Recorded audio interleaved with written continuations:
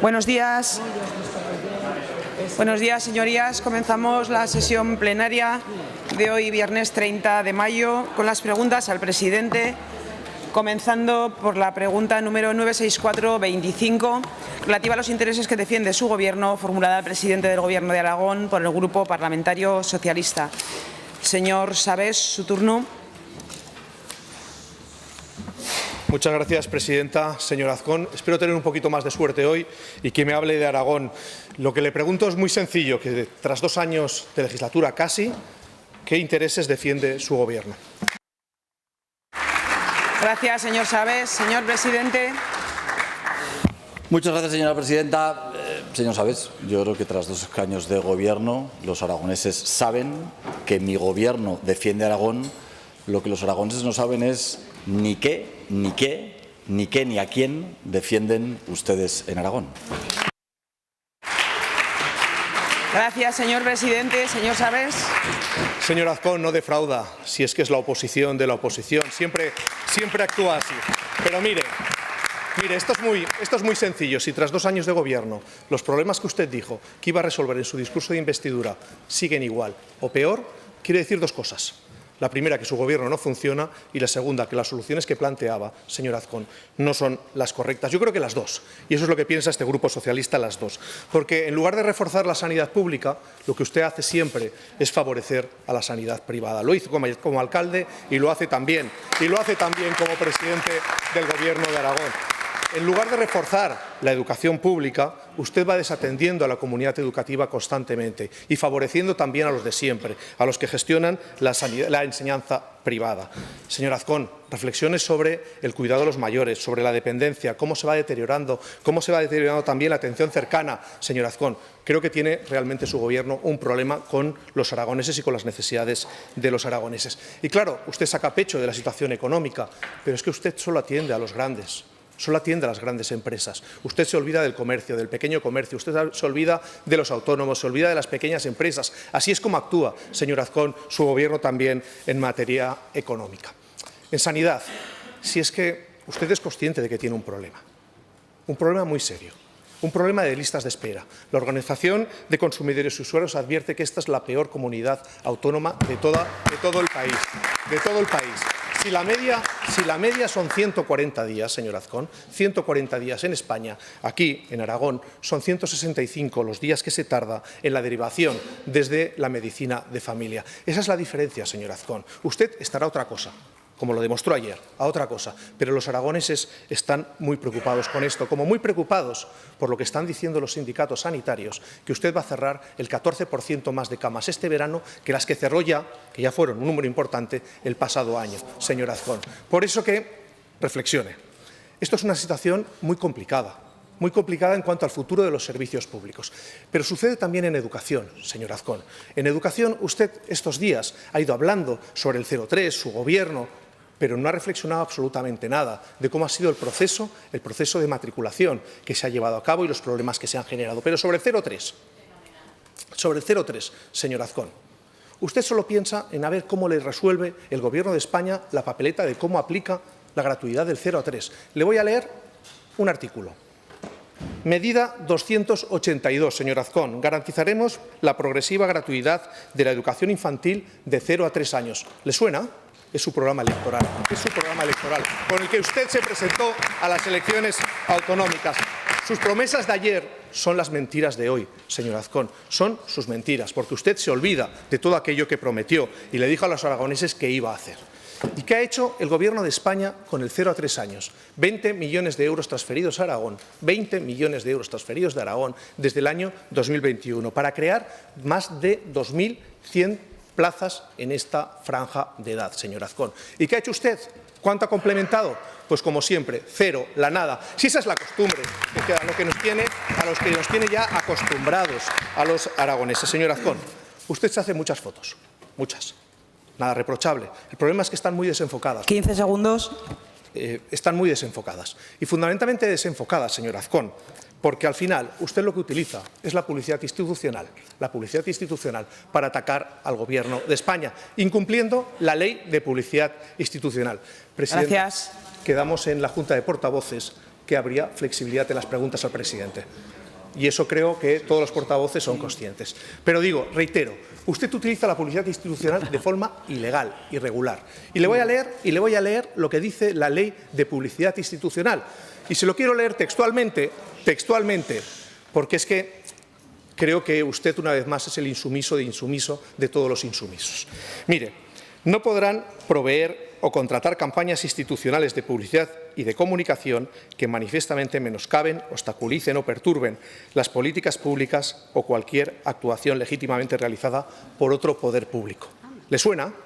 ¿Le suena lo que está usted haciendo? Con el dinero de todos, no con el dinero del Partido Popular, con el dinero de todos, de los ciudadanos, no solo de los que estamos aquí. Eso es lo que usted está haciendo, señor Azcón, contratando este tipo de publicidad como afrenta, porque es que al final usted actúa como siempre, como punta de lanza, como estilete, para atacar. Pero en el fondo nos quedan 2 años de legislatura. 2 años que a este ritmo vamos camino de nada, como decía la Bordeta. Los socialistas vamos a defender los servicios públicos, señor Azcón, que lo sepa, de forma muy clara. Sabe, como demostramos ayer, que podrá contar con nosotros cuando actúe de forma leal. Pero sabe también que nos tendrán enfrente la defensa de la sanidad, en la defensa de la educación y en la defensa de las políticas sociales, para hacer iguales a todos los aragoneses, los que viven en el mundo urbano y los que viven en el mundo rural, los que tienen más o menos renta. Eso es lo que vamos a hacer, señor Azcón. Y concluyo. Ha perdido 24 horas, señor Azcón. 24 horas después del debate de ayer. 24 horas que ha tardado en no hacer nada. Nada después de que una directora general de su gobierno publicara lo que publicó en Twitter, en X, que dijera lo que dijera, ha perdido la oportunidad de ser un presidente de todos los aragoneses y haberla cesado inmediatamente. Que eso es lo que hubiera tenido que hacer con la señora Herrarte, que ya nos tiene muy acostumbrados a ese tipo de intervenciones que son intolerables para cualquier servidor público. Y, por tanto, usted, si no lo ha hecho, es más radical todavía que la señora Herrarte. Muchas gracias, presidenta. Gracias, señor Sabés. Señor presidente. Muchas gracias, señora presidenta. Señor Sabés, ¿se queja usted de que ayer una directora general hablara de prostitución relacionándola con diputados del Partido Socialista? ¿Es verdad o es mentira que hay diputados del Partido Socialista que han hecho servicios de prostitutas? ¿Es verdad o es mentira que hay diputados? ¿Cómo que lo sé yo? Tito Berni, es que no se han enterado. Es que no se han enterado. Es que no han visto las fotos. Es que no han visto las fotos de diputados socialistas con prostitutas. Es que no las han visto. Yo entiendo que les sepa malo.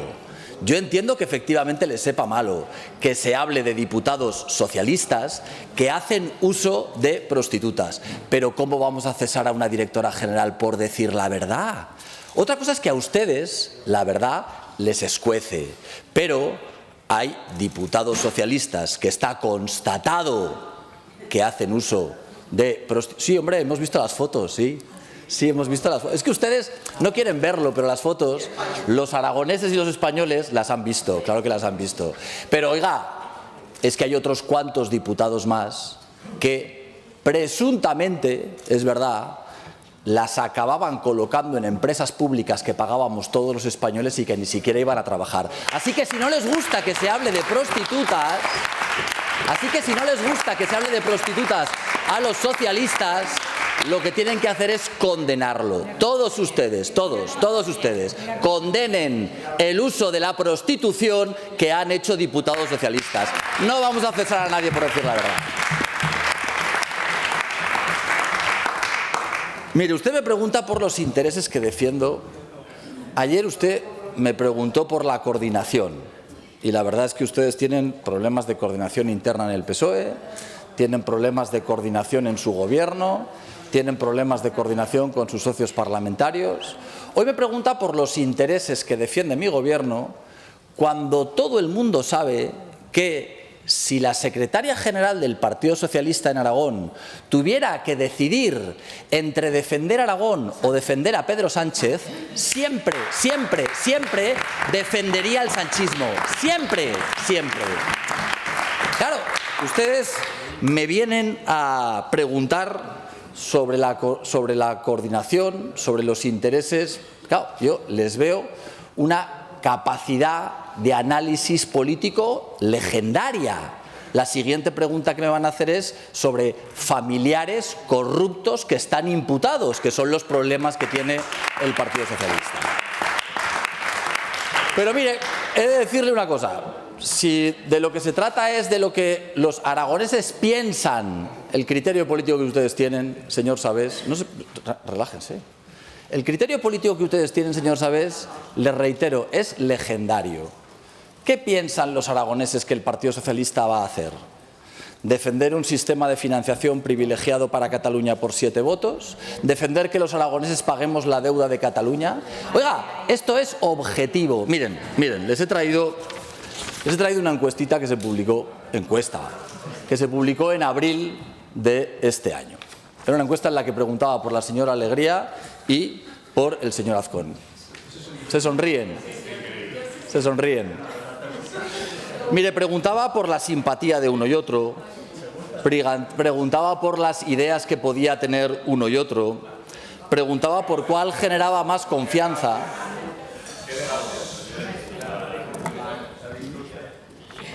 Ahora sacar una encuesta en el Parlamento no es elegante. Miren, una encuesta que preguntaba por las distintas virtudes que tiene la secretaria general del Partido Socialista y el presidente del Partido Popular. Ustedes esta encuesta imagino que la leyeron.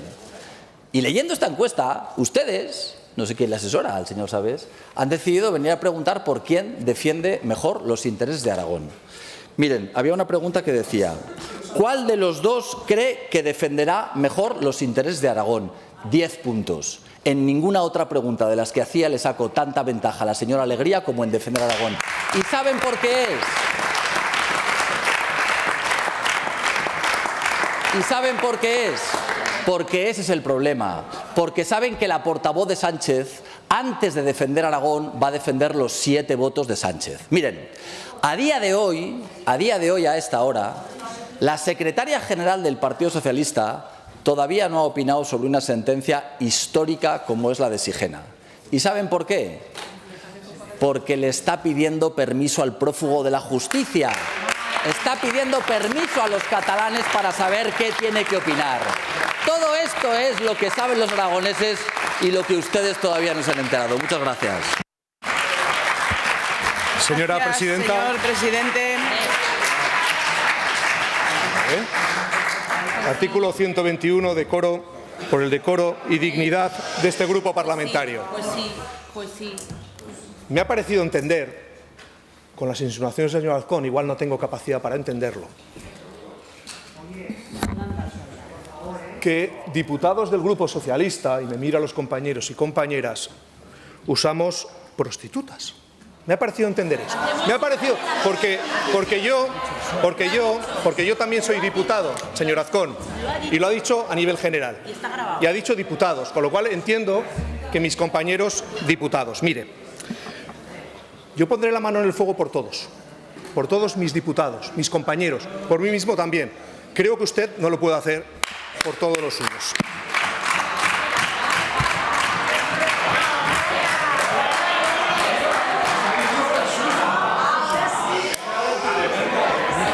Señor presidente.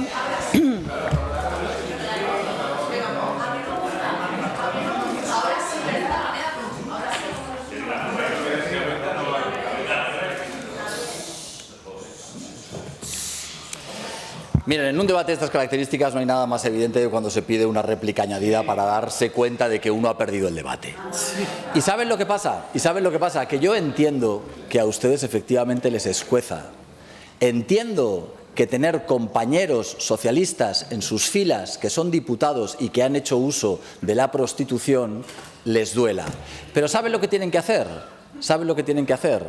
Condenarlo. Lo que tienen que hacer es condenarlo. Y no defenderlo, señor Sabés. Y yo a usted cada vez que le veo, ¿sabe lo que pasa que pienso? Que lo único que viene a hacer aquí es repetir el argumentario que le mandan de Ferraz. Y la realidad es que si usted tiene que defender a lo que toca defender del Partido Socialista, usted acata esas órdenes y defiende a quien tenga que defender. Siga por ese camino, señor Sabés, que le va a ir bien. Gracias. Gracias, señor presidente.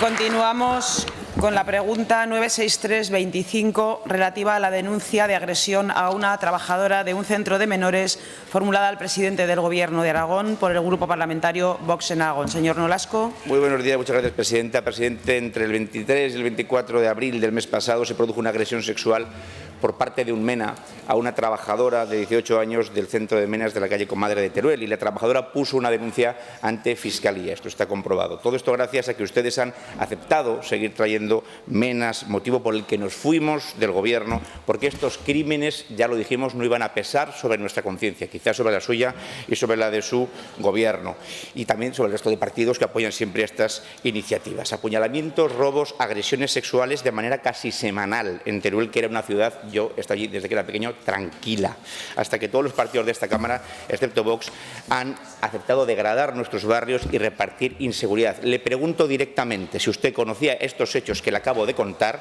sobre la agresión sexual, y si los conocía, ¿por qué no los denunció? Muchas gracias. Gracias, señor Nolasco. Señor presidente. Sí, muchas gracias, señora presidenta. Mire, señor Nolasco, yo creo que cuando se habla de estos temas hay que hablarlos, en primer lugar, con mucho rigor y, en segundo lugar, con mucha prudencia. Como sabe, o entiendo que usted debería saberlo, hay un artículo del Estatuto de Autonomía de Aragón, en concreto el artículo 71.39, que habla de las competencias que el Gobierno de Aragón tiene en temas de menores. Lo hace incluyendo un régimen de regulación, de protección y tutela de menores desamparados o en situación de riesgo. Y el Gobierno de Aragón ejerce esa competencia. Este tema es un tema especialmente sensible. Y cuando usted me pregunta si lo conocimos, claro que lo conocimos. Cuando se conoce el tema, se denuncia. Pero ¿por qué no lo contaron? Porque hay normativas, señor Nolasco, porque hay leyes, porque la intimidad de los menores, porque la protección de los datos hace que un Gobierno tenga que actuar de forma responsable. Pero lo que usted debería saber, y lo que yo quiero además aclararle, es que cuando se produjeron los hechos, había dos personas en ese recurso que estaban desarrollando las labores de atención a esos menores. Y que tan pronto se tuvo constancia de esos hechos, los servicios lo pusieron en conocimiento del Departamento de Bienestar Social y Familia, que activó todos los protocolos y lo denunció a Fiscalía. Es Fiscalía, como no puede ser de otra manera, quien va a realizar todas las pesquisas oportunas para que esos hechos sean juzgados. Esto es lo que ocurre en un Estado de Derecho, señor Nolasco, y esto es lo que hizo mi Gobierno. Muchas gracias. Gracias, señor presidente. Señor Nolasco. Bueno, con esto entonces no pedimos datos, ni pedimos nada que tenga que ver con el menor en cuestión. Pero entonces, por lo que usted acaba de decir, me está diciendo usted que el interés del menor agresor está por encima de la mujer agredida sexualmente víctima.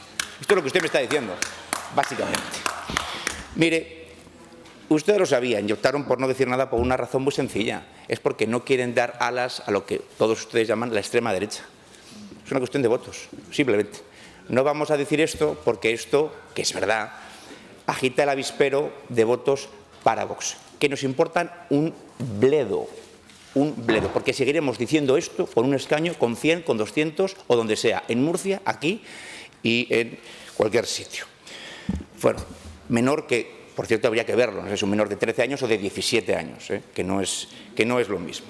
Y aquí no hubo ninguna defensa de esta mujer agredida por parte de ningún partido de esta Cámara. Por mucho que fuera un menor de 17 años el agresor, aquí nunca se dice absolutamente nada cuando se ataca a estas mujeres. Usted me va a hacer ahora la respuesta automática, ya sé cuál es. Cuando le hablo de Trump, o sea, de Bruselas, usted me habla de Trump. Cuando yo le hablo de bajada de impuestos, usted me habla de presupuestos, que por cierto hay que cumplir la ley. Efectivamente, hay que cumplir la ley trayendo los presupuestos a esta Cámara, ¿no? Es decir, no me haga la respuesta automática, va a ser cuando usted gobernaba conmigo ya había menas. Sí, por eso nos fuimos, precisamente. Y los follones que teníamos siempre eran por eso. Usted me dijo ayer que tenía también interlocución conmigo y con mi partido a nivel nacional, lo cual me parece perfecto, y que si quiere usted me cuenta cuáles han sido esas negociaciones para las ofertas. Cuéntelas, por favor, para los amigos de la prensa, cuéntelas cuanto antes, que es increíble lo mucho que se va a poder sacar. Y yo le relevo de ese deber de discreción, porque sé perfectamente qué es lo que ha pasado, que ustedes no han querido condenar de manera expresa la inmigración ilegal por un tema electoral. Una pregunta sencilla. Si usted se encuentra mañana o pasado mañana con los padres de esa mujer agredida o de tantas otras que pasa todos los días, en el Gancho, en el Pinatelli, y le dice, ¿usted por qué no se ha negado a recoger menas cuando lo puede hacer? Ley Orgánica 4/2000, artículo 35.2, en el que dice que las comunidades autónomas pueden establecer convenios con otros países para la devolución. Y algo tan sencillo como haberse negado en la sectorial como hizo Cataluña. No, no queremos menas, se ha acabado, ya está. Si usted no se ha negado porque dice que hay que cumplir la ley, salvo la de traer los presupuestos, y se encuentra con una señora anciana que le dejaron en coma unos menas que tiene 90 años, que está en el hospital por robarle el bolso. Tantos apuñalamientos que pasan todos los días. En Teruel menos, mucho, pero aquí en Zaragoza es una barbaridad. Con las mujeres que les da miedo pasar por las calles. Y usted, que pasea mucho por Zaragoza, le diga, nada, ¿por qué usted no hizo nada cuando usted pudo hacerlo? ¿Por qué no se negó?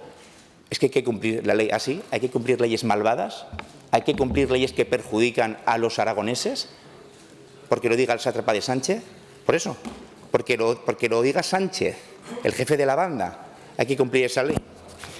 Mire, yo no sé qué le va a decir a las víctimas y tampoco sé qué le va a decir a la historia cuando deje de ser presidente, pero yo le aseguro que yo no podría mirarles a la cara. ¿Y cuál será su legado? ¿Que salvó a aragoneses de delitos o de posibles delitos o de posibles agresiones, o de que trajo alguna empresa que está muy bien, unas llegaron y otras no llegaron finalmente a puerto? ¿Cuál va a ser el legado?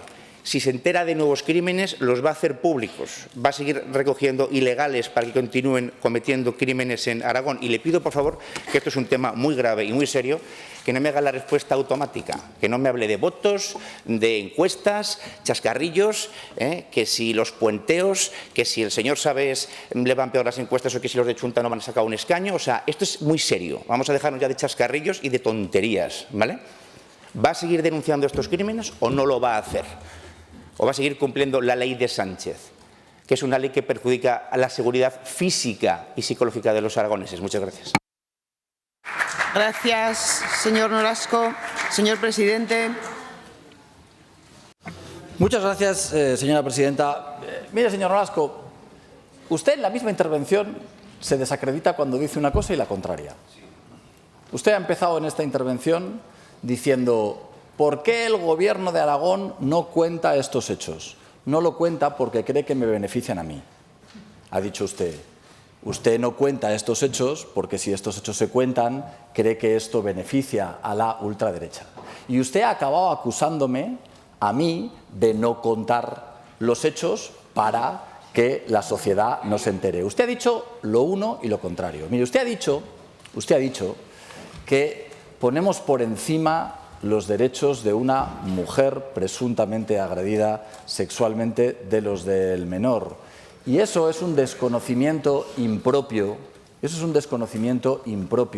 de una persona licenciada en Derecho.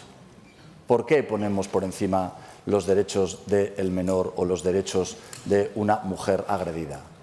Porque nosotros lo que hacemos es lo que tenemos que hacer en un Estado de Derecho, que es denunciarlo en la Fiscalía. Esta es la realidad.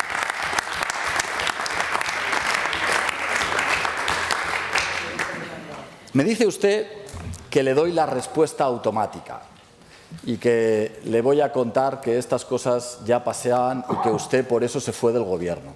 Pues mire, se lo voy a decir de otra forma para que no sea automática. Cuando entró en el Gobierno estas cosas pasaban y usted no lo sabía. ¿Y por qué entró en el Gobierno?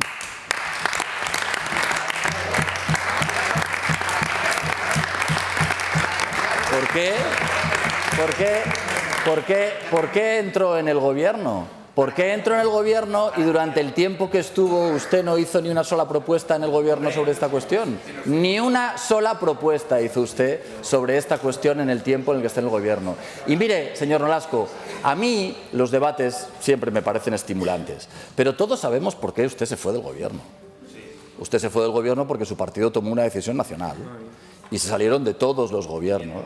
Yo sé que esa decisión podría haber sido distinta, pero usted, como militante de su partido, cuando su partido tomó una decisión de que salieran del gobierno, salieron todos del gobierno.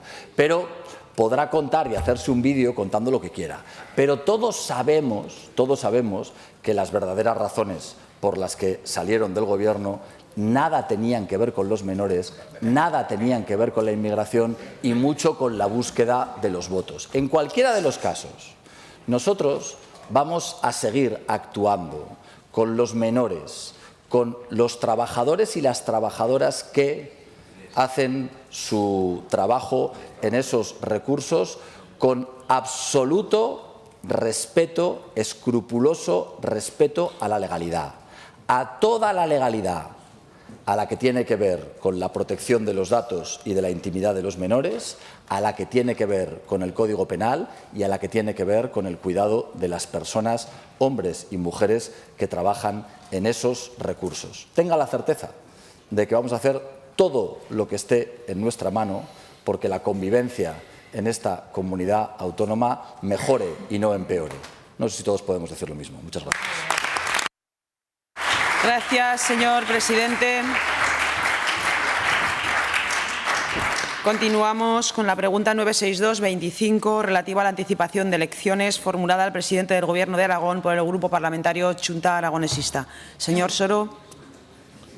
Gracias, presidenta. Señor presidente, ya ha tirado la toalla con los presupuestos de este año, ha sido incapaz de aprobarlos. Su fracaso es el síntoma de la fragilidad de su Gobierno y los gobiernos frágiles tienen siempre fecha de caducidad.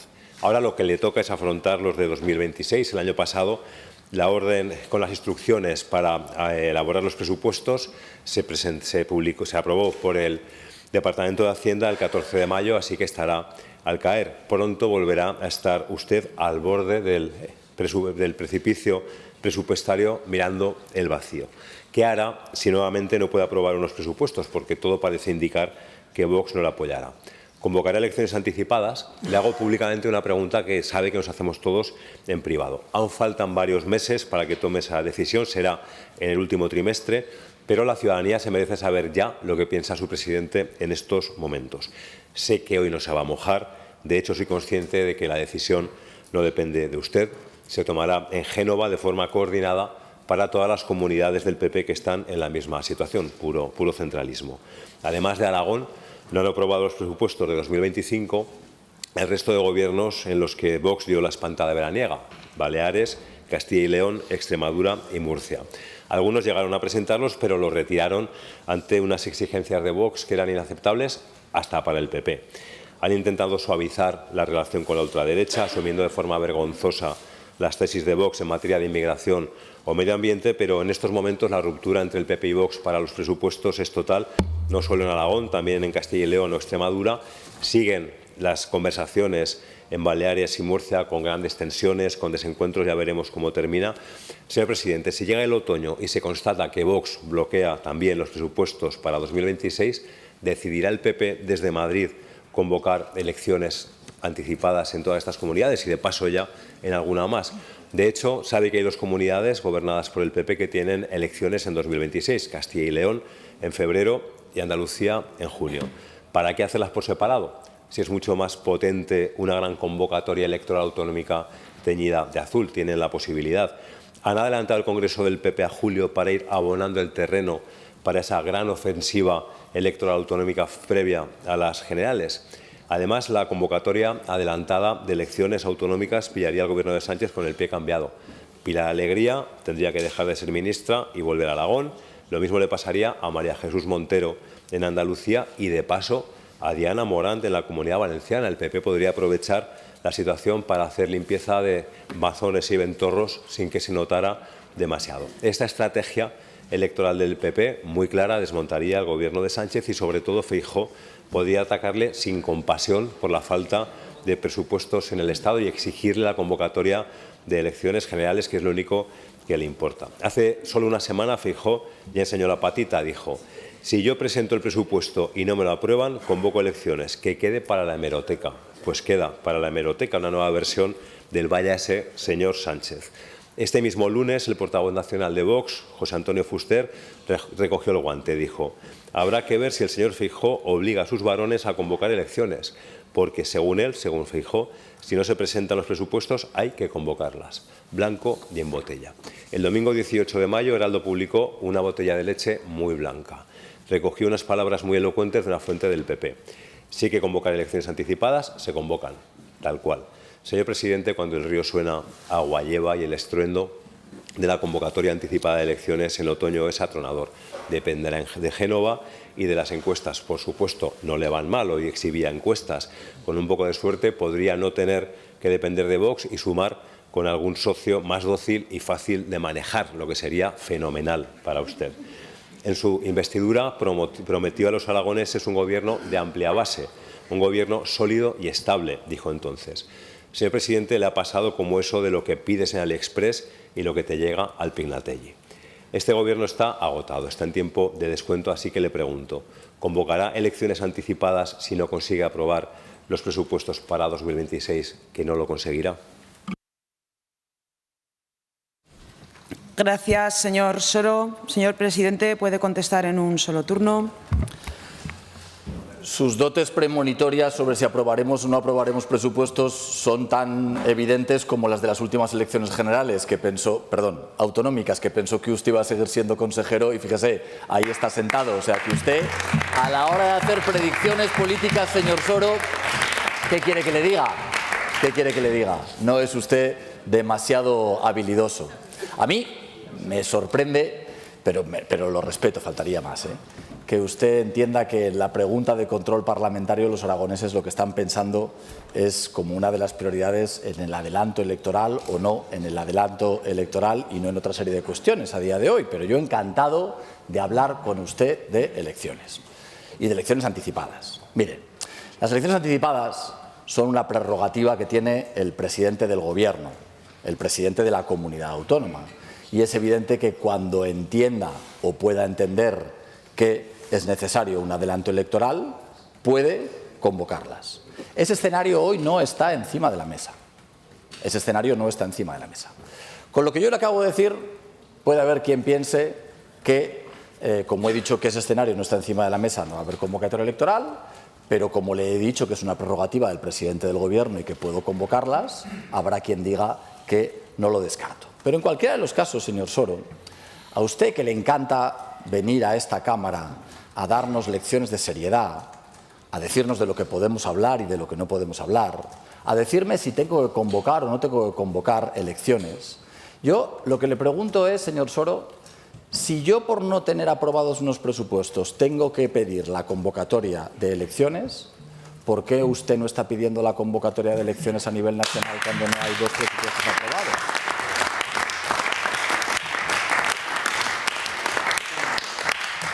Esto, señor Soro, usted luego tiene que salir y dar una rueda de prensa ahí, de coherencia, de seriedad. Oiga, yo apoyo a un gobierno que en lo que va de legislatura no ha aprobado ni un solo presupuesto. Y nunca le he pedido el adelanto electoral ni la convocatoria de elecciones. Pero aquí, como llevamos unos meses de retraso en la convocatoria del presupuesto, usted tiene que convocar elecciones. Es muy serio usted, es muy serio, muy coherente. Sí, sí. Pero fíjense, hay algo peor de explicar, Hay algo peor de explicar, porque la convocatoria y los presupuestos es evidente que son una razón para pedir el adelanto de elecciones. Pero es que usted tiene un diputado en Madrid que respalda a un gobierno que tiene al fiscal general imputado, a la mujer del presidente del gobierno imputado, a su hermano imputado, al que era número 2 del Partido Socialista y ministro de su Fomento, también imputado por graves escándalos de corrupción. Ahora mismo estamos conociendo una guerra sucia de fontaneros del Partido Socialista que tratan de perjudicar, que tratan de acabar con guardias civiles honrados, con fiscales, con jueces, y usted no pide el adelanto electoral. ¿Qué coherencia es esa? ¿Qué seriedad es esa, señor Soro?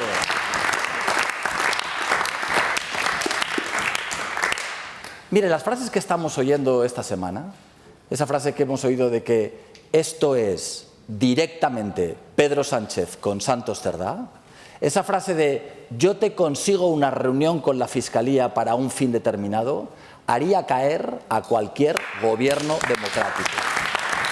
Y sin embargo, Xunta Aragonesista, igual que Esquerra Republicana de Cataluña, igual que el PNV, igual que Podemos, igual que Sumar, sigue dando respaldo a un gobierno que tiene problemas de corrupción en sus raíces, en lo más cerca que en la historia de la democracia ha tenido el presidente del gobierno. Mire, señor Soro, usted viene a darnos lecciones de seriedad. Usted viene a darnos lecciones de seriedad y esta intervención que hoy hay...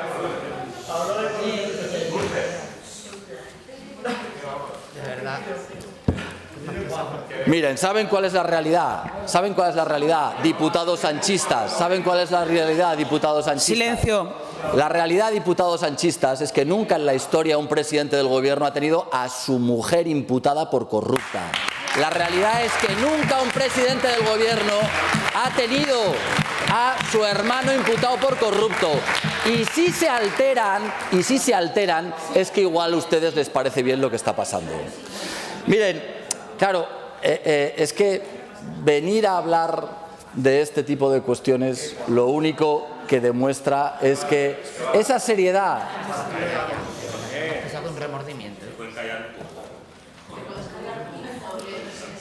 Esa seriedad de la que usted viene a darnos lecciones, en realidad, señor Soro, es impostada. Usted no puede pedir una convocatoria electoral. Fíjese, si yo mañana convocara elecciones, lo haría con una visión absolutamente cortoplacista. Y lo haría pensando mucho más en mis intereses que en los de los aragoneses. Porque si yo mañana convocara elecciones, permítame que le diga, en función de lo que dicen distintos sondeos, no creo que el problema es que este gobierno siguiera en el Pignatelli. A usted no sé cómo le iría, pero le aseguro que sería, en mi opinión, cortoplacista, porque el momento que vive esta comunidad autónoma es un momento histórico y, por lo tanto, vamos a seguir gobernando y vamos a seguir mejorando esta comunidad autónoma. Muchas gracias. Gracias, señor presidente. Pregunta 96525, relativa a su cambio de opinión respecto a la implantación de energías renovables, formulada al presidente del Gobierno de Aragón por el Grupo Parlamentario Aragón-Teruel Existe. Señor Guitarte. Pues buenos días, señor presidente. Los proyectos de energías renovables se han dado con una falta absoluta de orden. Es necesario un plan de ordenación de las energías renovables. Nos podría costar millones de euros, pero es necesario que haya un plan de ordenación de implantación de energías renovables pensando en el futuro. ¿Sabe de dónde salen estas afirmaciones? No son nuestras, obviamente. Son declaraciones suyas en una entrevista en el diario de Teruel durante la campaña electoral de hace 2 años. 2 años en los que su postura a este respecto ha cambiado mucho.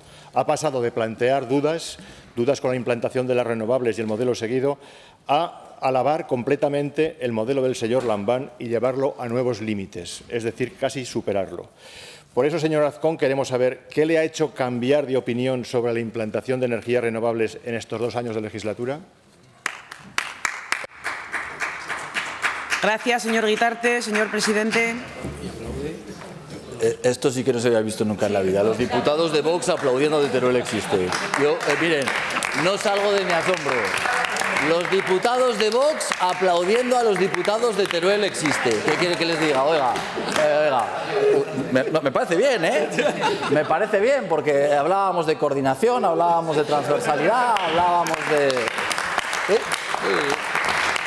Pero no es que haya aplaudido un diputado, no, es que han sido todos los de Vox al unísono los que han puesto a aplaudir.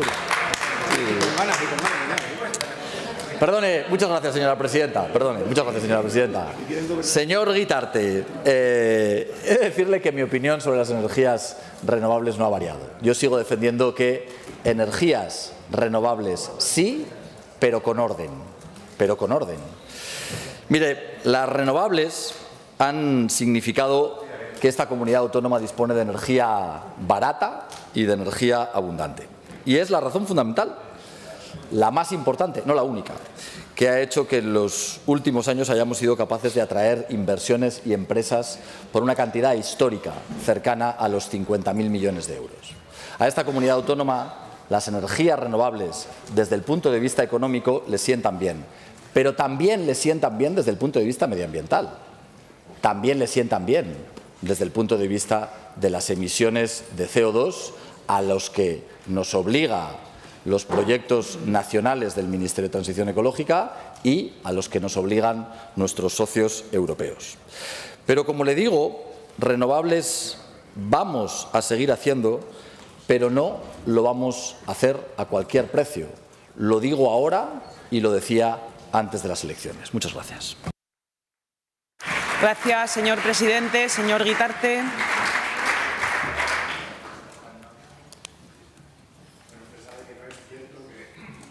Los centros de datos, por ejemplo, vengan aquí solo porque haya energías renovables. Hay muchas comunidades autónomas más importantes que la nuestra, donde hay muchos centros de datos y no hay una masificación de la implantación de energías renovables. Pero, en fin, usted llegó al Gobierno prometiendo ordenación de renovables, incluso hasta una posible moratoria a los proyectos, y era lo lógico.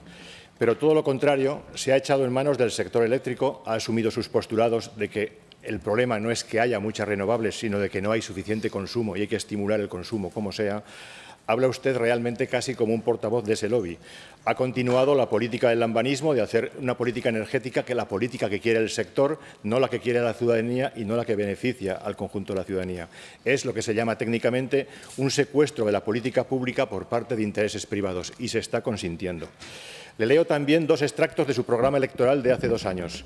Defenderemos la instalación de energías renovables en el territorio siempre que se realice con criterios de ordenación, con el consenso de los habitantes de los municipios receptores de estos parques y sin atentar el modo de vida y el modelo económico de esos lugares. Aprobaremos el Plan Aragonés de Ordenación Territorial de los Recursos Energéticos para la planificación y ordenación del sector, aprovechando los recursos naturales. Sin embargo, habla usted ahora de seguir con la alfombra roja, de eximir de los impuestos, de lo poco que llega a los ayuntamientos, con una política de declarar pigas a diestro y siniestro, eliminando los impuestos, el ICIO, de las ya de por sí poco escasas compensaciones al territorio. No sé si es consciente que con los PIGA estas implantaciones no pagan a los ayuntamientos, no pagan en los impuestos. Pero nosotros tenemos una curiosidad de saber cuál es el verdadero motivo de ese cambio de opinión. Hay, obviamente, factores que es evidente. Ustedes vieron el enfado que existía con el despliegue de las renovables y lo usaron, aunque no lo compartieran, como ariete electoral, engañando a los ciudadanos. La otra opción, y es casi más preocupante, es que ustedes lo compartieran y ahora no lo hacen porque se han plegado a los intereses de algunas grandes empresas que han tenido éxito en su lobby. No sería nada nuevo. Exdirigentes de casi todos los partidos políticos aragoneses están en ciertas empresas y les han convencido de sus bondades. En cualquier caso, sea una opción o sea otra, es un engaño a los aragoneses que les votaron con la promesa de unas renovables ordenadas y planificadas. Y no están llegando.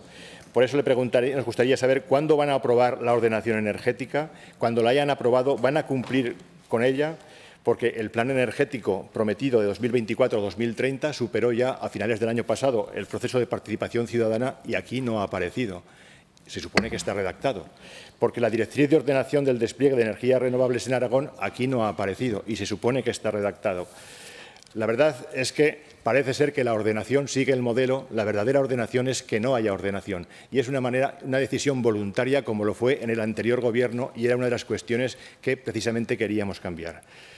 Cuando más importancia adquiere el sector, más importante es la ordenación. Corremos el riesgo de que los intereses públicos estén plegando intereses de grandes empresas oligopólicas y los intereses de Aragón no pesen por ninguna parte. Y es una obligación de los Gobiernos marcar las directrices de la implantación de todos los sectores en la actividad económica. Pero es que es tal la codicia de estas empresas, no muestran el más mínimo síntoma de arrepentimiento ni de compensación al territorio, ni de luchar por preservar un patrimonio natural y cultural que es legado histórico de los aragoneses, que le pongo un ejemplo muy reciente. Ayer todos estuvimos muy contentos de que el Tribunal Supremo concediese por fin el retorno de los bienes de Sigena, de las pinturas murales a Sigena. Bueno, pues ese monasterio tiene detrás un parque eólico con molinos de 200 metros de altura que van a perturbar todo su paisaje cultural, lo que podría ser un foco, un polo del desarrollo de interés cultural y turístico en Aragón, se va a convertir probablemente en un desecho debido a esa autorización de un parque eólico a espaldas del propio Ministerio. No somos capaces ni siquiera de respetar nuestro patrimonio cultural más importante, no somos capaces de respetar nuestros principales paisajes. Hay que hacer algo, no podemos consentir que esto siga, Aragón esté, digamos, aplegado a los intereses de la codicia de unas grandes empresas que, como he dicho, no demuestran el más mínimo compromiso con el desarrollo del territorio. Muchas gracias. Gracias, señor Guitarte. Señor presidente. Sí, muchas gracias, señora presidenta. Señor Guitarte, cuando usted dice de todos los partidos políticos que han contratado esas empresas, de todos los partidos políticos no, de todos los partidos políticos no.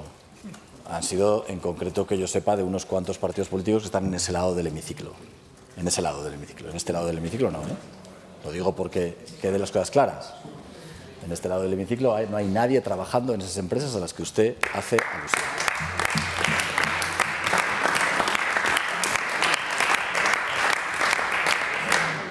Y es evidente que usted habla de que las renovables son, he dicho yo, no la única razón.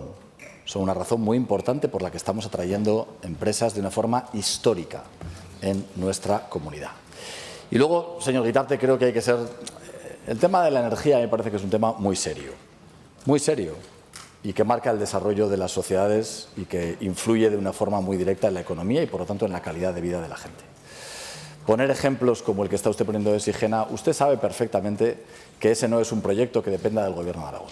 Usted sabe que ese proyecto eólico que está detrás de Sigena es un proyecto que se ha autorizado por el Gobierno de España, no por el Gobierno de Aragón. Y usted sabe perfectamente que las posibilidades de opinión del Gobierno de Aragón entraban dentro de los 5 kilómetros que da la posibilidad de defensa del patrimonio conforme a la Ley de Patrimonio, y esos molinos están más allá de esos 5 kilómetros.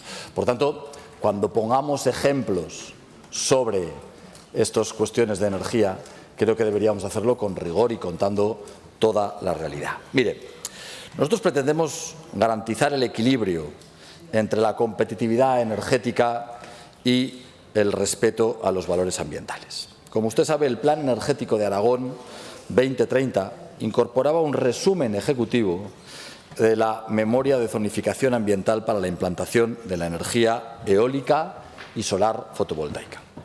Como consecuencia de la modificación del PENIEC, en septiembre del 24 fue necesario actualizar el Plan Energético de Aragón 2030, cuyo proceso de participación finalizó el pasado septiembre.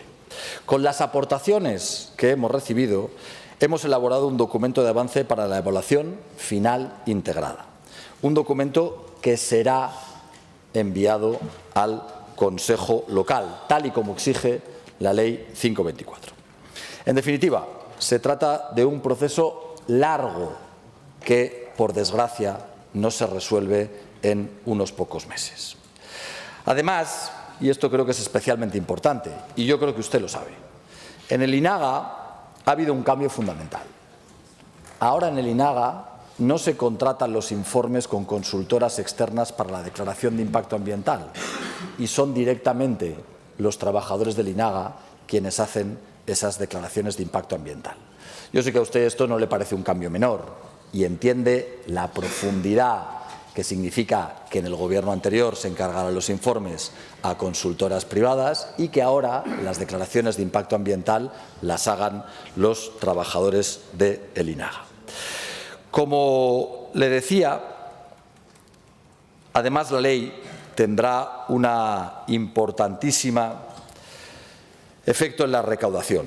Este año recaudaremos aproximadamente 15 millones de euros y crearemos ese Fondo Aragonés de la Solidaridad Energética que se nutrirá entre un 30 y un 50% de los rendimientos de esos impuestos. En definitiva, señor Guitarte, el Gobierno de Aragón está comprometido con la ordenación y con la planificación de las energías renovables para hacer una implantación responsable en nuestra comunidad autónoma. Y es verdad que hay procedimientos en los que nos gustaría ir más rápido, pero lo que entienda, no puedo aceptarle, es que diga que no ha cambiado nada. porque han cambiado cuestiones que usted sabe que son extraordinariamente sustanciales. Muchas gracias.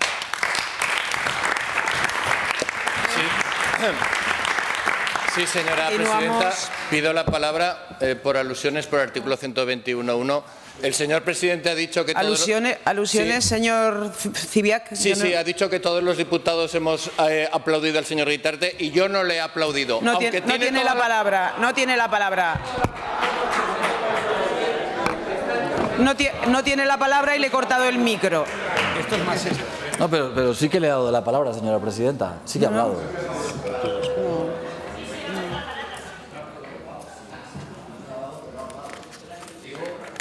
Se lo digo, señor Zibiak, porque si usted no ha aplaudido, y he dicho todos, le pido disculpas. Pero ahora me imagino que sus compañeros le van a pedir explicaciones de por qué usted no aplaude.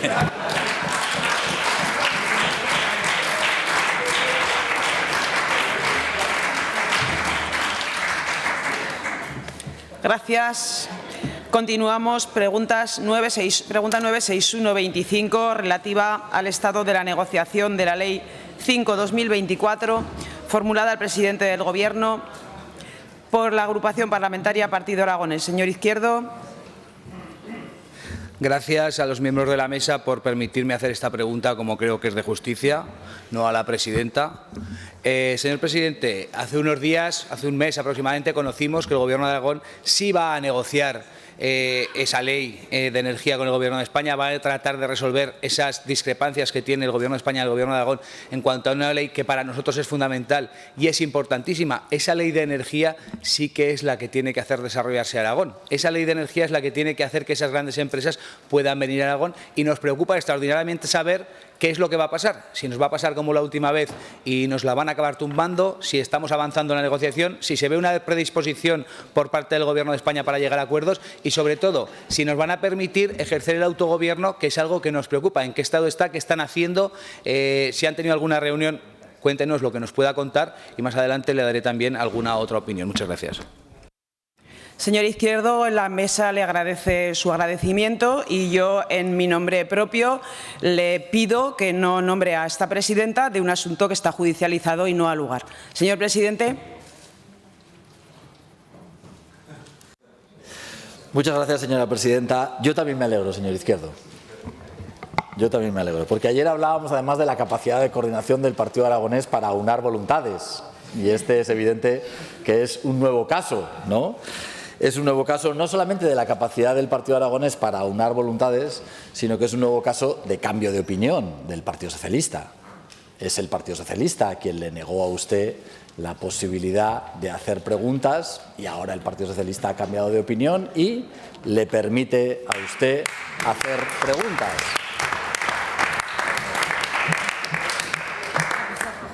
Lo digo porque yo no voy a hacer referencia a nadie de la mesa, pero los únicos que han cambiado, no voy a hacer referencia a nadie de la mesa. Señor presidente y señor Izquierdo, yo no soy la protagonista en esta pregunta al presidente. Les ruego que dejen de aludirme. Gracias. Acabo de decir que no voy a hacer referencia a nadie de la mesa. A nadie de la mesa. ¿No? Claro. A ver si en un parlamento no se va a poder hacer referencia a la mesa sin hablar de los miembros de la mesa. No. ¿No? Por regla general, no. Pues viva la democracia, señora presidenta. Gracias, señor presidente. A la cuestión. Pero mire, en cualquiera de los casos, los que cambian de opinión son los diputados socialistas. Los diputados de Vox no han cambiado de opinión. Defienden lo mismo que defendían para que el señor Izquierdo preguntara. En cualquiera de los casos, señor Izquierdo, creo que vamos a tratar de que esa ley entre en vigor con todos y cada uno de los artículos. Estamos negociando con el Ministerio y esperamos que esa negociación respete a esta Cámara, respete la autonomía de nuestra comunidad autónoma y podamos hacer que la ley sirva para que más proyectos industriales, beneficiándose de las condiciones energéticas que establezca esa ley, vengan a nuestra comunidad autónoma. Gracias.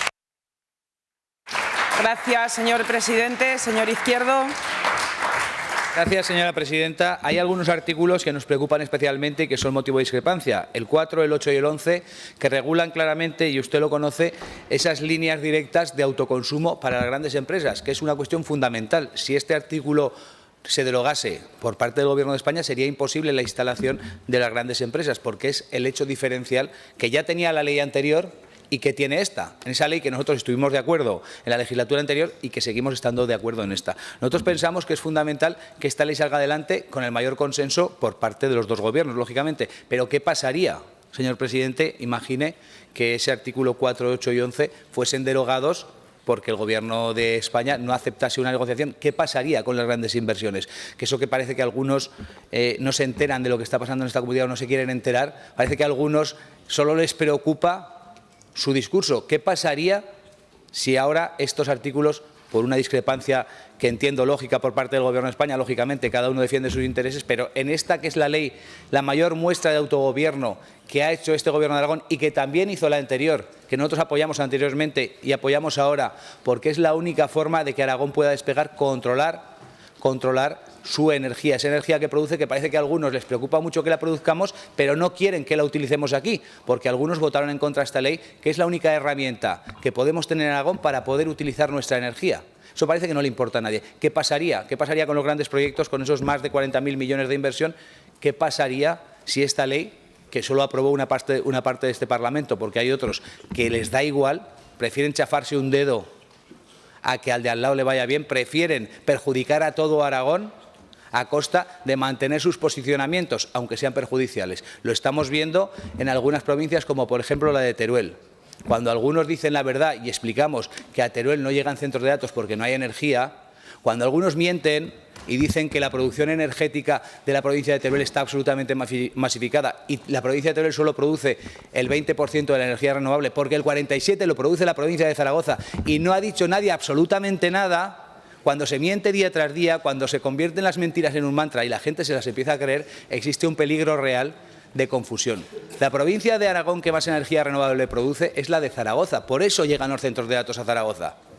Que dejen ya de mentir y dejen de engañar a la gente. Por eso vienen los centros de datos a Zaragoza y la siguiente que más energía renovable produce es Huesca. Por eso los centros de datos también van a Huesca. Y a Teruel no viene ningún centro de datos porque no hay energía suficiente y la única posibilidad que había de repartir la energía la han judicializado los compañeros políticos, los historiadores y comeflores de la provincia de Teruel, que son los aláteres de los sindicalistas y políticos que cada día dicen una cosa, pero siempre engañando a la gente. ¿Qué vamos a hacer, señor presidente, si el artículo 4, 8 y 11, que son los más importantes, son derogados por parte del Gobierno de España? ¿Qué vamos a hacer si no llegamos a un acuerdo? ¿Cómo le vamos a explicar a los aragoneses que esta ley, que es fundamental y que sabe que nosotros defendemos y que la hemos defendido siempre, cómo vamos a conseguir que las empresas se queden en Aragón y no se vayan a otro lugar? Porque imagínese que esta ley queda derogada, o una parte de ella, y otra comunidad autónoma aprueba una parecida y esa sí que entra.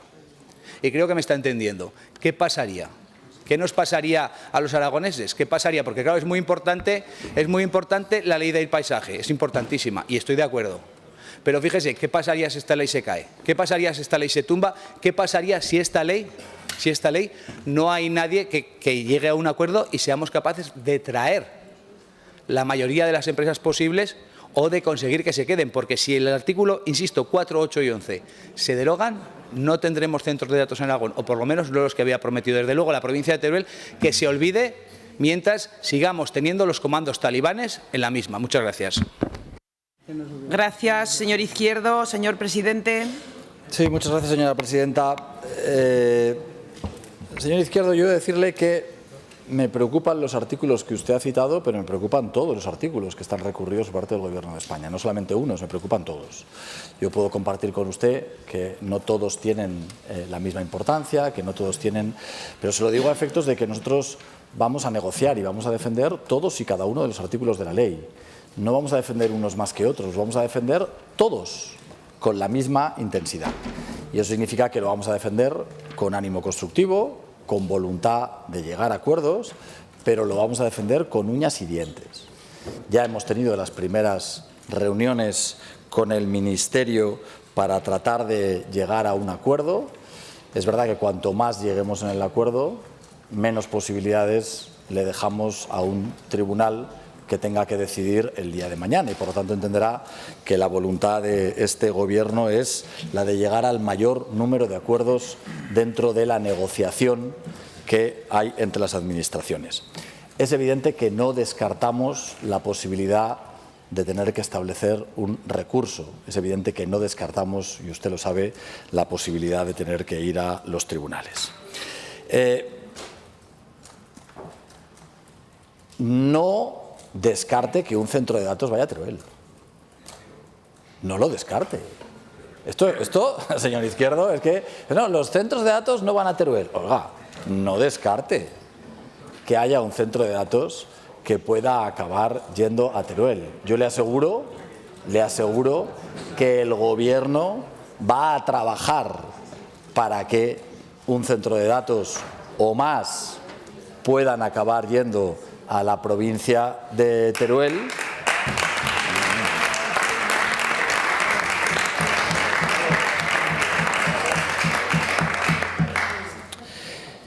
Y créame que será una magnífica noticia para todos los aragoneses. En cualquiera de los casos, señor Izquierdo, yo hay algo que quiero que sepa, que creo que usted lo sabe.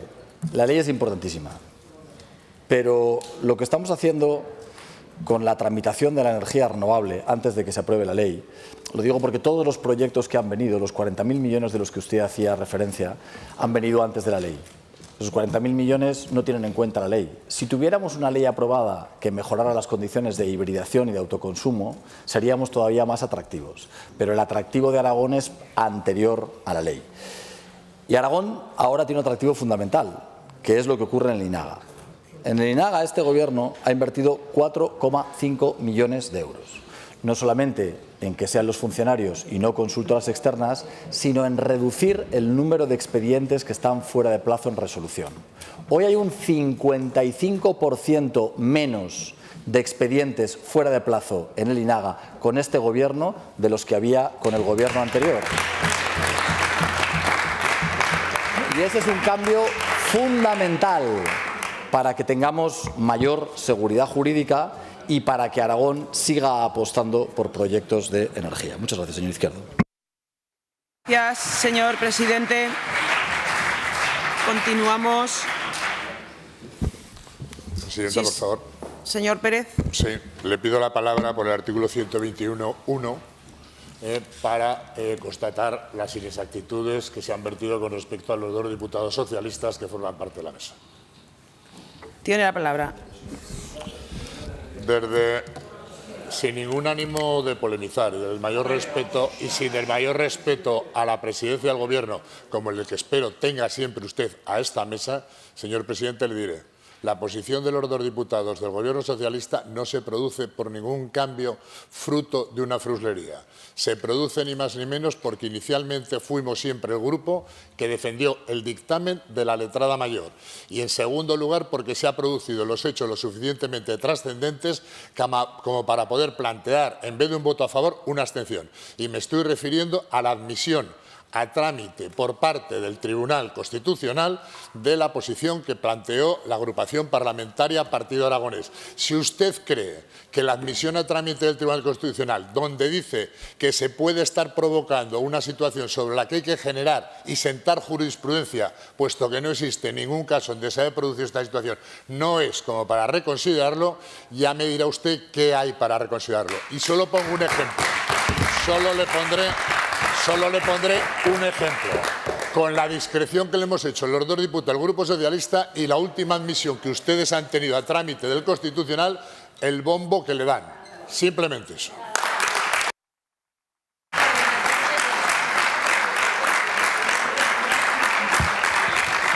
Gracias, señor Pérez. Señor presidente.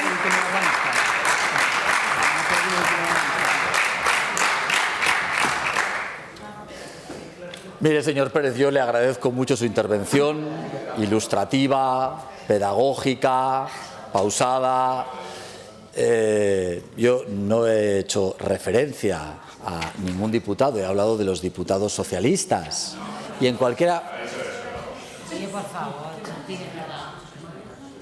de los casos me sirve para dos cosas. me sirve para reiterar, como no puede ser de otra forma, el máximo respeto que se le tiene que tener a la mesa de un Parlamento. Y no le voy a engañar, señor Pérez, porque como tú y yo nos conocemos, usted y yo, nos conocemos desde hace tanto tiempo, y le estaba viendo ahora hacer una defensa enérgica del procedimiento en la mesa y estaba pensando quién le ha visto y quién le ve.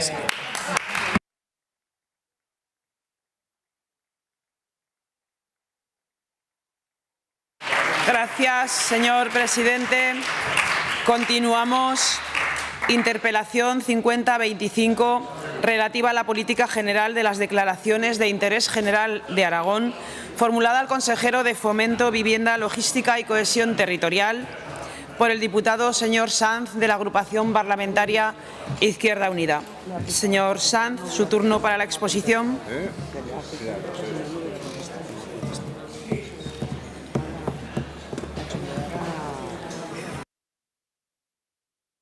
Un momento, señor Sanz, que dejen de entrar y salir. No, presidenta.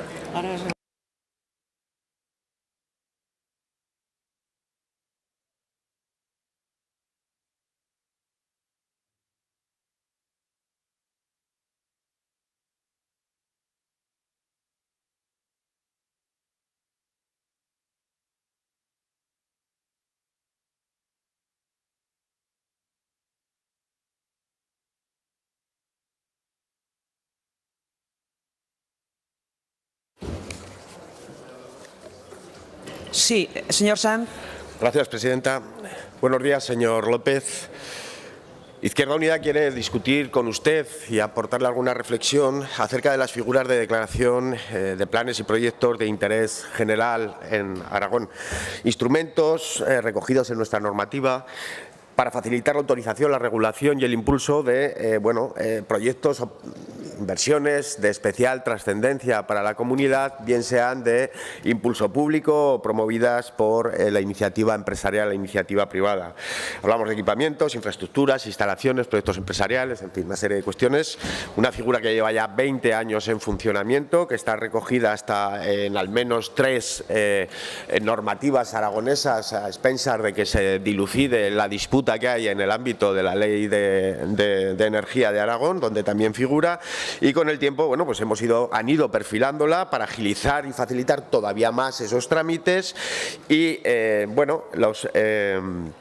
el resultado es que ahora mismo tenemos leyes que facilitan eso que dicen ustedes, la alfombra roja a la iniciativa fundamentalmente privada, y se ha facilitado toda esta cuestión como no se ha hecho absolutamente en nada en lo que se respecta a las actuaciones básicas de la Administración, anteponiendo un supuesto interés general que realmente es el interés de la actividad económica impulsora de las iniciativas, a cuestiones básicas como las garantías en materias que a nosotros nos parecen fundamentales de cumplimiento de la garantía ambiental, materia laboral, compromisos adquiridos en ese sentido, cuestiones fiscales, cuestiones de trámites públicos, jurídicos, en fin, una serie de cuestiones que nos preocupan.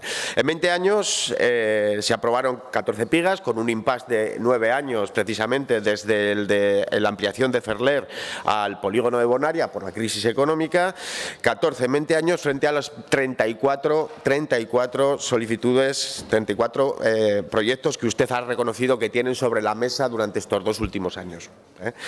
La vicepresidenta nos contaba recientemente que no había desestimado ninguna declaración de interés general, paso previo, y que ya van 9 las de los centros de datos y 5 a otros proyectos derivados de otras actividades en lo que va de legislatura. Nosotros consideramos, señor López, Izquierda Unida considera que se está abusando sobre el uso de esta figura. Una reflexión sobre su regulación y sobre su utilización se impone. Usted mismo decía hace muy poquito en un medio de comunicación que hay que empezar a usarlas con más precisión, con más equilibrio y mesura. Y decía también que hay que empezar a ser un poco más detallista. Y yo le quiero preguntar hoy cómo va a hacer eso. ¿Cómo va a hacer eso? Estamos frente a una herramienta que no solo altera las condiciones de competitividad en el ámbito del mercado, porque da facilidades y prioriza unos proyectos frente a otros, sino que además tiene muchas más implicaciones. No es una herramienta de planificación de interés autonómico, responde exclusivamente, como hemos dicho, a los intereses empresariales del mercado y a la situación económica del mercado en general. Tampoco es una herramienta de vertebración. ¿Dónde están instalados todos estos proyectos? Ahora nos hablábamos, ¿no? ¿Por qué en un centro de datos en Teruel? No, pues porque al final todo esto va al entorno metropolitano de Zaragoza y sobre todo a donde están los núcleos de desarrollo industrial y sobre todo lo que es el eje principal de desarrollo económico de la comunidad. Y esto es objetivo, hay que ponerlos en un mapa para ver dónde caen. Es objetivo. Por lo tanto, no hay ningún interés general de Aragón puesto encima de la mesa en clave de planificación y de vertebración territorial, sino un interés evidente de las empresas que lo proponen y lo acaban desarrollando. ¿Qué pasa con los ayuntamientos? También tiene implicaciones en esta materia. Al final estamos viendo como muchos de los ayuntamientos se enteran por una llamada el mismo día que el Gobierno aprueba una declaración de interés general sobre su municipio. Y esto hay que evitarlo, porque esto genera conflictos, señor López, y usted lo sabe, conflictos como los de Plasencia, Rueda de Jalón, como los de Pedrola, los de Villamayor o como el que sucedió la legislatura pasada con el intento de hacer vivienda juvenil en los cacahuetes de la Expo por encima de la voluntad municipal que decían que no se le había llamado. Ustedes están haciendo lo mismo después. Entonces, esto hay que evitarlo. Y esto hay que evitarlo porque esta figura tiene muchas implicaciones y una de ellas es que puede suplantar la capacidad planificadora del ayuntamiento, que es potestad de las entidades locales. Y esto es muy peligroso. Esto es muy peligroso. Por lo tanto, esto lo hemos visto ya en algún proceso, por ejemplo, el de Plaza 4.0. que al final, bueno, el Tribunal Superior de Justicia de Aragón ya ha dicho que, bueno, interés general no, intereses particulares muy concretos que además han disputado entre ellos y aquel que no tenía el para bien del gobierno de turno, pues es el que ha ganado el pleito, ¿no? Esto es un problema y un desmán. Cuestiones tributarias. ¿Cuánto nos va a costar a los ayuntamientos el proyecto Catalina? ¿Cuánto van a dejar de ingresar? Pues alrededor de 100 millones. El proyecto Turboleta, que es cuestionable desde un punto de vista incluso teórico, 50 millones en impuestos, en incidio, en licencias. Bueno, vamos a analizar todas estas cuestiones. Usted dice que desde el punto de vista reputacional todas estas cuestiones están afectando a la figura. Nosotros consideramos que también, por lo tanto, el interés general va mucho más allá de estas cuestiones. El interés general tiene que ver también con el respeto de los derechos de los trabajadores, con la garantía del empleo y el cumplimiento de las promesas, con el respeto al medio ambiente. No todo vale. Y, por lo tanto, yo lo que le planteo y lo que quiero debatir con usted es criterios tasables y evaluables a la hora de otorgar esa figura de interés general. Porque, si no, estamos utilizando una norma de forma graciable y clientelar en muchos casos y estamos haciendo de lo extraordinario uso generalizado y, por lo tanto, pierde todo el sentido. Así que yo le pregunto por esos criterios que se van a usar para acordar la declaración de interés general o de plan y proyecto de interés general en Aragón. ¿Qué se usa y qué propone usted, adelantando también esta cuestión, que modifiquemos en este sentido? Gracias, señor Sanz. Señor consejero, señor López, tiene la palabra.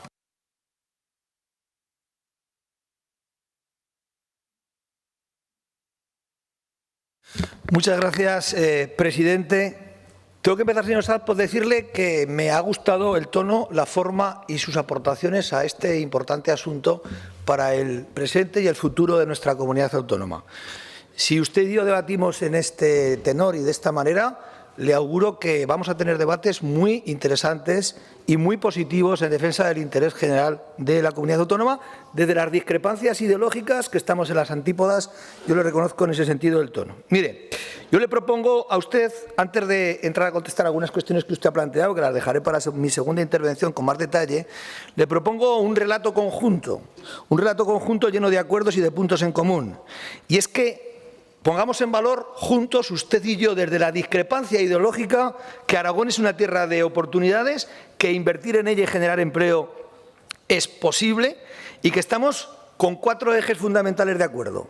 El posicionamiento geoestratégico de nuestra comunidad autónoma, con la llegada de corredores tan importantes como el de Algeciras o como el Cantábrico Mediterráneo, las plataformas públicas que han sido un éxito en los últimos años, las energías renovables, la posibilidad de que en esta comunidad autónoma casi el 8% del Producto Interior Bruto, la generación de más de 36.000 empleos y más de 1.000 empresas, merece la pena que nos pongamos de acuerdo usted y yo para defender esta figura tan importante. En segundo lugar, estamos en una tierra con paz social entre sindicatos y trabajadores. En tercer lugar, aquí hay un pacto político no escrito. El único pacto político no escrito de esta comunidad autónoma durante los últimos 30 años es el de la logística. Por tanto, yo le agradezco la forma en la que se acerca usted a este asunto, porque es un asunto en el que no vamos a diverger, no vamos a confrontar, no vamos a radicalizar los mensajes, sino que vamos a intentar llegar a puntos de encuentro en beneficio de nuestra comunidad autónoma. Y en cuarto lugar, porque tenemos esos instrumentos eficientes de los que usted hablaba, los días, los digas y los pigas. Los días para evitar y reducir a la mitad los plazos, los digas para preparar declaración de interés y los pigas. ¿Qué es un piga, señor Saad? Pues es un instrumento eficaz de planeamiento y ordenación que autoriza la implementación de actividades de especial relevancia para Aragón. ¿Cuándo nacieron? Nacieron con Plaza hace más de 20 años, 13 millones de metros cuadrados, y con el PTR hace también unos cuantos años. ¿Qué experiencias públicas tenemos? Todas positivas. Plus, Plaza, Fraga, Platea, Plata, Calamocha. Gestiones de éxito. Sectores afectados. Pues sectores afectados del centro de datos, de automoción, de energía, de turismo, empresas tan importantes como Sanca, Amazon, Microsoft, Blackstone o Biz2B, automoción como Stellantis o KTL, en energía como el proyecto Catalina que usted nombraba, o en turismo como la Unión de Estaciones de Astúnica en Mantanchú, son instrumentos utilizados para el desarrollo económico y armónico de nuestra comunidad. Efectivamente hay 34 pigas, señor Sanz, pero lo que no ha dicho usted es que estos 34 pigas van a generar una inversión del entorno de 50.000 millones de euros, con una generación inmediata del entorno de 25.000 empleos y con una proyección a 12 años de casi 50.000 empleos. Y que no solamente están en Zaragoza y en el área metropolitana, como bien apuntaba el presidente hace un momento, sino que vamos a intentar extenderlos al conjunto de Aragón. Por tanto, pigas de naturaleza pública, de naturaleza privada, de naturaleza mixta. Mire, señor Sanz, Aragón está siendo la comunidad autónoma de España que más inversiones productivas está consiguiendo. Los instrumentos que facilitan el desarrollo de las inversiones son palancas muy eficientes que están siendo valoradas y copiadas en España y fuera de España. La gran atracción de empresas en tan poco tiempo hace necesario, con el concurso de todos, que nos podamos parar a pensar para mejorar los procedimientos, para agilizar más si cabe la gestión y para atender las justas demandas que puedan venir por parte de los diferentes grupos parlamentarios, de los ayuntamientos y del conjunto de la sociedad. Por eso, señor Sanz, desde la discrepancia ideológica le invito a pensar en positivo, a caminar de la mano, a aportar y apostar por grandes proyectos en beneficio de Aragón. Estoy absolutamente seguro que me hará propuestas y puede usted estar seguro también de que las estudiaré sin apriorismos ideológicos, pues de lo que se trata es de mejorar la vida de la gente. Por cierto, creo que ya lo estamos haciendo. Muchas gracias. Gracias, señor consejero. Señor Sanz, tiene la palabra.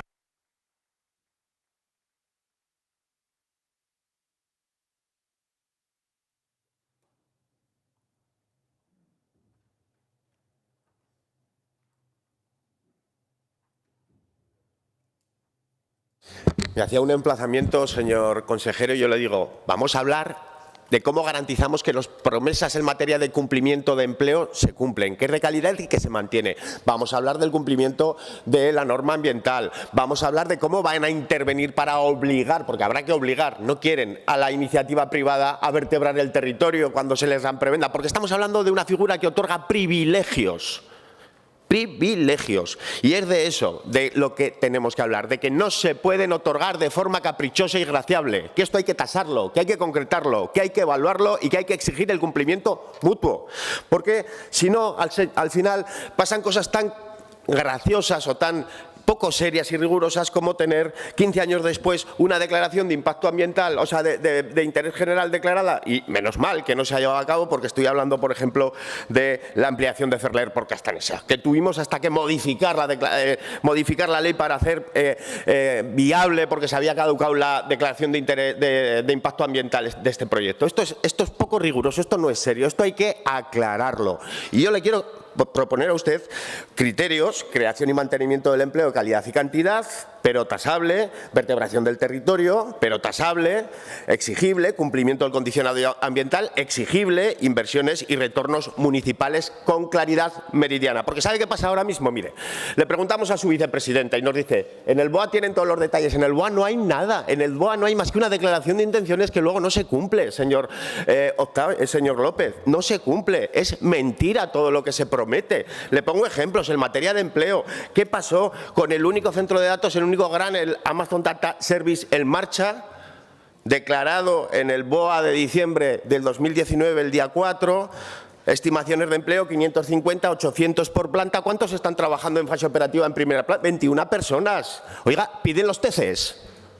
¿Sabemos cómo se cumple esto? No, porque da igual, porque son estimaciones que luego no se cumplen y no se exigen, señor López, por no hablar del de Microsoft en el PTR, que se le otorgó la declaración y cayó antes de empezar. Es decir, vamos, un rigor tremendo. Un rigor tremendo. Compromisos de 100% de autoconsumo energético de renovables. ¿Cómo van a consumir 100% conectados a red, que es lo que ustedes están pidiendo, por ejemplo, por la noche, cuando la red se nutre de todo el mix energético? ¿Cómo van a hacer cumplir esto? Yo quiero que usted me lo diga. Es que hemos llegado a escuchar incluso que van a generar incluso agua. Es que esto no es serio. Es que tenemos que bajar el suflé, señor López. Y esto no se puede utilizar así de forma agraciable como se está utilizando, porque pierde toda la credibilidad. ¿Cómo se van a reducir emisiones de CO2 con este tipo de proyectos que van a consumir, ya está consumiendo el que está en marcha, el 8% de la potencia instalada? Es que no puede ser, es que el consumo energético genera CO2. Y esto, señor López, no se puede saldar con el artículo 50 de la LOTA, en el que pone podrá el Gobierno de Aragón caducar el día. Esto hay que arreglarlo jurídicamente, y arreglarlo jurídicamente significa modificar las normas. Para que esto, en vez de ser una alfombra roja que se ha convertido en un cheque en blanco sin aval, sea una verdadera herramienta de planificación que garantice que eso que se pone, que los promotores tienen que cumplir, sea efectivo también, porque la Administración cumple. ¿Qué pasa si todo esto no se cumple? ¿Cómo ponemos en marcha el artículo 50 de la LOTA si ya está todo hecho y el mal está hecho? De eso es de lo que quiere hablar Izquierda Unida con usted, y eso espera de usted compromisos para que algo no se desvirtúe y no sirva como un cheque en blanco como está sirviendo. Gracias, señor Sanz. Señor consejero, tiene la palabra.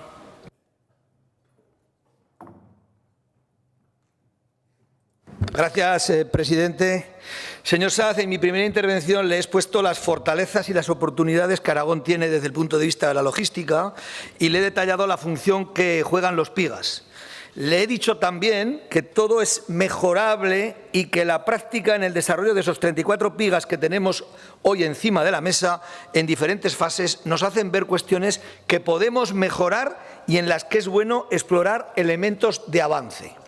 Mire, señor Sanz, la valoración del interés general de proyectos está vinculada al cumplimiento de objetivos generales del eje de actividades económicas que desarrolla, como usted bien ha nombrado, el EOTA, a su impacto económico, social y territorial de Aragón, y a impulsar nuestra comunidad autónoma como un referente en los sectores económicos y estratégicos de los que le hablé antes. Por eso, no todos los proyectos de inversión se reconocen como proyectos de interés general. Y por eso, señor Sanz, se está dando especial relevancia y prioridad a aquellos proyectos que disponen de la suficiente energía eléctrica, anexo y conexión concedidos, y suministro de agua para poder desarrollar sus proyectos. Esta decisión responde a gestionar con coherencia las incertidumbres derivadas de la falta de planificación energética actualmente responsable del MITECO. Señor Sanz, en Aragón producimos más energía renovable que nunca, pero no podemos garantizar su uso eficiente si no se resuelven los cuellos de botella administrativos que tenemos. Por eso queremos garantizar que los proyectos que se declaren de interés general no solo sean estratégicos, sino también viables y sostenibles en el corto y en el medio plazo. Y por ello, señor Sanz, se han informado desfavorablemente más de 8 proyectos durante estos últimos 2 años. Porque usted ha dicho que todo lo que se presenta se aprueba. No. 8 proyectos de los que, si quiere, luego le diré cuáles son, se han informado desfavorablemente, porque queremos preservar la figura del interés general como un instrumento serio, riguroso y útil para Aragón. Acabaré diciéndole que en los 2 años de gestión de Pigas solo he encontrado colaboración, ayuda, funcionarios muy capacitados, ayuntamientos responsables y colaboradores, y que algunas cuestiones muy particulares de discrepancia han sido o están siendo atendidas respetando la identidad de los proyectos y el respeto a la opinión de los ayuntamientos. Para terminar, señor Sanz, decirle que a usted le preocupan los derechos de los trabajadores y la calidad del empleo. Y a mí también. A usted le preocupa el respeto al medio ambiente y a la buena utilización de los recursos energéticos. Y a mí también. El respeto a la autonomía municipal. Y a mí también, por muchísimas cuestiones personales, políticas y profesionales. Que a usted le preocupa el consumo de agua. Y a mí también. Que a usted le preocupa que las inversiones generen empleo de calidad permanente. Y a mí también. Y que a usted le preocupa la formación de los trabajadores. Y a mí también. La diferencia entre usted y yo, señor Sanz, son 2. Una, que yo tengo la responsabilidad de gobernar, elegir, priorizar y gestionar proyectos de inversión en función de las normas y las propuestas que me llegan. La utopía no siempre es posible, señor Sanz, y la perfección absoluta tampoco. Y la segunda es que yo considero un bien en sí mismo las inversiones generadoras de riqueza y de empleo que mueven la economía, activan el mercado y transforman espacios y crean oportunidades a los territorios y, sobre todo, a las personas. La logística en Aragón es un asunto de éxito de todos los gobiernos de la comunidad autónoma. Lo va a seguir siendo. Estaremos estos próximos días en Alemania en un congreso internacional. Estamos haciendo un documento estratégico para los próximos 15 años que queremos pactar con todos. Seguiremos utilizando los instrumentos que nos marca la ley con mesura, ponderación, equilibrio y siempre pensando en el interés general de la comunidad autónoma. Muchas gracias. Gracias, señor consejero. Continuamos. Interpelación 4625, relativa a la política general en materia de política cultural del Gobierno de Aragón durante el año 2025 y, en concreto, qué efectos tiene la prórroga presupuestaria sobre las políticas públicas de cultura en la comunidad autónoma, formulada a la consejera de Educación por el diputado señor Villagrasa, del Grupo Parlamentario Socialista. Señor Villagrasa. Muchas gracias, señora presidenta. Buenos días, señorías. Buenos días, señora consejera. Llegamos a finalizar casi el primer semestre del año. El segundo gobierno del señor Azcón, del que usted ha formado parte en 2 carteras, ha sido incapaz de traer un proyecto de presupuestos a esta Cámara y, por tanto, nos encontramos en un escenario de prórroga presupuestaria. Usted, que por su trayectoria estoy seguro que conoce los efectos de la prórroga de las leyes, es consciente que la prórroga presupuestaria no es el mejor de los escenarios para poder trabajar con amplitud, con flexibilidad y para poder materializar no solo los proyectos que usted como consejera pudiera tener en la cabeza, sino aquellos compromisos que tanto el presidente del Gobierno como usted misma, como el Partido Popular, han ido desgranando a lo largo de casi estos 2 años. Señora Hernández, nosotros le preguntamos qué política está desarrollando en materia de cultura y cuáles son los efectos de la prórroga presupuestaria. Y por favor le pido que no haga como la vicepresidenta del Gobierno de Aragón, que decía cuando ustedes estaban en ese acercamiento, distanciamiento con Vox para el texto de los presupuestos del año 25, que decía que a la sociedad aragonesa no le preocupaba la prórroga presupuestaria. Yo, señora Hernández, le tengo que decir que sí, que le preocupa a la sociedad aragonesa y le preocupa al tejido y al sector cultural. Y vaya por delante, porque hay algunas cuestiones que van en la gestión ordinaria y hay otras en las cuales los efectos de la prórroga presupuestaria, a nuestro juicio, pueden tener efectos negativos, insisto, para la sociedad, para el sector cultural y, en ende, para la defensa de los intereses de Aragón. Podríamos hablar de la gestión ordinaria, del personal de los museos, del personal de las bibliotecas, de algunos de esos proyectos que todavía no se han podido cumplir.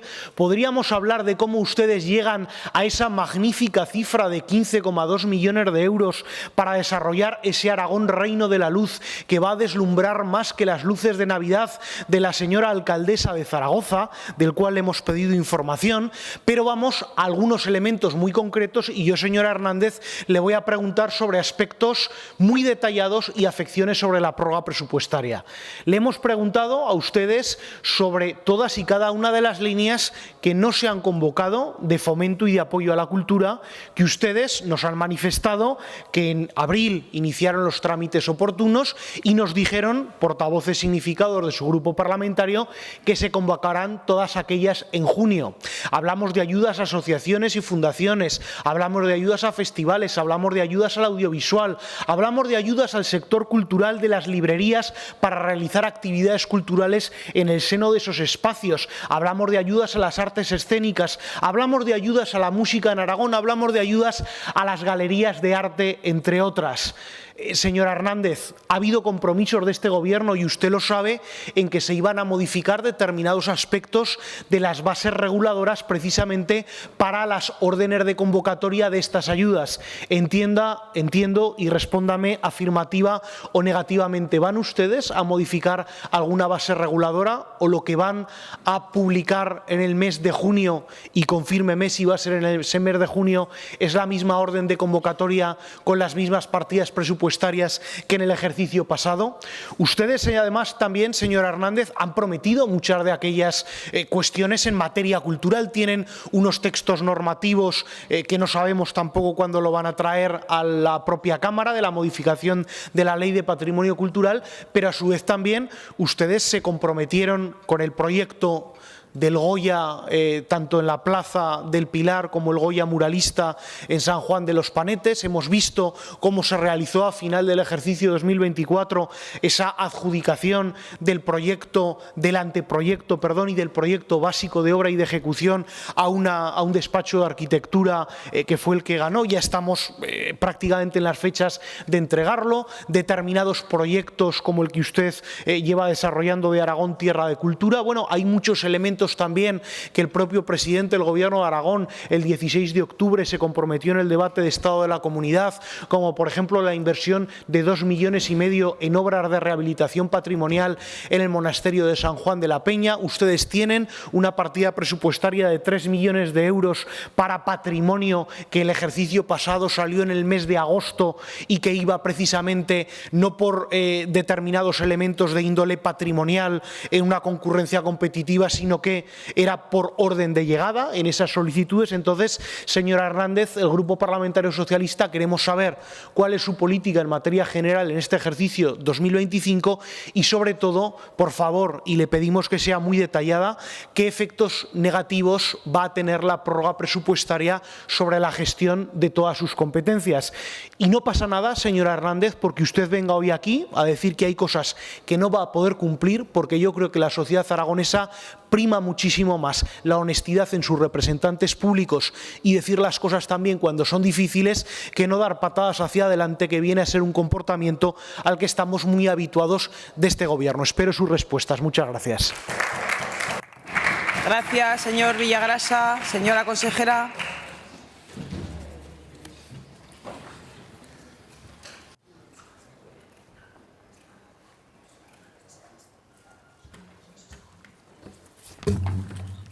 Gracias, presidenta. Gracias, señor diputado. Comparezco. Me va a permitir que en esta primera intervención sea más general la respuesta, pero luego en la segunda parte ya concretaremos más. Efectivamente, yo estoy aquí después de una elección diferente de la inicial, pero usted también está en un sitio diferente al que yo lo conocí. Mario Vargas Llosa dijo: la cultura es el motor del cambio en la sociedad, es el reflejo de nuestra libertad y el camino hacia el progreso. Para nosotros es una prioridad la cultura, y, por tanto, la prórroga presupuestaria, luego le concretaré, pero en principio hay que tranquilizar a todo el sector cultural. Están muy tranquilos porque hablamos con ellos constantemente y están verdaderamente tranquilos en ese aspecto, señor Villagrasa. En consecuencia, la cultura aragonesa, en su pasado, en su presente y en el futuro, es una línea de acción para este Gobierno absolutamente fundamental, precisamente porque el acceso a la cultura de todos transforma a las personas, a las sociedades y las hace más libres. Para nosotros, la cultura es una manera más democrática para que se construya la gente su propio criterio y sea más libre. Hay que conseguir un acceso a la cultura como un derecho de todos y nosotros, como Administración Pública, estamos obligados a garantizarlo. Para ello, favorecemos precisamente a aquellos que son creadores culturales, dándoles absoluta libertad en su creación, no siendo promotores nosotros de ningún espectáculo, dejamos que ellos hagan su propia creatividad y como espectadores intentamos que llegue a todo el público independientemente de la sensibilidad que tengan, de la modalidad de cultura que les guste o de expresión que les guste. En cambio, yo creo que ustedes, desde el punto de vista destinado al público al que iban destinados sus acciones culturales, estaban siendo absolutamente elitistas. Hablo de la lírica, danza moderna, el hilo rojo, se acordará. Le voy a decir, el sector está absolutamente encantado con nosotros, señor Villagrasa, pero encantados, porque lo estamos escuchando. Efectivamente, vamos a adaptar los procedimientos administrativos a las demandas que estamos recibiendo, sobre todo para abordar las bases de las convocatorias a las que usted ha hecho referencia. Es por supuesto que se van a modificar algunas. Ustedes nos dicen que no les escuchaban y que cuando escuchaban caía en saco roto lo que decían. Es decir, puedes escuchar, pero no atender a las demandas. ¿Cómo estamos actuando en el ámbito cultural? Impulsamos actuaciones de artistas aragoneses a lo largo de nuestro territorio. Llevamos la cultura a territorios que ellos no podrían acceder. Mire, hay actuaciones culturales este fin de semana en Plan, en Berge, en Anento, en Zimbaya. Como ve, el tamaño de estos pueblos no es Zaragoza, y ellos no pueden atender a llevar obras de teatro, conciertos musicales o actuaciones de otra índole. También les intentamos dar visibilidad, algo que ustedes nunca hicieron. Vamos a las ferias como Mercartes. Es una feria, un mercado de artes escénicas y de la música. También apoyamos la promoción de nuestras compañías fuera de nuestra comunidad. Reforzamos el caché allí donde ellos no pueden llegar o la feria a la que los quiere contratar no puede llegar. ¿Cómo ha afectado la prórroga presupuestaria? Pues mire, del capítulo 2, que es vamos a hacer con el programa Aragón Tierra de Cultura más de 100 actuaciones, entre ellas los pueblos que este fin de semana van a ver actuaciones en sus municipios. Hemos apoyado la Gala del Teatro, la Feria del Libro Viejo y Antiguo, la Feria Internacional del Libro. Hemos continuado la edición de publicaciones en apoyo al Salón Profesional del Libro en Alcalliz, premios de la música, al concurso de piano Antón García Abril, a las fiestas goyescas junto con el Ayuntamiento de Zaragoza. De este capítulo 2, y luego le hablaré del 4, que es el de las ayudas o las subvenciones, hemos invertido 400.000 euros a fecha de hoy relativo a la gestión de estos eventos a los que le he dicho. Yo creo que estamos haciendo una excelente gestión en el ámbito cultural y de verdad lo veo a usted una persona culta, estoy seguro que habla con los artistas y que le transmiten esa satisfacción. En la segunda parte concretaremos el capítulo el 4, que es el de las subvenciones. Gracias, señora consejera. Señor Villagrasa, su turno de réplica.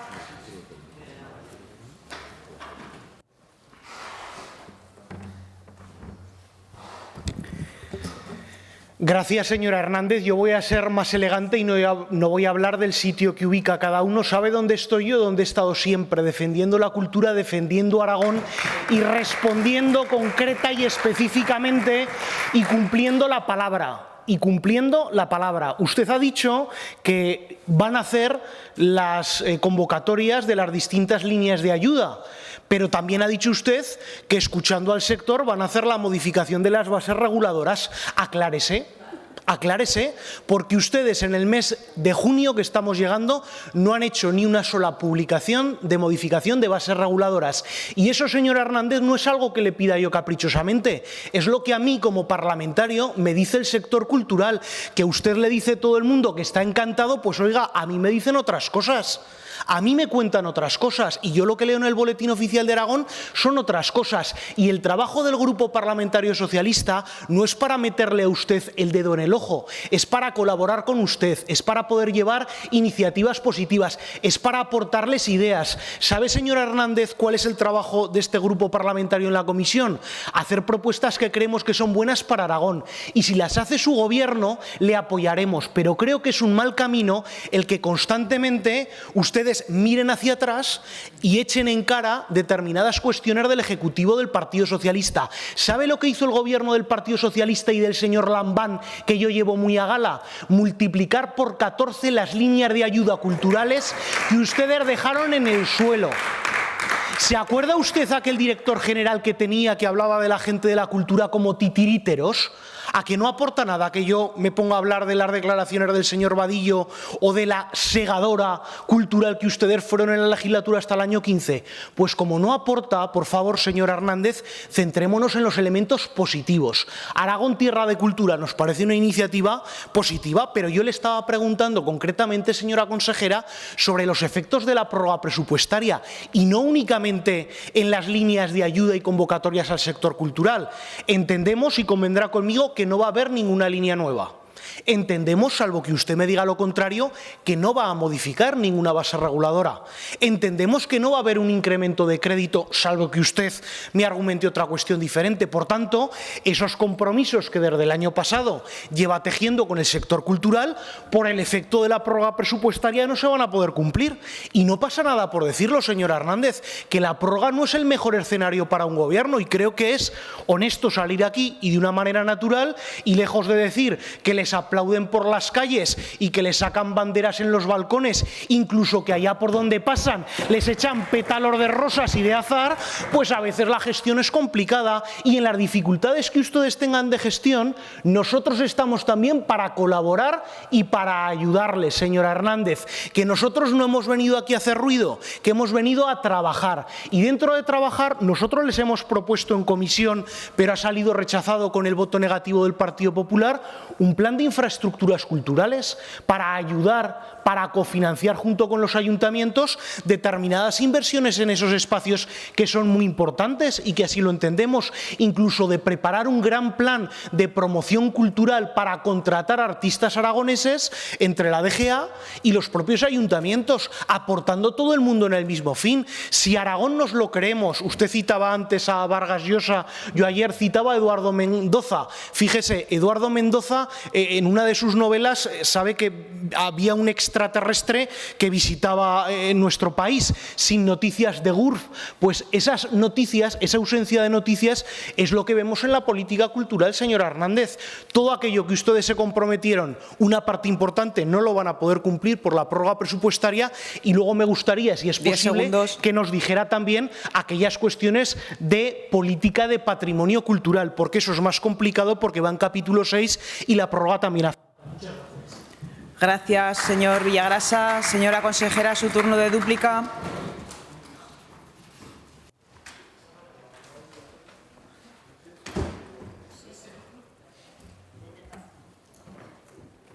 Gracias, presidenta. Señor Villagrasa, agradezco su disposición a colaborar y, en la medida de lo posible, Todas las propuestas que me haga llegar serán analizadas sin ningún problema por el director general de Cultura o por la directora general de Patrimonio.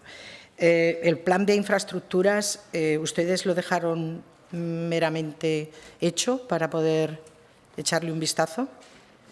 El de infraestructuras culturales me refiero.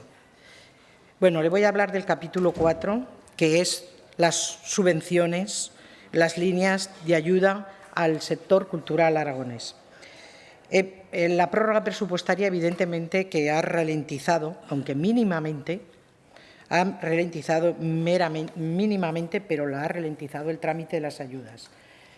Evidentemente, la excepcionalidad del crédito se tuvo que pedir, porque con la prórroga presupuestaria sabe que las ayudas hubieran decaído, y esta excepcionalidad se solicitó ya en enero, en el minuto cero de la prórroga presupuestaria.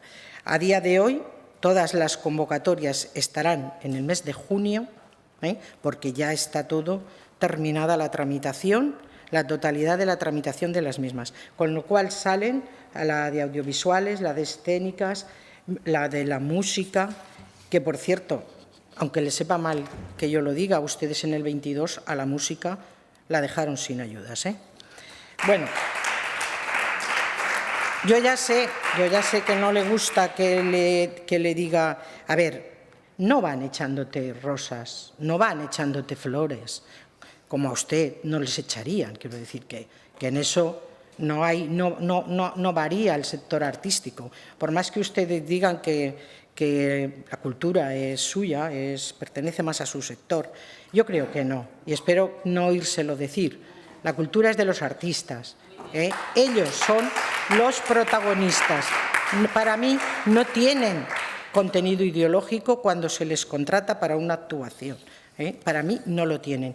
Mire, las ayudas en el 24 las sacamos, fueron publicadas entre marzo y mayo. Se resolvieron en julio y septiembre.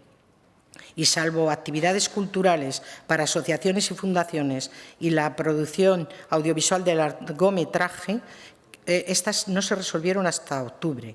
Pero eso sí, en diciembre todos los beneficiarios habían cobrado. Con lo cual, el impacto, como si dijéramos, de la prórroga presupuestaria va a ser de un mes. De sacarlo en mayo, pues va a salir en junio. Yo creo que, evidentemente, le reconozco ese impacto de la prórroga presupuestaria, pero es mínimo. Evidentemente, en cultura, mire, hemos hecho lo de Goya del Museo al Palacio. Se ha presentado el plan director del Bicentenario. Se está siguiendo el proyecto de la Plaza del Pilar.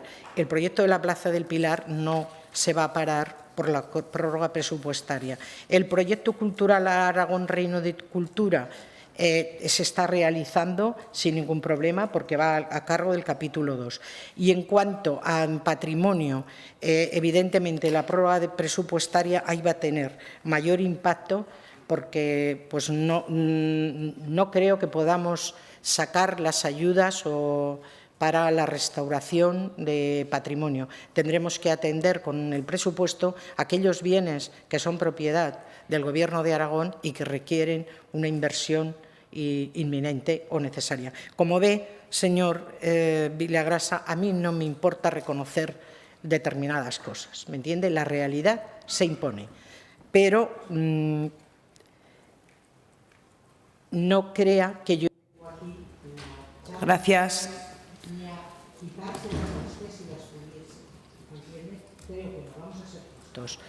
Nos dicen que están satisfechos y no me lo dicen a mí, lo dicen a los técnicos con los que hablan. Muchas gracias. Gracias, señora consejera. Continuamos. Interpelación 5125 relativa a la política del Departamento de Bienestar Social y Familia respecto a la gestión y ejecución presupuestaria en el ámbito de sus competencias, formulada a la consejera de Bienestar Social por la diputada señora Zamora del Grupo Parlamentario Socialista. Señora Zamora.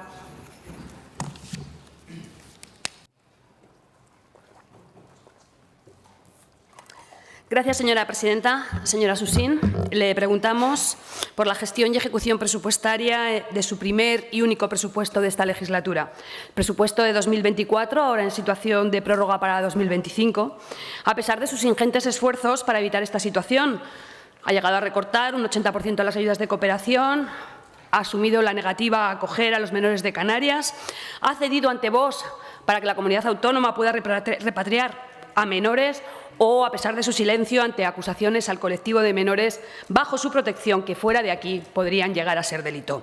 A pesar de ello, sigue usted y todo su Gobierno con un presupuesto prorrogado. Y ya le digo, estas cuentas son las suyas, aquí no hay herencia. Unas cuentas que ya calificamos en su día como un claro ejercicio de funambulismo y le advertimos lo difícil que le iba a ser mantenerse en la cuerda floja para equilibrar recursos y promesas. Y a la vista de los resultados no nos equivocamos. Hemos conocido los datos de ejecución del Departamento para 2024 que ofrece la página del Gobierno de Aragón. Espero que esta vez, además de ser sus cuentas, son sus fuentes, no me las recrimine. Y lo que constatan es lo que veníamos denunciando, que usted negaba y que nosotros ya le decíamos nos preocupaba. Mire, sin trilerismo, como hacía usted, que sí, lo hacía usted cuando era portavoz en esa bancada de la oposición de Hacienda, fijándonos en las obligaciones, a pesar de no haberse hecho efectivas, a pesar de no haberlas pagado. La primera conclusión es el porcentaje de ejecución, que el porcentaje de ejecución es menor que en 2023 y también que en ejercicios anteriores. Le preguntamos, señora Susín, cuáles son los motivos. ¿Recuerda en su bancada en la oposición todo lo que decía sobre la ejecución del anterior Ejecutivo como portavoz de Hacienda? ¿Recuerda aquello del papel mojado? ¿Qué hay de aquella fórmula, señora Susín, que usted tenía para hacer una mayor ejecución? Parece, señor Galeano, que la pócima que vendía en la oposición la señora Susín en el Gobierno no le funciona. Señora Susín anunció un presupuesto histórico y lo que es histórico es su baja ejecución. Los datos de ejecución respecto de los incrementos que anunciaron en el presupuesto histórico se ha ido desinflando conforme ha ido avanzando el ejercicio. La gestión, señora Susín, no se improvisa, se lo he dicho muchas veces, se planifica y no basta con tener presupuesto. Algunos ejemplos. La ejecución de la Dirección General de Mayores no ha pasado del 80%. El IAC ha bajado su ejecución 2 puntos respecto al 2023. La Dirección General de Familia tiene una ejecución de 12,6 puntos por debajo del 23. Pero si hay algo que nos preocupa, aunque no nos sorprende, es la ejecución del Instituto Aragonés de Servicios Sociales en general y en el capítulo 4 en particular, es decir, en las ayudas que les llegan a las familias. O más bien debería decir, nos preocupa las ayudas que no están llegando a las familias. La ejecución es del 88%, 5,5 puntos por debajo del año 2023. ¿Qué ha pasado, señora Susín? ¿Cuál ha sido, le pregunto, la política de su departamento respecto a la gestión y ejecución del presupuesto? Muchas gracias. Gracias, señora Zamora. Señora consejera, su turno de respuesta.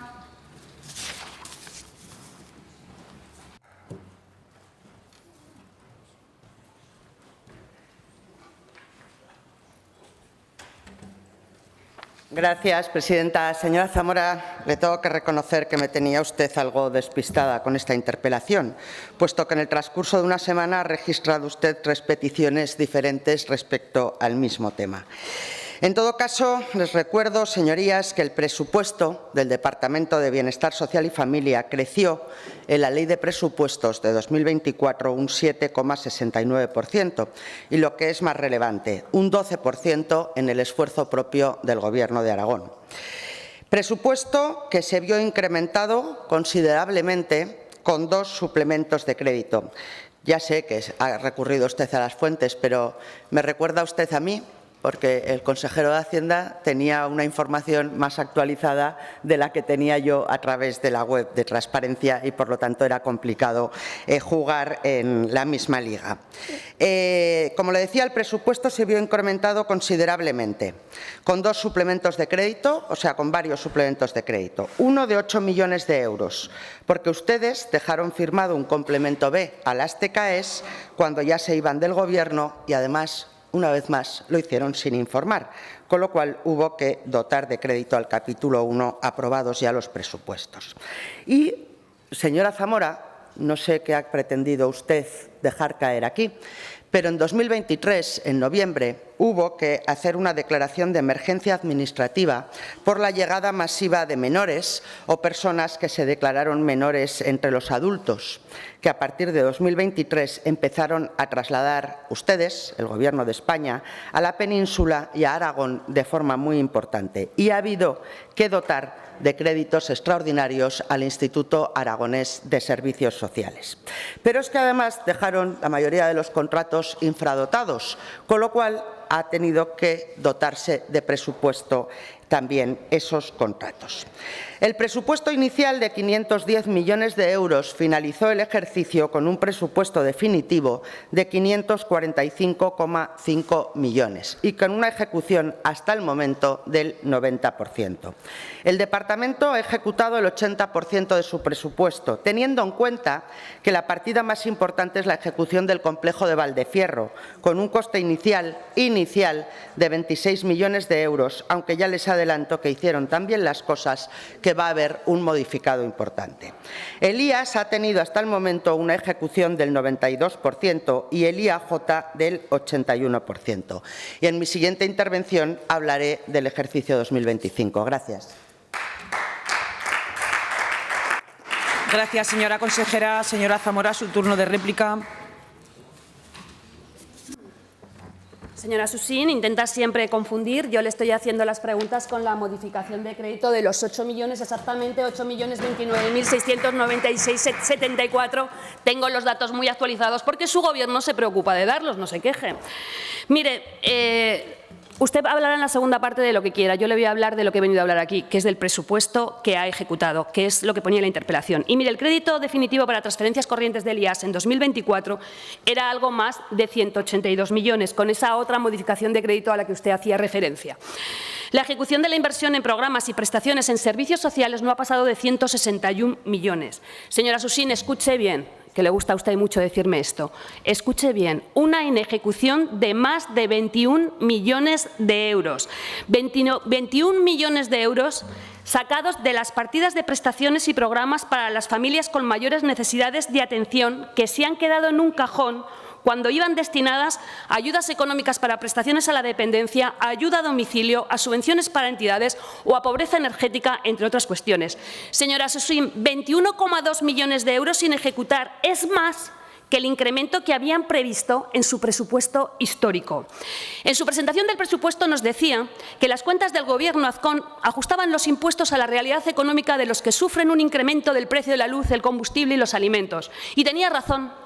Bajaron los impuestos a las familias, pero no a todas las familias, sino a las que menos sufren la subida precisamente de esos precios, es decir, a las que más tienen. Y a la vez, ¿sabe usted qué han hecho? Recortar 21 millones de euros que iban destinados a mejorar la vida de las familias más vulnerables. Una inejecución, señora Susín, de 21 millones de euros que se suma a los recortes que ya en el presupuesto inicial hizo usted, en el que disminuyó más de 2.300.000 euros respecto a 2023 para ayudas a la integración familiar, a la prestación complementaria del IMV, a la pobreza energética, además de eliminar las ayudas económicas de 200 euros en un pago único para las familias más vulnerables. ¿Sabe qué podía haber hecho con esos 21 millones, señora Susín? Se lo han dicho esta mañana al presidente Azcón. Pues cumplir su programa electoral o bien tan solo cumplir sus compromisos. Yo le voy a dar algunas ideas. Podría haberlo destinado a mayores o a discapacidad, para dar respuesta a miles de familias que sufren listas de espera interminables para acceder a una plaza residencial de mayores o un centro de discapacidad. ¿Sabe cuántas plazas aproximadamente, yo he hecho un cálculo, se podrían haber financiado con esos 21 millones de euros que no he ejecutado? Pues unas 2.500, señora Susín, con los datos que usted me envía de lo que le cuestan. O mejorar las ayudas a la dependencia. Usted presume de muchos expedientes, pero la realidad es que en 2024 el 70% de las nuevas prestaciones fueron low cost. ¿Qué sabe lo que significa? Pues prestaciones como la teleasistencia o el entorno familiar con un coste medio de 217 euros. O a las 6.313 personas que estaban en lista de espera al finalizar diciembre de 2024. O podría haber ampliado el número de horas de ayuda a domicilio, que sabe que incumple el acuerdo del Consejo Interterritorial. O también haber mejorado las ayudas vinculadas al servicio para pagar una residencia privada, ahora una de las más bajas del país. Mire, los aragoneses reciben entre 123 y 223 euros menos que la media de los españoles. Los 21 millones hubieran solucionado esto. También podría haber puesto en marcha la figura del asistente personal o la orden de ayudas para la prevención y promoción de la autonomía personal, de la que nada sabemos y que usted ya se ha comprometido en varios titulares. O mejorar las ayudas económicas para las familias más vulnerables. Porque, señora Susín, la tasa de riesgo de pobreza o de exclusión que sufrimos en Aragón se está incrementando. Podía haber incrementado las ayudas a pobreza energética, que al inicio del ejercicio las redujo en un 26%. O haber complementado el alquiler. ¿Ha visto hoy usted los periódicos ayer que me lo decía? ¿Sabe lo que le cuesta a las familias aragonesas alquilar en este momento? Pues lea la prensa de hoy y verá lo que están haciendo con el alquiler. O recuperar al final del ejercicio las ayudas de 200 euros, esta vez sí, para las familias que más sufren el incremento de los precios, porque son las que menos recursos tienen. Pero no ha sido así, señora Susín. No ha sido así. Esta está siendo la gestión de su presupuesto, porque tenía presupuesto, pero no tenía proyecto, no tenía liderazgo ni interés por mejorar la vida de las familias más vulnerables. Y por ello, señora Susín, nos preocupa el impacto negativo que va a tener la prórroga de 2025, la que ya está teniendo. Vemos en mayo una ejecución muy baja. Vemos acuerdos finalizados que usted vende como prorrogados, pero que están finalizados y están convalidándose, no pagando día a día, como usted afirmó en esta tribuna, sino pagándose mediante convalidación. Esos son los resultados de su baja gestión, o sea, baja ejecución y nefasta gestión. Y por si fuera poco, vemos que han detraído del capítulo 4, que en 2024 no gestionaron, han detraído ya en mayo, bueno, en marzo, que son los últimos datos que tenemos, 1.300.000 de las ayudas a las familias que más lo necesitan. Señora Susín, ¿a qué va a destinar esta baja presupuestaria de 1.300.000? Ya le adelanto que pediremos en la moción que vuelvan a donde nunca debieron salir. Pero bueno, y termino ya. Mire, esta inejecución es una muestra más de la falta de fuerza de la máquina que usted lidera. La inercia se frena, se lo dijimos. Se lo hemos advertido en muchas interpelaciones. Ha vivido de la inercia y del presupuesto del Gobierno de España, que es el único que ha ejecutado. De esto hablaremos, que porque le voy a pedir otra interpelación para hablar de esto. Me lo guardo. Se lo digo, se lo dije. La inercia se frena si no hay impulso. Y solo la financiación del Gobierno de España está evitando el deterioro de su departamento. Y termino ya. Usted, que es muy de titular, dejó el del presupuesto histórico. Yo hoy le voy a dejar 3 titulares. El primero, presupuesto histórico, ejecución deficiente y nefasta gestión. El segundo, con más dinero, menos gestión. El tercero, más pasta que nunca y peor que nunca. Cuénteme, señora Susín, qué titular de estos es inexacto y qué va a hacer en 2025 para que el presupuesto de las familias llegue donde tiene que llegar, se ejecute y además llegue para las más vulnerables. Muchas gracias. Gracias, señora Zamora. Señora consejera.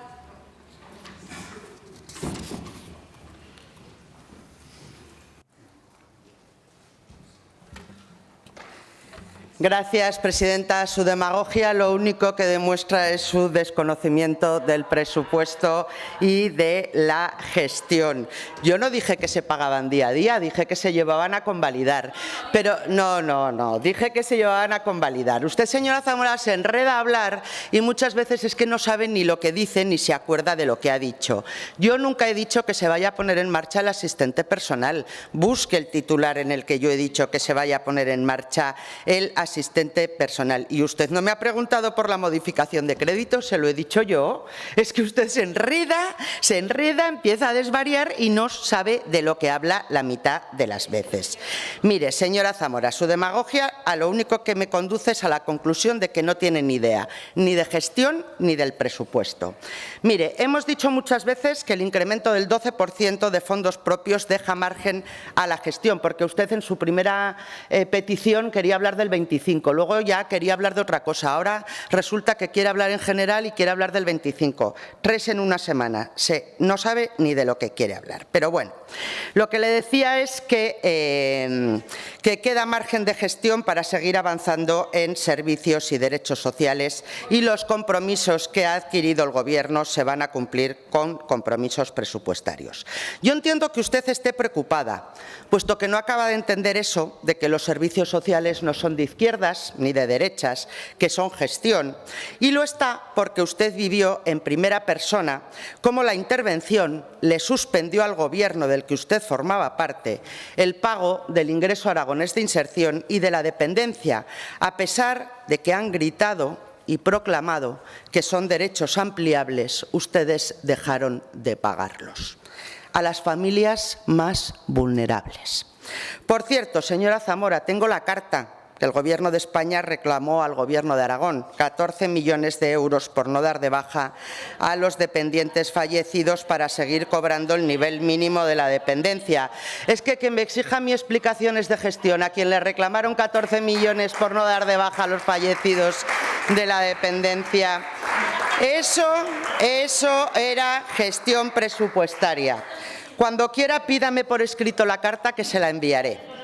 Y hablando de este tema de dependencia, aquí la que está preocupada soy yo. En primer lugar, además es que los datos desdicen absolutamente todo lo que usted ha dicho en esta tribuna. En primer lugar, la prórroga presupuestaria del Estado hace que por tercer año consecutivo la partida destinada al nivel acordado siga congelada. Y además el reparto de esta partida se hace con unos criterios de plan de choque para eliminación de listas de espera que, una vez conseguidos los objetivos de reducción, penaliza a las comunidades autónomas que mejores indicadores tienen. Por lo tanto, Aragón, gracias a este estupendo plan de choque, va a tener un recorte en el nivel acordado de la dependencia de 8 millones de euros en 2025. Pero claro, cuando vemos que la partida está congelada para todos, menos para unos, en concreto para el País Vasco, con quien la señora Montero firmó en abril el pago del 50% del gasto total, no del nivel acordado, no, del gasto total, entonces una va de la decepción al enfado. Porque, según este acuerdo, en caso de no haber presupuestos del Estado, el País Vasco recibirá una financiación extra de 50 millones de euros. 50 millones precisamente es lo que nos deben del año 2024 si el Gobierno de España hubiera cubierto el 50% del gasto total de dependencia del Gobierno de Aragón. Y les recuerdo, señora Zamora, que usted en estas Cortes rompió la reivindicación histórica de estas Cortes en materia de financiación de la dependencia y votaron en contra. Ustedes quieren que se les pague al País Vasco el 50% del total de la dependencia y votan en Aragón en contra de que se nos pague el 50% del nivel acordado, ya no del total. Pero además me preocupa el otro recorte en políticas sociales, porque claro, el Gobierno de Sánchez, con los presupuestos prorrogados, recorta ya políticas sociales para cambiarlas por balas y para cambiarlas por acuerdos con los amigos. Por ejemplo, recorte en políticas sociales, plan corresponsables que el Estado recorta al Gobierno de Aragón y que afecta directamente en el departamento a las casas de infancia o a las subvenciones para conciliación en el territorio. Y me preocupa, señora Zamora, que Aragón ha tenido una merma de 700 millones de euros en la financiación autonómica por parte del Gobierno de España. Desde el mes de febrero son 60 millones de euros menos los que está recibiendo el Gobierno de Aragón. Me preocupan los presupuestos del 2025 con los recortes sociales del Gobierno de España. Y me preocupa que se condone la deuda a Cataluña y que la ministra de Hacienda mienta diciendo que los intereses de la quita de la deuda se podrán dedicar a gasto social. Y cuando se inicia la consulta pública, vemos que el Partido Popular tenía razón cuando dijimos que los intereses no podían destinarse a lo que anunciaban. Señora Zamora, en situación de prórroga presupuestaria se pueden hacer modificaciones presupuestarias. En ese sentido trabajamos, aunque no es la situación que nos hubiera gustado. Nos hubiera gustado que el debate presupuestario se hubiera basado en cómo mejorar la atención a la dependencia, a la discapacidad, a las personas de riesgo de exclusión y no a debates artificiales. Pero como no ha sido posible, con el margen presupuestario que tenemos, trabajaremos y daremos respuesta a los compromisos.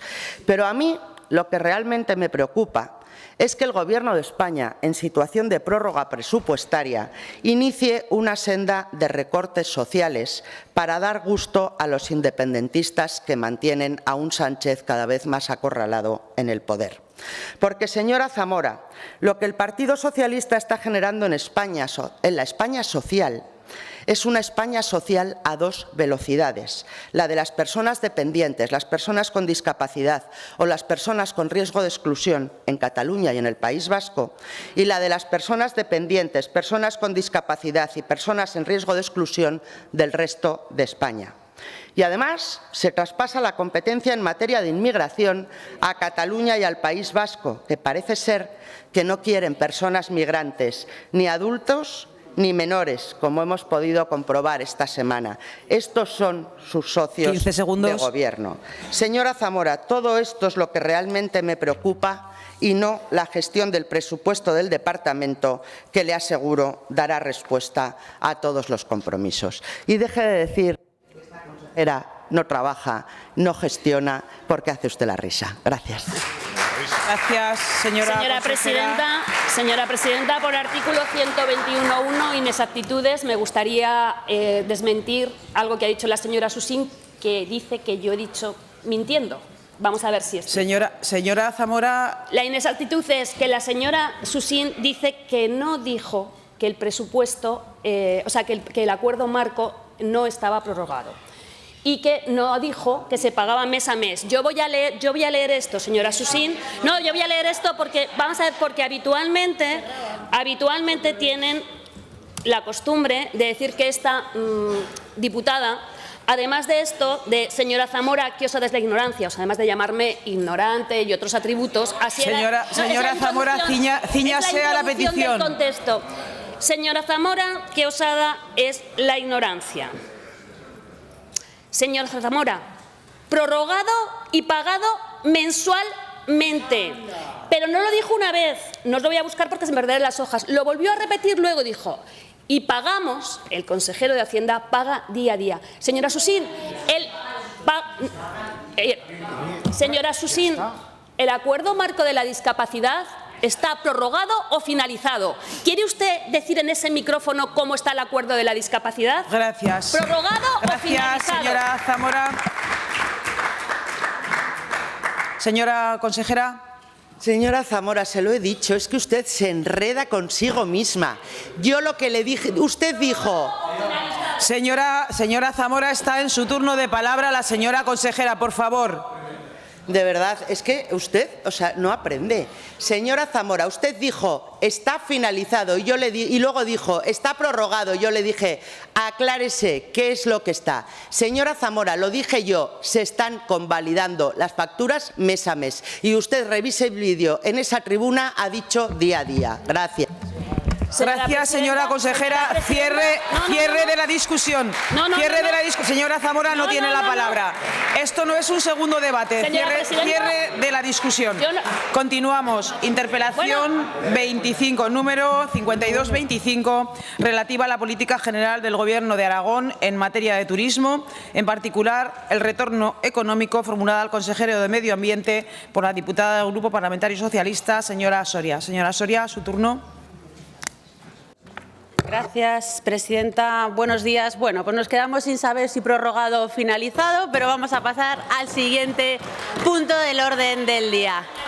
Señor consejero, un placer volver a debatir con usted y además hacerlo en esta ocasión por un tema, un sector estratégico, un sector que es motor de desarrollo económico en nuestra comunidad autónoma como es el turismo. Le interpelo en esta ocasión para que me hable no de la política general del departamento en materia de turismo, sino más concretamente por el retorno económico, es decir, la reversión que las políticas que usted está poniendo en marcha en su departamento están teniendo para la comunidad. Y por eso yo en esta primera intervención le voy a formular alguna pregunta, porque entiendo que es usted el que cuenta con unos datos mucho más actualizados y, por tanto, voy a esperar a escuchar lo que me dice en esta primera intervención a mis preguntas para posteriormente pues ya haber hecho una valoración y poder debatir. Me gustaría saber cuál es el retorno económico directa e indirectamente que tienen las políticas turísticas de su departamento en este último año.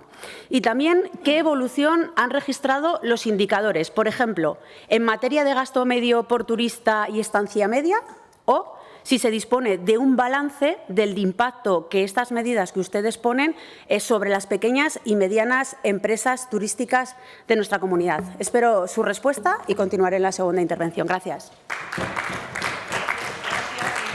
Gracias, señora Soria. Señor consejero.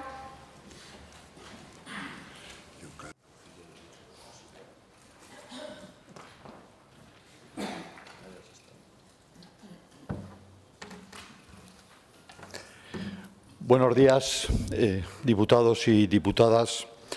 Presidenta, hoy, señora Soria, le reconozco, me ha sorprendido. Me ha sorprendido con una intervención de minuto y poco, dejándose toda la intervención para el final. Pero bueno, yo creo que... No, yo normalmente suelo emplear la mitad de la intervención en mi primera intervención y los 5 minutos después. Solo he dicho que me ha sorprendido, no he dicho nada malo. De hecho, yo voy a seguir con mi costumbre. que es dar datos al principio y la reflexión final la haré al final. En cualquier caso, me pide usted datos, pues voy a dar datos. El Departamento de Medio Ambiente, en su labor, se centra en generar políticas públicas que faciliten la actividad del sector. Históricamente, porque la pregunta que usted me hace es cuáles son los indicadores que se están utilizando en el departamento para evaluar el retorno económico, pues los indicadores, le voy a decir, históricamente, hasta hace muy poco tiempo, los indicadores eran el Instituto Nacional de Estadística, fundamental, el Instituto Aragonés de Estadística, el Instituto de Empleo, la Seguridad Social.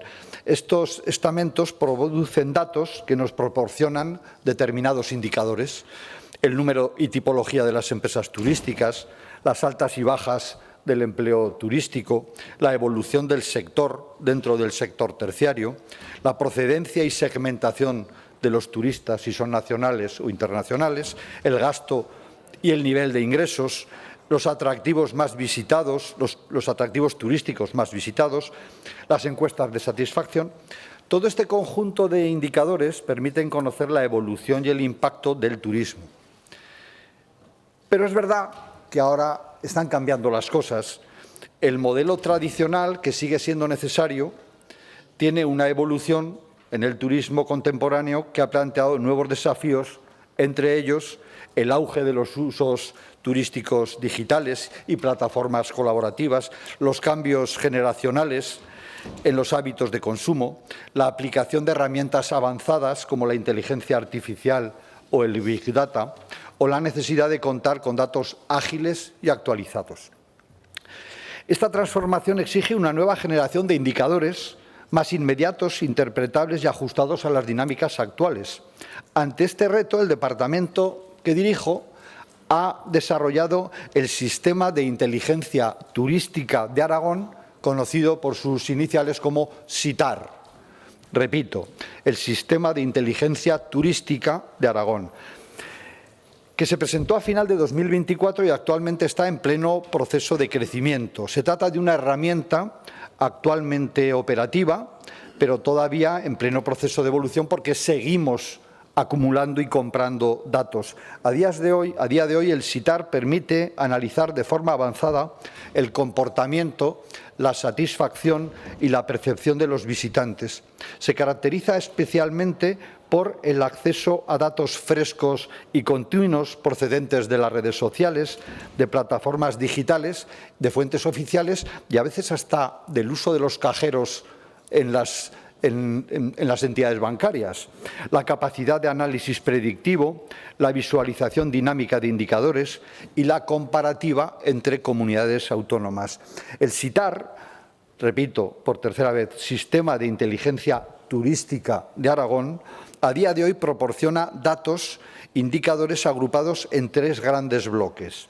Indicadores sobre la percepción y el comportamiento del turismo, con el índice de percepción turística global que mide la satisfacción del turista respecto a su experiencia en Aragón, el índice de producto turístico que evalúa la valoración de productos como la cultura, la gastronomía, la naturaleza, el ocio nocturno y su impacto en el turismo, o el índice de seguridad que nos da especiales buenas noticias porque Aragón se percibe como una comunidad autónoma segura para el turista.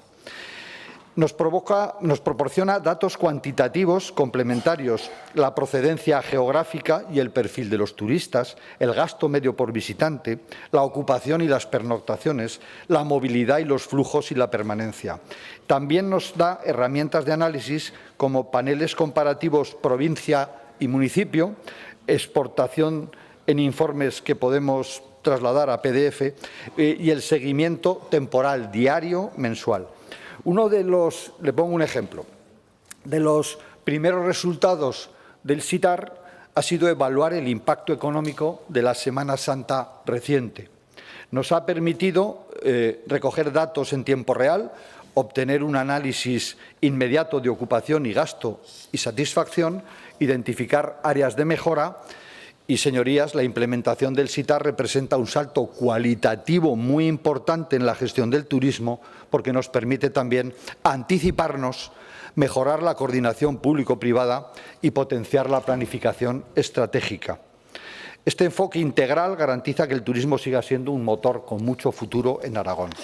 Le voy a concretar algún dato sobre este análisis de la Semana Santa que sale del sistema de inteligencia turística. La evolución económica de la repercusión de la Semana Santa. El impacto económico de la Semana Santa ha mostrado una tendencia al alza en los últimos 5 años. En 2020 provocó un impacto de 54 millones si hablamos del turismo nacional, se elevó en el 21 a 60, a 100, más de 100 en el 22 y en el 23 y en el 24 estamos rondando los 98 millones de impacto. En cambio, el turismo internacional ha subido bastante más en la Semana Santa. Si en 2020 tenía un impacto de escasamente 12 millones de euros, en 2023 subió a 20 millones y en 2024 a 26, lo cual nos indica que en la Semana Santa, que ha sido un éxito, ha habido mejora en el turista internacional de mayor capacidad adquisitiva que el turista español. Por eso también le hablaré luego de la evolución que ha habido en el movimiento económico del turismo iberoamericano, en el cual hicimos una hincapié especial en 2024 y que tiene una evolución favorable. Así que termino mi primera intervención diciendo que el turismo internacional ha experimentado un crecimiento más pronunciado desde 2021 y el turismo nacional se mantiene relativamente estable. Eso provoca un aumento de la facturación de las empresas del sector, lo cual quiere decir que la estrategia de internacionalización que está llevando mi departamento está siendo un éxito. Gracias, señor consejero. Señora Soria, su turno de réplica.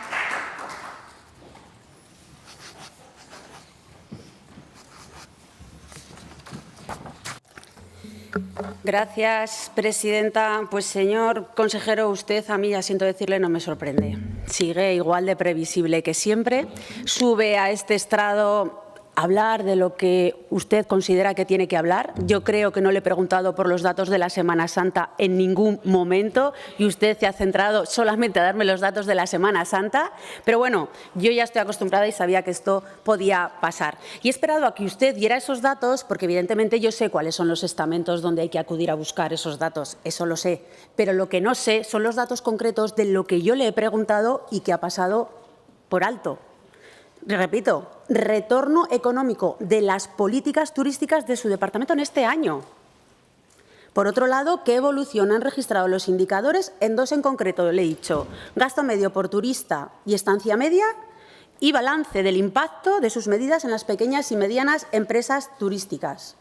Yo no he oído absolutamente nada de eso. Y a mí me gusta trabajar con rigor y con precisión y por eso le he dado a usted la oportunidad de que antes que yo dijera los datos para yo en mi segunda intervención valorar si me parecen buenos, malos o regulares. Pero desde luego no puedo hacerlo, porque las dos cosas que le he preguntado no me las ha respondido, con lo cual pues voy a hacer yo como usted y voy a venir aquí a vender mi libro, claro, porque si no me viene a responder a lo que yo le pregunto, y fíjese que esta vez había sido muy concreta, pues difícilmente nos podemos entender y llevar a cabo un debate parlamentario productivo y que sea bueno para los ciudadanos. Usted gestiona y yo controlo desde la oposición.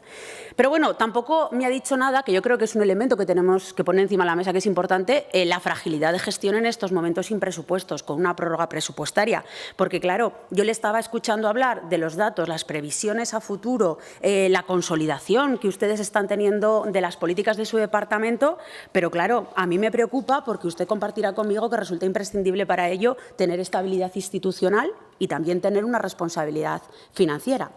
Simplemente el objetivo fundamental que pretendía esta portavoz al plantearle esta interpelación era conocer la evaluación de las políticas públicas que ustedes hacen con respecto a lo que… Oiga, ¿cómo que no? Yo si quiere le leo la pregunta, pero quería saber la valoración que hacían desde el punto de vista de la repercusión económica, la reversión, el retorno económico de sus políticas, y tal cual lo pone en la frase de la pregunta. Nosotros somos Y nos parece bien que se evalúen las políticas, los diseños, las medidas, la ejecución, que se piense y se valore y se diga, oye, ¿han sido eficientes, han sido eficaces las medidas? ¿No han sido? Reconduzcámosla por otro lado. Y para ello, venir aquí y rendir cuentas. Yo creo que ese enfoque lo puede compartir conmigo. Una pregunta que le hago, señor consejero. ¿Usted en su departamento tiene un plan de seguimiento y evaluación que permita conocer a medio plazo la rentabilidad social y económica de sus políticas? Repito. ¿Ustedes tienen en su departamento un plan de seguimiento y evaluación a medio plazo de la rentabilidad social y económica de las políticas? Fíjese, de los datos con los que contaba esta portavoz, sí que me ha apetecido traerle alguno, pues porque tengo algunas dudas y creo que usted es el que mejor lo puede resolver. Por ejemplo, si vamos a los proyectos de inversión en los planes de sostenibilidad turística, que es el de mayor cuantía de su departamento, después de que hicieran una baja y lo dejaran en 327.810 euros, han ejecutado un 50,4%. Espero que me dé la explicación, me diga por qué está pasando esto. El segundo proyecto de mayor cuantía de su departamento es todo lo que tiene que ver con los recursos patrimoniales en territorios con fines turísticos, iluminaciones, señalizaciones turísticas. Ahí han ejecutado un 0%. También me gustaría conocer, en el caso de los stands en ferias de turismo, un 6,9%. Es que me parece o que no lo han actualizado o que realmente, si esto es que tienen mucho margen de mejora. También, proyecto de inversión de las nuevas infraestructuras relacionadas con la movilidad en los valles de Pineta y Escuaín. Estamos en un 14,55. Y el que más me ha preocupado, pero además me ha sorprendido, es que ustedes en el proyecto de campañas de publicidad turística, un 0%. Tuve que volver. Digo, pero ¿cómo puede ser que se hayan gastado un 0% y estemos hablando de campañas de publicidad, verdad? El Partido Popular. Pues sí, un 0%. Entonces, claro, dije, voy a revisar el VisualGov, que ahí, en ese portal de transparencia, pues puedo encontrar alguna pista de por qué la ejecución es tan baja. Su departamento sigue avanzando poquito, lento, señor Blasco. Está en un 36% de ejecución.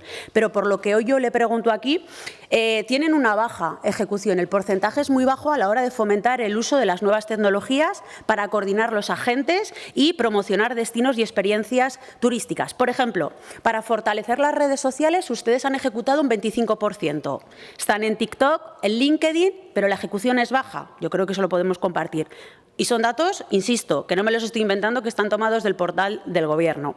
En segundo lugar, para dinamizar los portales turísticos de Aragón, que tenían 100.000 euros, están en 50%. No nos parece del todo tampoco elevado, a pesar de que es verdad que sabemos que están actualizando y trabajando por la mejora de la página web de los productos turísticos. Y en tercer lugar, las herramientas tecnológicas o el Big Data, que también están en un 25%, pues a pesar de que también están en reuniones con el ITA para actualizar pues el RITA, es decir, ese radar de inteligencia turística de Aragón.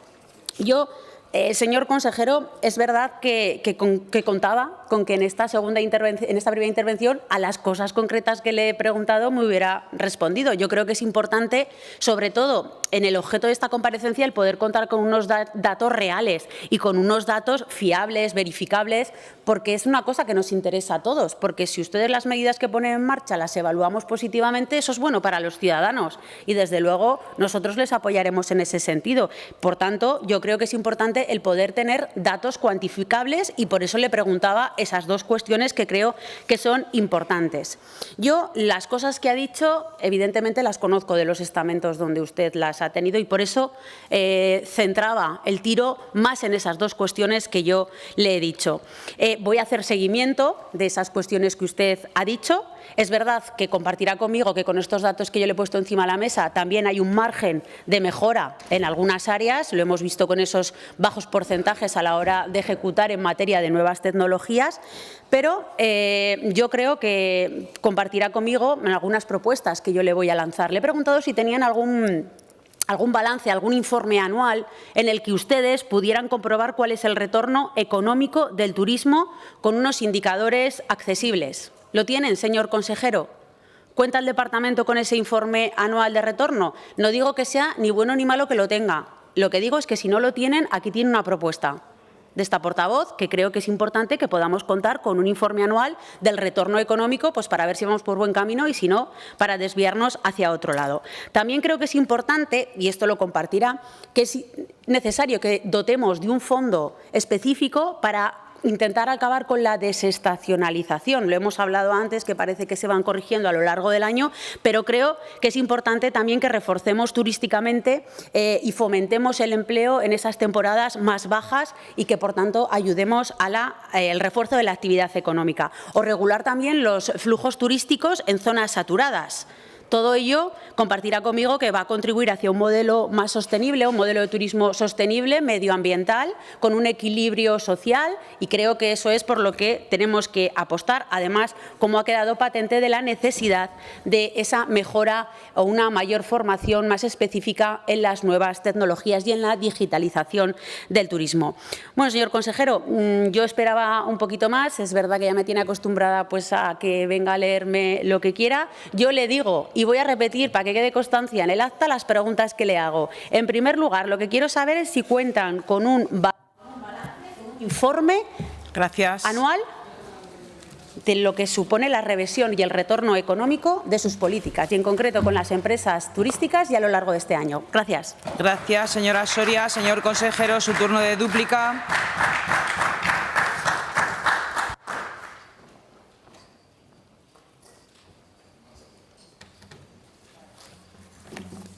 Señora portavoz, señora Soria, le leo la pregunta parlamentaria que usted me traslada. ¿Cuáles son los indicadores que se están utilizando en el departamento para evaluar el retorno económico del turismo? ¿Cuáles son los indicadores? He estado 5 explicándole los indicadores. Claro. Yo doy los que me facilita la Dirección General de Turismo y Turismo de Aragón. Además, le digo que hemos puesto en marcha un sistema de inteligencia turística para poder, con las nuevas tecnologías, con la inteligencia artificial incluso, avanzar en los datos. Le digo que hemos probado en Semana Santa y me dice que para qué le doy los datos de la Semana Santa. Entonces, usted... La próxima vez, yo le aconsejo que la próxima vez, en vez de hacerme una pregunta concreta para luego usted estar 10 minutos hablando de lo que considera oportuno, me haga las preguntas que me va a hacer en su primer turno, me las haga por escrito para que yo pueda tener tiempo para trabajar lo que usted quiere saber. Pero usted me ha preguntado por los indicadores. Me pregunta por los indicadores.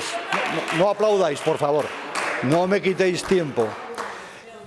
Entonces, yo pongo a todo mi departamento a trabajar en un informe para los indicadores, pero resulta que no era lo que usted quería.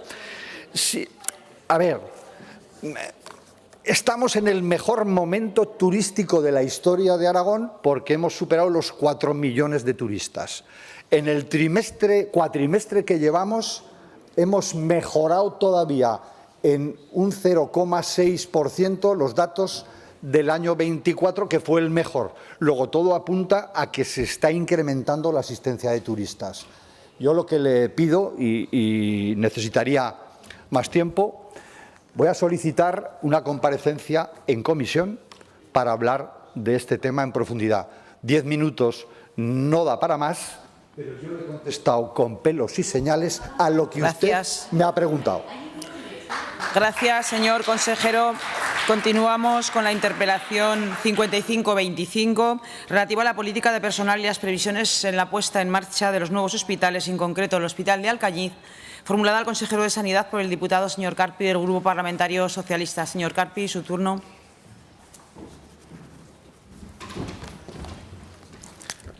Muchas gracias, presidenta. Buenos días a todos. Buenos días, señor bancarero. Cuenta una fábula de La Fontaine, además hoy que hay niños en el público, creo que la fábula es muy adecuada. Cuenta la fábula de La Fontaine que un viejo rey león cayó enfermo y se le recomendó hacer reposo durante un tiempo.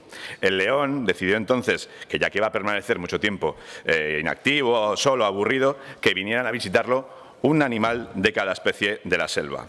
Se aclaró entonces que se otorgaba total inmunidad, que ningún animal iba a ser comido por el propio león. Todos los animales eligieron un emisario y lo enviaron. Los zorros estaban eligiendo un emisario, un embajador, y uno de ellos interrumpió la charla y dijo: vengo de recorrer el entorno de la Cueva del León y todas las huellas están en dirección de entrada y ninguna está en dirección de salida. A pesar de las promesas de inmunidad, es fácil ver cómo se entra en la Casa del León, pero imposible saber cómo se sale. Nunca hay que fiarse de un león, ni siquiera cuando está herido, como herido está el Partido Popular en este momento. Eso nos ha pasado a los aragoneses con ustedes. Prometieron que iban a mejorar la sanidad y ahora que gobiernan han mostrado su verdadera cara. El león de la fábula se comía a los animales y ustedes debilitan y privatizan nuestra sanidad pública. Y lo hacen, cómo no, tras su engaño premio. Lo de siempre, lo que han hecho ustedes siempre para poder ganar las elecciones. Hoy hablaremos de Alcañiz, donde se ha publicado que faltan 16 médicos de 10 especialidades diferentes, un 15,3% de la plantilla, aunque realmente faltan más y usted lo sabe perfectamente.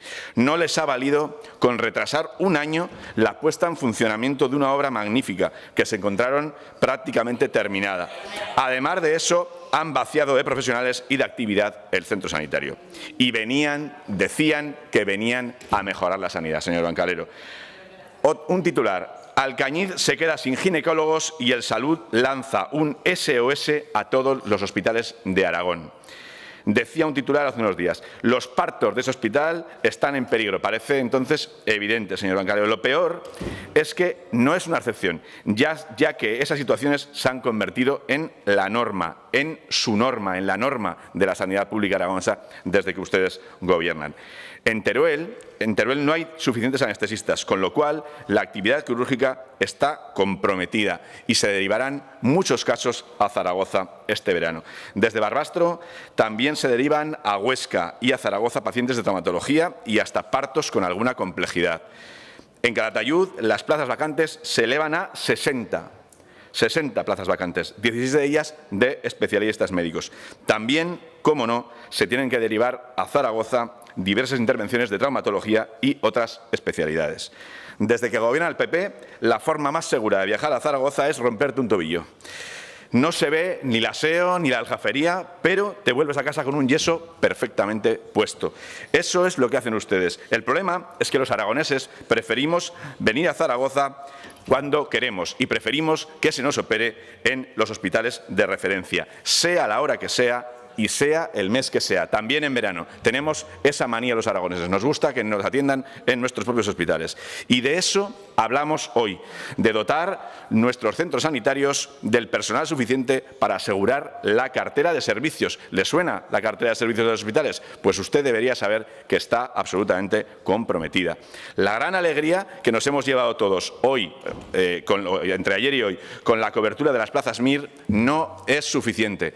Estamos encantados de ese hecho, de que se llenen las plazas, de que tengamos futuros médicos, pero eso no es suficiente. En Alcañiz se va a pasar de las 137 camas de agudos actuales a 178, de las que 20 son para hospitalización a domicilio. Además, se van a doblar los quirófanos, se pasará de 3 a 6 y los paritorios de 2 pasarán a 4.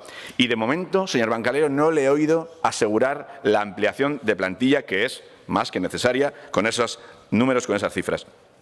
¿Cuántos profesionales más se van a contratar para cubrir las necesidades del nuevo hospital de Alcañiz?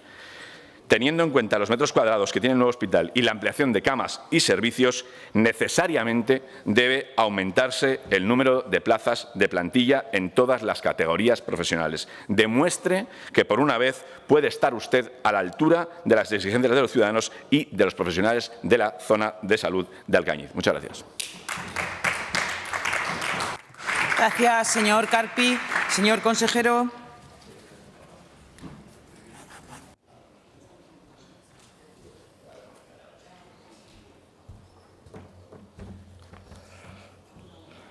Gracias, señora presidenta. Buenos días. Me gustaría iniciar mi intervención con dos buenas noticias que afectan directamente a nuestro personal sanitario. Una ya sabe cuál va a ser, la otra se la voy a contar ahora. La primera es que acabamos de firmar con los sindicatos el acuerdo de organización de la atención continuada, que va a suponer una mejora en la atención a todos los ciudadanos y una mejora en las condiciones de nuestros profesionales.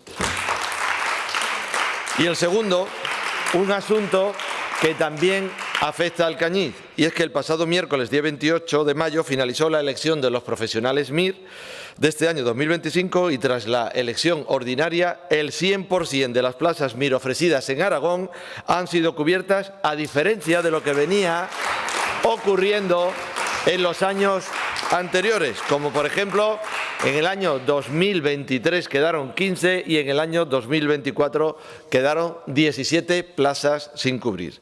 Especialmente es una muy buena noticia de que todas las plazas de medicina de familia han sido elegidas tanto en Aragón como en el resto de España. A ustedes seguramente lo que les hubiera gustado escuchar, aunque aquí ha expresado lo contrario, es que hubieran quedado desiertas, ya que nunca, y repito, nunca hicieron el más mínimo gesto para mejorar la cobertura MIR. Nunca, ni una sola propuesta, ni aquí ni en el Ministerio de Sanidad. Pero a solicitud del Gobierno de Aragón y, por supuesto, con el apoyo de otras comunidades gobernadas por el Partido Popular, por fin el Ministerio nos escuchó y, a petición del Gobierno de Aragón, se han flexibilizado los requisitos de elección. Se ha permitido la elección presencial y no solamente vía online. Y se ha conseguido que el examen MIR sirva para ordenar la elección de plazas, pero no para descartar a los profesionales. Por cierto, señor Carpi, le voy a decir una cosa. A mí me encanta, me complace, me encanta, le digo, que nos compare con un león. Y le digo por qué. Porque es el emblema de esta ciudad. Y es el emblema del Real Zaragoza. Y va bien. No es que sea el mejor equipo, pero de momento no vamos a descender. No va a descender. No cabe duda que tenemos que estar alerta, es un buen paso el que hemos dado, pero seguimos teniendo un desafío muy importante con lo que es la especialidad de medicina familiar y comunitaria. Una especialidad que cada año se elige mucho más tarde. Las elecciones de los profesionales evidencian un menor interés por parte de los MIR por elegir plazas en las zonas más alejadas de las grandes urbes, de las grandes ciudades. Y esta situación también afecta a Alcañiz, donde de las últimas 50 plazas que se eligieron en esta convocatoria, 4 de ellas eran de Alcañiz. Señor Carpi, que haya comenzado con la selección y la elección de las plazas MIR no es una casualidad. Es el reflejo de la situación de todos los profesionales, sus preferencias y de la realidad que ocurre en Aragón, no solo en Aragón. Me interpela por Alcañiz en relación al nuevo hospital. Y le tengo que decir una cosa. Lienzo sobre el blanco, señor Carpi. Eso nos encontramos en su gobierno. Cero planificación, cero visión de futuro. Es el legado de su gobierno, en todo lo relacionado con el personal y con nuestros profesionales. ¿Con qué facilidad solicita usted que se cubra la totalidad, que se amplíen las plazas, tras la nula planificación de su gobierno anterior y del actual gobierno de Sánchez? ¿Sabe usted cómo está la plantilla actualmente del Hospital de Alcañiz? Usted no tiene los datos actualizados. Le informo, la plantilla orgánica es de 117 profesionales y actualmente tiene un déficit de 8. Eso quiere decir que está cubierta en más de un 92% la plantilla. Ya le digo yo que sí. Señor Carpi, estamos listos, estamos trabajando para ir abriendo progresivamente el hospital. Estamos reforzando las especialidades con mayores necesidades, teniendo en cuenta las características de la población de la zona y sus necesidades asistenciales. Muchas gracias. Gracias, señor Bancalero. Señor Carpi. Sí.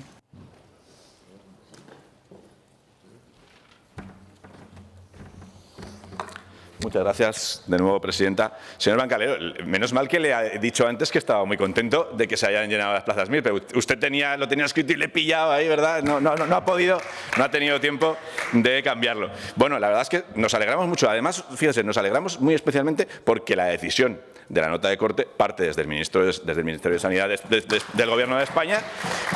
Y eso es lo que ha provocado, evidentemente, que se llenen todas las plazas MIR. Y de verdad nos alegramos de que esos pasos adelante hayan sido también fruto con el acuerdo con las comunidades autónomas, que además pues son las últimas garantes de la prestación sanitaria. Eso nos alegramos por un lado. Y luego ha hablado usted del final de huelga, del acuerdo final de huelga, otra cuestión de la que nos alegramos muy especialmente. Una huelga, y se lo he dicho aquí y cuando hemos hablado de ese tema más detenidamente, una huelga es una mala noticia para todos. No puede alegrarse nadie. Nosotros no somos somos una oposición destructiva como eran ustedes. Nosotros no somos aquello de que se caiga España que ya la levantaremos nosotros, no. Nosotros no somos así. Nosotros queremos el bien de Aragón, lo que pasa es que creemos que el bien de Aragón viene de la mano de las políticas socialistas. Eso es lo que nos pasa a nosotros. Eso es lo que nos pasa a nosotros. Y, de hecho, los hechos nos dan la razón, porque ustedes no han mejorado ni un solo indicador sanitario, y hoy vamos a hablar de alguno de ellos. Estos días hay concentraciones a las puertas del Hospital de Calatayud bajo el lema «No más zuecos vacíos». Yo creo que no hay que explicarles por qué ese lema. Se refiere, por supuesto, a que faltan profesionales. Y faltan porque ustedes carecen de la sensibilidad necesaria para darse cuenta de lo importante que es cubrir los hospitales. Hay que cambiar de concepto. Si generamos plazas mixtas, han de usarse las plazas de los hospitales de Zaragoza y no las plazas de Alcañiz o las de Barbastro, por poner ejemplos que son del día a día, son prácticos. Hasta los propios equipos directivos, los suyos, los que ustedes han nombrado, les piden ese giro en las políticas. Otro de los frentes abiertos que tiene usted, porque es que tiene muchos, es el cierre de camas. Ya le he dicho alguna vez que usted es el consejero que más camas ha cerrado en la historia de nuestra comunidad, pero es que sigue mejorando su plusmarca. Es como los grandes velocistas de la historia, aquellos de Ben Johnson y Carl Lewis, que cada gran cita mejoraban su plusmarca. Pues usted es que la mejora cada verano, cada Navidad. El Gobierno de Aragón dispara un 14% el cierre de camas de hospitalarias para el verano, decía un titular estos días. El Gobierno de Aragón cerrará un total de 682 camas. Yo creo que serán más. Yo, con mis cálculos y algunas de los que me pasan los compañeros, son más que esas todavía. La verdad es que, además, por si eso no fuera suficientemente grave, las van a cerrar antes, porque usted, algunas, las va a cerrar hoy. Hoy, que todavía, hombre, hace calor, pero verano no es todavía.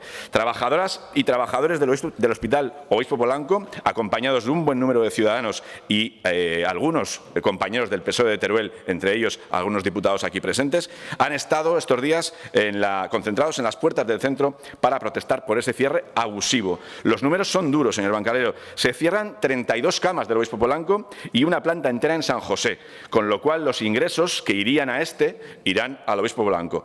Es evidente que su única planificación es el ahorro para gastarlo mal. Cerrarán 70 camas en el Hospital Provincial de Zaragoza, cerrarán casi 300 en el Servet. ¿Cuántas cerrarán en el Cañiz? Con el traslado de por medio nos tememos lo peor, los trabajadores se temen lo peor. Lo dicho, es un ahorro, pero realmente es un recorte de servicios a los ciudadanos. Volviendo al Cañiz, ya que lo acabo de nombrar, hay mucho miedo a su falta de empatía. Y hoy usted no ha dado nada de tranquilidad, no se ha comprometido aquí a ningún incremento de plantilla. La apertura de la UCI exige la contratación de intensivistas, una especialidad que hasta ahora no existía en ese hospital. ¿Habrá intensivistas en el Cañiz cuando se llegue al traslado completo del hospital? Necesitaríamos un aumento de plantilla en todos los perfiles profesionales y muy especialmente en enfermería. Me consta que se está buscando con una dirección de correo enfermeros, sobre todo por la zona de Valencia. ¿Tendremos enfermeros suficientes para ese hospital? ¿Asegura usted, señor Bancalero, esas contrataciones? No le veo dar ningún compromiso y eso me preocupa. Hoy, esta mañana, decía mi portavoz, mi compañero, el señor Sabes, Aragón y Baleares tienen, bueno, aquí Baleares realmente es Aragón. Aragón es la que tiene las listas de espera más largas de España. 165 días para una consulta, la peor cifra del país. En eso han convertido ustedes la sanidad aragonesa, en la que peores cifras tiene de toda España. Y usted diciendo aquí que atienden antes y que atienden más. Debe usted sufrir mucho, porque cada día abre la prensa y la prensa, la realidad, le 15 desmiente. segundos. Por un día, déjese de evasivas y justificaciones. Le exijo compromisos con los habitantes del Bajo Aragón histórico y con la sanidad pública aragonesa. Los aragoneses ya han visto las huellas, señor Bancalero. Muchas gracias. Gracias, señor Carpi. Señor consejero, su turno de dúplica.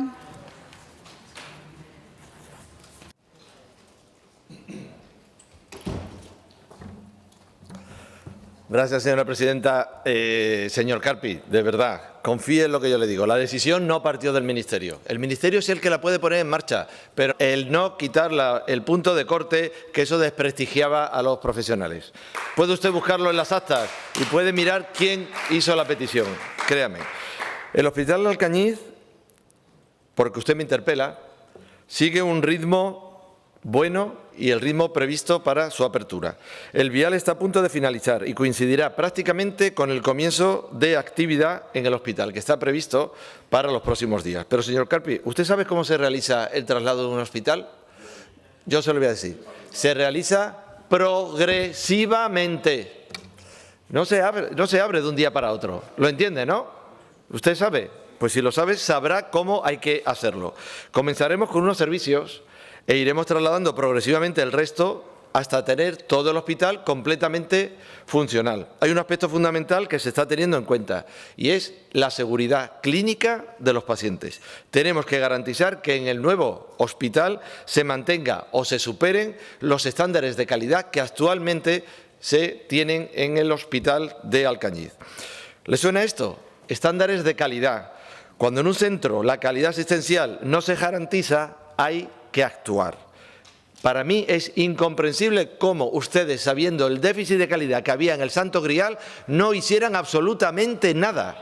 Nada, no hicieron nada. Estándares de calidad. Usted sabrá, como me dice, de hacer el traslado de un hospital, pero de estándares de calidad no tiene usted ni idea, porque además usted era el director de atención primaria en Huesca. Ni idea. En cuanto al personal, se ha reforzado el último año y se está trabajando para aportar más profesionales al Servicio Aragonés de Salud a través de la convocatoria de oposiciones, de todas las especialidades, estabilizaciones, fidelizaciones, y ya se está trabajando en la oferta del empleo para el año 2025. Señor Carpi, Alcañiz va a ver fortalecida la calidad asistencial de manera progresiva e inteligente, construyendo y dotando al hospital para que se adapte a las necesidades de nuestra población. Y, por supuesto, si se aumenta la cartera de servicio del Hospital de Alcañiz, va a tener una unidad de cuidados intensivos, por supuesto que tendrá especialistas en cuidados intensivos. ¿Cuántos prepararon ustedes? ¿Cuántas plazas mejoraron ustedes en cuidados intensivos? Usted sabe que nosotros estamos trabajando para poder formar a más intensivistas en nuestro territorio aragonés. Ustedes no hicieron nada. No solamente no hicieron nada, dejaron perder especialistas. ¿Y sabe usted dónde? En la provincia que normalmente más se señala con la despoblación, que es Teruel.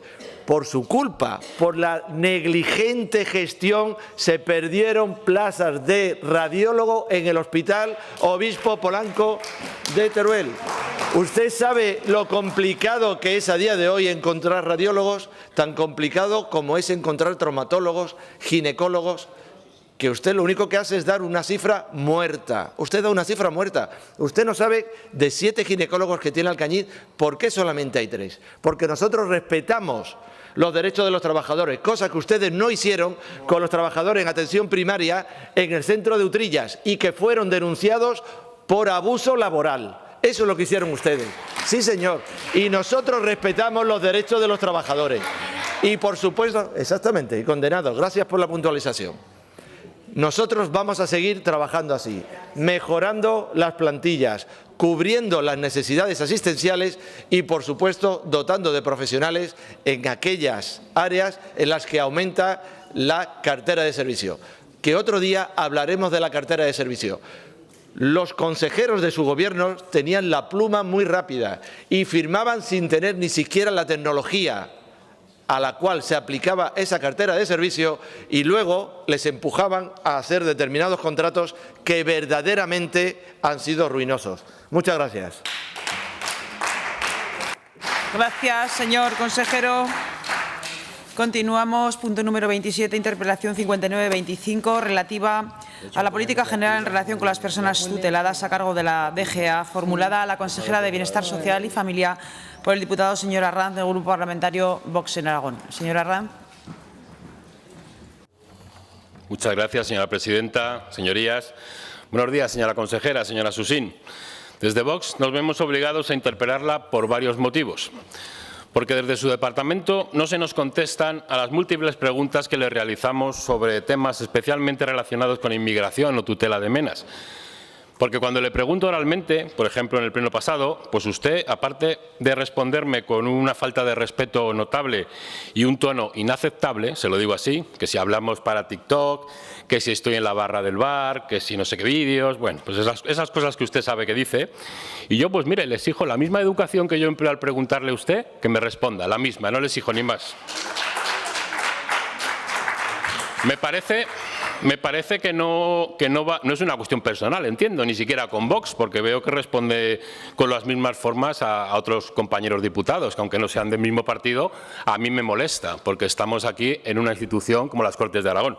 Pero bueno, aparte de sus formas, como digo, respecto al fondo, o nos remite a las distintas webs oficiales o a páginas de transparencia, donde muchas veces pues no están las respuestas concretas que nos interesan. Y aunque lo estuvieran, como oposición tenemos el derecho y la obligación de fiscalizar y controlar su acción de gobierno y de su departamento, y usted la ha de contestar. Además, cuando le pregunto yo, no le pregunta a David Zarrán, le pregunta Vox, le pregunta miles de votantes de Vox y le preguntan miles de aragoneses que tienen interés en esa cuestión, aunque no nos voten, ¿me entiende? Cuando usted, por ejemplo, quiere tratar de apuntarse un éxito en su gestión política, aunque vengan las páginas de transparencia, lo que hace es venir aquí a explayarse y a contarlo, me parece bien. Pero entonces, sea coherente. Otra de sus respuestas habituales, cuando le hacemos preguntas relacionadas con menas o con graves incidentes ocurridos en estos pisos tutelados o en centros de menores, es llamarnos irresponsables, excusarse en la protección de datos y en que son menores. Señora Susín, sé perfectamente dónde están los límites legales a la hora de realizar mis preguntas. No le pregunto nombres, no le pregunto afiliaciones, no le pregunto datos sobre su intimidad, no mostramos imágenes, se habla siempre en términos de presunción de inocencia, presuntos delitos cuando no hay sentencia condenatoria. Créame que conozco el tema, conozco el secreto del sumario y otras cuestiones legales y judiciales, se lo aseguro que lo conozco. Pero todo esto no puede servir para evitar hablar de la existencia de esos episodios muy graves acontecidos en estos centros de menores. Sabemos que es un tema sensible, claro que sí, es un tema sensible, no podemos tratarlo de cualquier forma. Pero ¿qué pasa? ¿Tenemos que esperar a que haya un muerto? ¿Eso es lo que hay que esperar para que usted hable de estos temas? Como los demás casos, ya una agresión sexual tampoco le parece para hablar del tema, lo siguiente más grave que es, ¿un asesinato o un homicidio? Esperemos que no. Esperemos que no, se lo digo de todo corazón. Vox va a seguir denunciando tales hechos, nos preocupan los menores y nos preocupan los trabajadores de estos centros de menores, sean de reforma, sean pisos tutelados, nos preocupan los educadores, los trabajadores sociales, los psicólogos, los vigilantes de seguridad, el resto del personal, porque vamos a ser su voz para defenderlos en sus derechos y en sus legítimas reivindicaciones de seguridad, laborales, etcétera. La gestión de las personas bajo tutela a cargo de la Diputación General de Aragón requiere un rigor y transparencia que garantice tanto la correcta atención a los tutelados como los derechos y el bienestar de los trabajadores dedicados a dicho cuidado. El IAS es el organismo responsable, como bien sabe, de la tutela y protección de estos menores en situación de desamparo o conflicto social en Aragón, conforme a la Ley 12/2001 de Infancia y Adolescencia. Los menores tutelados son aquellos que, por circunstancias familiares, sociales o judiciales, requieren la intervención de la Administración para garantizar su bienestar. El Instituto Aragonés de Servicios Sociales, y de usted depende, debe garantizar la seguridad y los derechos de los menores y adultos también que estén bajo tutela. Y si bien se están detectando deficiencias estructurales graves que no permiten cumplir dicho objetivo, se plantean serias dudas objetivas respecto a la eficacia, profesionalidad, medios necesarios y transparencia en la gestión de este tipo de centros, lo que sin duda genera malestar social e incertidumbre en la población. La precariedad laboral, los episodios de violencia, la falta de seguridad del personal que allí presta sus servicios, el relato de que son casos aislados es falso, ya no cabe. Y afecta tanto a menores como a los trabajadores. Y no es solo Vox quien denuncia estas importantes deficiencias en la gestión de estos centros y las condiciones de los derechos de los trabajadores. Se han manifestado los propios trabajadores sociales, los vigilantes de seguridad, con ese plus de peligrosidad de 23 euros brutos al mes, algo que es ridículo, igual que los vigilantes que trabajan en hospitales, y se han manifestado también organizaciones tampoco sospechosas de ser ultras, como CGT, Comisiones Obreras o la Plataforma por un Convenio Autonómico, las que denuncian la precariedad de los centros derivada de la externalización y la falta de recursos y protocolos eficaces que contribuyen a la inseguridad del personal, criticándose también la colaboración público-privada por generar entornos de abandono institucional. Muchas gracias. Gracias, señora Arranz. Señora consejera, su turno de respuesta.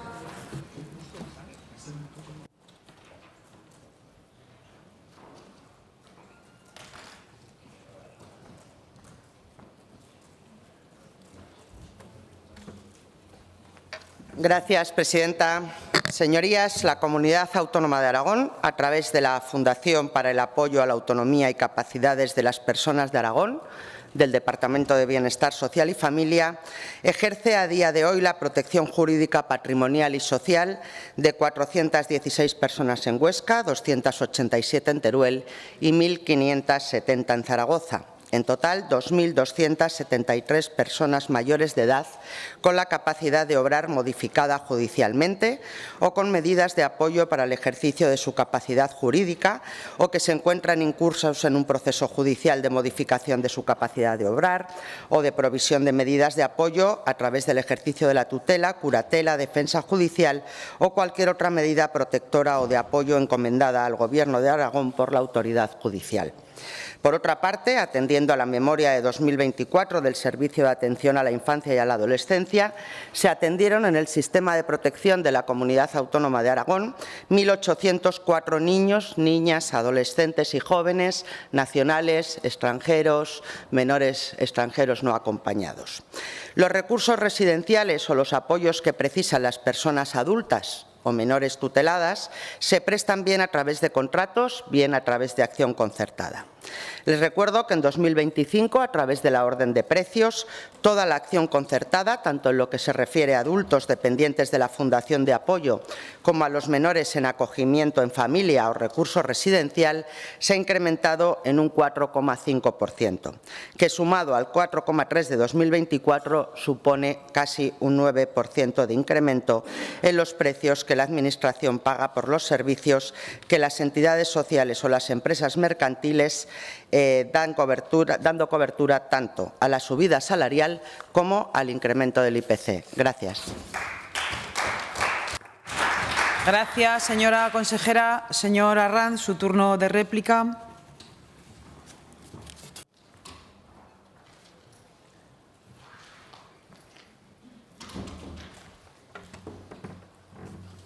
Gracias, señora presidenta. Le voy a recordar algunos episodios, los más graves, porque como no son hechos aislados, pues hay muchos, pero le voy a recordar solo los más graves. El caso del Centro de Atención de Menores de Ateca, que está judicializado, ya lo sabemos, el Juzgado de Instrucción de Calatayud, y ha abierto un proceso penal por delitos de lesiones, agresiones sexuales, delitos contra la integridad moral y torturas, humillaciones, maltrato a menores, donde están imputados el director del centro y 4 trabajadores que no tenían ninguna cualificación. Algunos simplemente estaba allí porque sabía hablar árabe, y existen 19 denuncias de menores de tal centro, en agosto-septiembre de 2024. El Centro de Reforma de Menores de Juslibol, Zaragoza. Los continuos episodios de violencia, agresiones verbales y físicas, motines con jóvenes muy violentos, muchos de ellos vinculados a bandas latinas, que han supuesto para educadores y vigilantes agresiones, tener que acudir a unidades de antidisturbios, amenazas, bajas laborales, y están con ansiolíticos. Además de los robos con violencia que suceden en los alrededores de esos centros de menas. Por ejemplo, las proximidades de la calle Tierno Galván, donde un tirón a una mujer mayor de 90 años, 2 menores argelinos, acabó con la mujer en coma. O la paliza a un joven con la rotura de la nariz para robarle el móvil. Esto le hablo de noviembre de 2024 entre enero de 2025. El piso tutelado de la calle Comadre de Teruel. En los últimos episodios muy graves tenemos la presunta agresión sexual perpetrada por un MENA a una joven educadora en abril 25 y un menor apuñalado el día 14 de mayo, hace nada, por una discusión entre MENAs. Además, una discusión que dicen sin importancia. O sea, fíjese cuando sea importante. Y algo común. Donde se ubican estos centros de menas llegan los incidentes violentos, las peleas, la reyerta, los problemas de convivencia con los vecinos, bebidos, drogados. ¿Eso es verdad o es mentira? Y señorías, aquí hay muchos alcaldes de municipios. ¿A que ninguno quiere instalar un centro de menas en su municipio? ¿Verdad? Somos un poco hipócritas. Todo lo queremos, pero para los demás, ¿verdad? Pues bien, desde Vox les instamos a la señora consejera a que tome este tema en serio, que sea valiente, que tome las decisiones o, si no puede, que pida apoyo.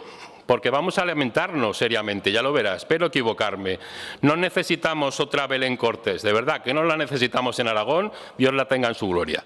Desde Vox le exigimos las pruebas médico-forenses para determinación de la edad, poner fin al negocio repugnante de las ONGs, y le digo a PIP, ACAM, ACEM, etcétera, etcétera, que se lucran con la acogida y alojamiento de menas, que han hecho un negocio de un drama y que cooperan con las mafias de tráfico de personas. Igual necesitamos centros públicos gestionados por el Estado, con empleados públicos y con trabajadores profesionales, con protocolos e inspecciones adecuadas, y no favorecer tanta ONG y tanto negocio.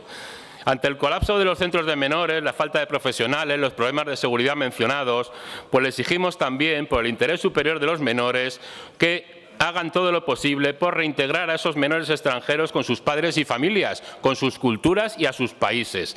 Porque hay mecanismos, claro que los hay. Le hemos citado el artículo 35.2 de la Ley 4/2000. Le hemos citado que existen también, eso es para la comunidad autónoma, le hemos citado que también el Estado, el Gobierno de España, puede hacer uso de los acuerdos bilaterales suscritos, por ejemplo, con Marruecos en 2007 y 2013. Para reintegrar o repatriar a los menores extranjeros. Vamos a poner en marcha esto, especialmente con los menores delincuentes multireincidentes. No somos los servicios sociales de Marruecos, ni de Argelia, ni de Mali. No lo somos ni lo queremos ser.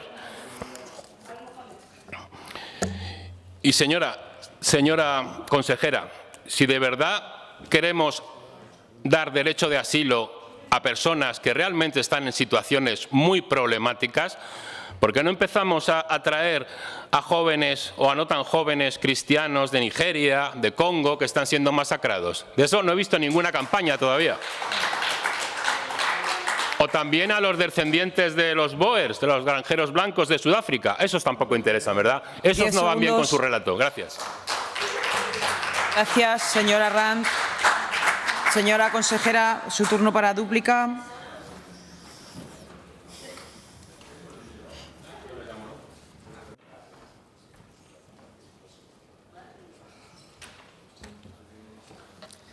Gracias, presidenta. Señora Ranz, con todo el respeto, le digo que lo mezcla usted todo. Yo no sé si interesadamente o por desconocimiento, pero lo mezcla usted todo. Ese respeto que usted exige, creo que debería aplicárselo también su grupo parlamentario, y el mismo respeto que se exige en las Cortes, yo también exijo en las redes sociales, en las cuales yo me dedico simplemente a explicar la gestión y no a ridiculizar ni a señalar a nadie. Señorías, los objetivos, y atiendo al petitum de la interpelación, que era en materia de tutelas, los objetivos de la Fundación para el apoyo a la autonomía y las capacidades de las personas de Aragón son la protección jurídica, patrimonial y social de las personas mayores de edad, con las medidas judiciales o voluntarias de apoyo al ejercicio de su capacidad jurídica a través del ejercicio de la tutela, curatela, defensa judicial o cualquier otra medida protectora o de apoyo encomendada al Gobierno de Aragón por la autoridad judicial, la promoción y capacitación de las personas sometidas a medidas de apoyo en el ejercicio de su capacidad jurídica para que en la medida de sus posibilidades puedan desempeñarse de la forma más autónoma posible en su vida diaria, la prestación de orientación y asesoramiento a particulares, profesionales, otras entidades y administraciones públicas en relación con la provisión de medidas de apoyo y la orientación a personas físicas en la planificación preventiva de su futuro para anticiparse a posibles situaciones de afectación de la capacidad de obrar con la adopción de medidas que prevean dichas situaciones en protección de su propia persona y de su patrimonio según sus propios deseos y voluntad. También es función de la Fundación la sensibilización reinserción social y profesional y prevención de abusos ante las situaciones de discapacidad, dependencia y toma de decisiones al final de la vida, así como la denuncia y persecución de dichas situaciones. Muchas de estas personas, concretamente 917, residen en un recurso residencial financiado o cofinanciado por el Instituto Aragonés de Servicios Sociales. De ellas, 620 personas residen en un recurso específico de salud mental o para personas con discapacidad, fundamentalmente discapacidad intelectual. La Fundación mantiene 3 contratos, uno en cada provincia, para acompañamiento y apoyo a las personas con medidas de apoyo, además de contratos de asesoramiento jurídico y gestión contable, fiscal y laboral, amén de otros contratos para prestar los apoyos necesarios a estas personas. Respecto a los niños, niñas, adolescentes y jóvenes tutelados, en 2024 la Comunidad Autónoma asumió 774 tutelas, bien porque existe una amenaza para la integridad física o mental para estos menores o porque han quedado privados de la necesaria asistencia moral o material, cuando apunte que son nacionales, extranjeros o menores no acompañados. Además, la Comunidad Autónoma ha asumido 32 guardas voluntarias y 132 guardas provisionales. Y 891 menores han sido declarados en riesgo en Aragón durante 2024.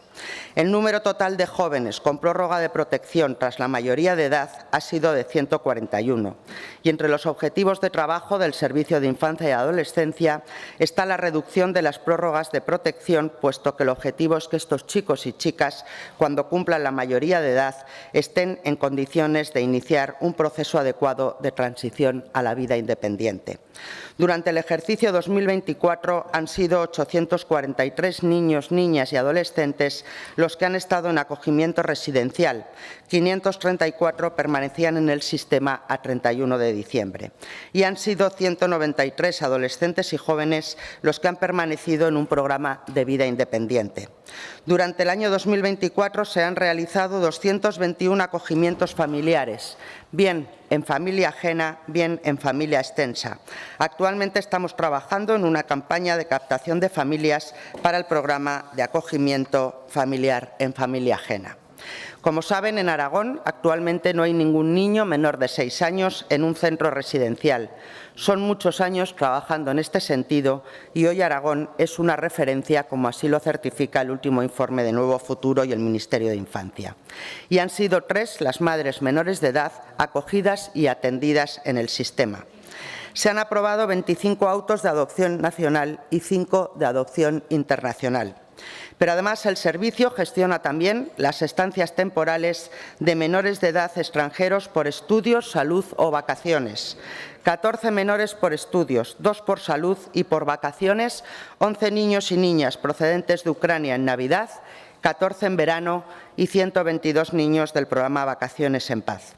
Algunos de ellos, los del programa Vacaciones en Paz, con discapacidad, atendidos en centros de atención a la discapacidad en la provincia de Huesca. Como ven, señorías, el trabajo tanto de la Fundación de Apoyos como del Servicio de Protección a la Infancia y Adolescencia es ingente. Y son muchos niños, niñas, adolescentes, jóvenes y adultos que reciben un apoyo o un recurso del Gobierno de Aragón. Todos ellos personas que con los apoyos necesarios y a pesar de sus dificultades y mochilas de vida, en muchos casos que ustedes ni siquiera llegarían a imaginar, siguen adelante e intentan desarrollar una vida plena e integrada en la sociedad. Gracias. Gracias, señora consejera. Pasamos al turno de preguntas, comenzando por la número 54325, relativa a la modificación del mapa sanitario de Aragón, formulada al consejero de Sanidad por la diputada señora Las Obras, del Grupo Parlamentario Chunta. Señora Las Obras. Gracias, presidenta. Buenos días, consejero. Hace más de un año usted anunció que Aragón tendría un nuevo mapa sanitario adaptado al siglo XXI, un instrumento clave para garantizar su asistencia más eficiente, más justa y más cercana al territorio. Usted nos dijo que se presentaría en febrero del 2025 y que con ese mapa sanitario se corregirían desequilibrios actuales, que se reforzaría la atención primaria y se mejorarían los recursos en el medio rural. Y hoy es mayo y la la realidad a veces es tozuda y no hay rastro de ese mapa sanitario, ni propuesta, ni borrador, ni presentación, nada de nada. Señor consejero, ¿cómo puede explicar este retraso injustificable cuando estamos hablando de una herramienta esencial para garantizar la equidad territorial en el acceso a la sanidad pública? ¿Dónde queda su compromiso con la planificación sanitaria y con la vertebración del territorio que se iba a incluir en este mapa sanitario? Gracias, señora Las Obras. Señor consejero, tiene la palabra.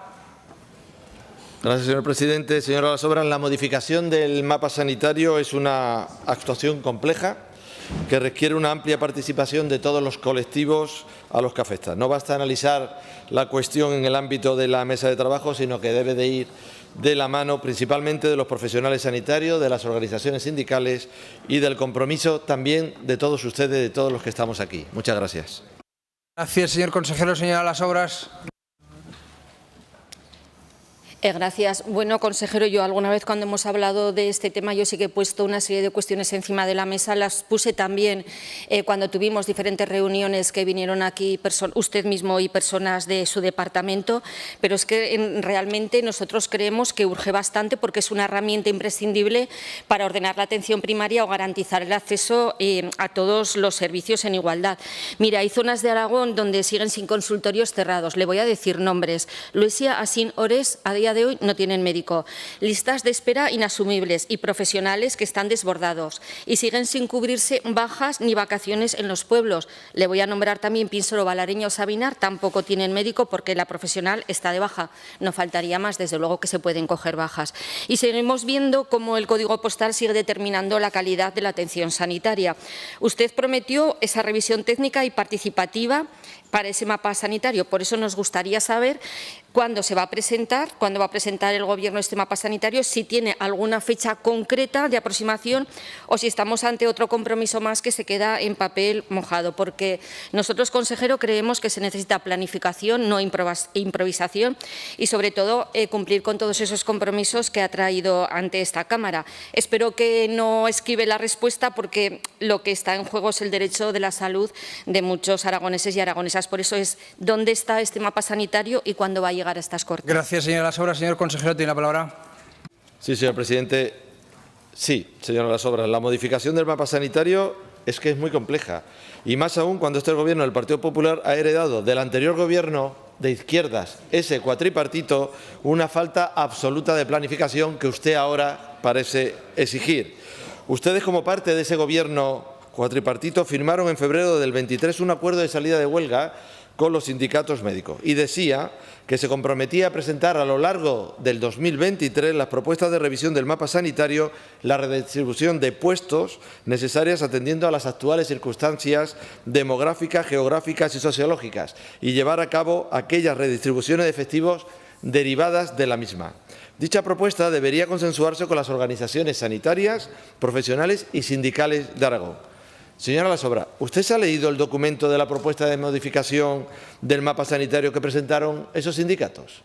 ¿Usted qué propuesta quiere ofrecer? ¿A usted qué le parece la propuesta de esos sindicatos?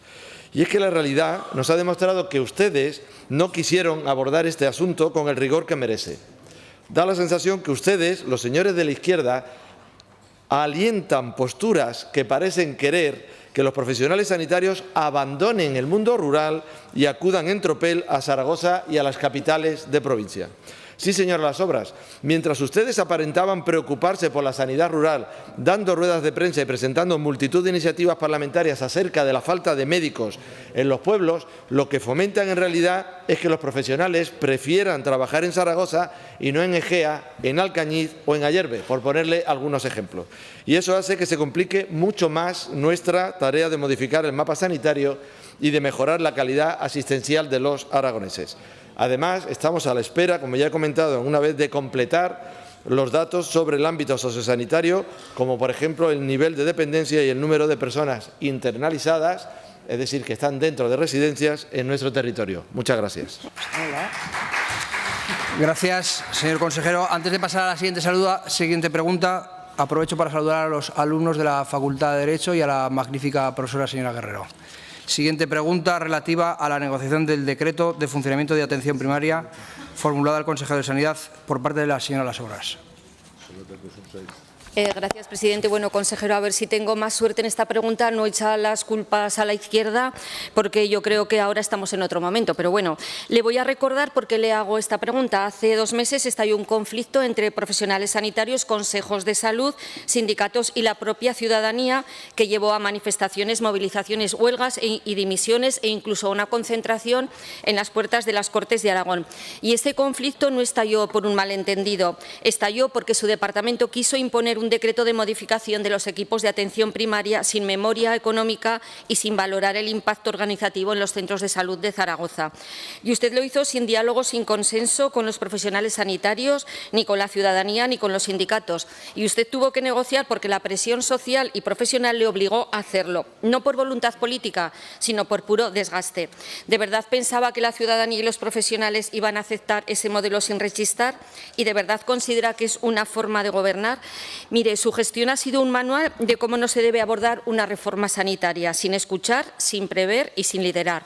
Esta mañana hemos conocido por la prensa que se ha aprobado un acuerdo con los sindicatos, lo cual nos alegramos enormemente para modificar este decreto.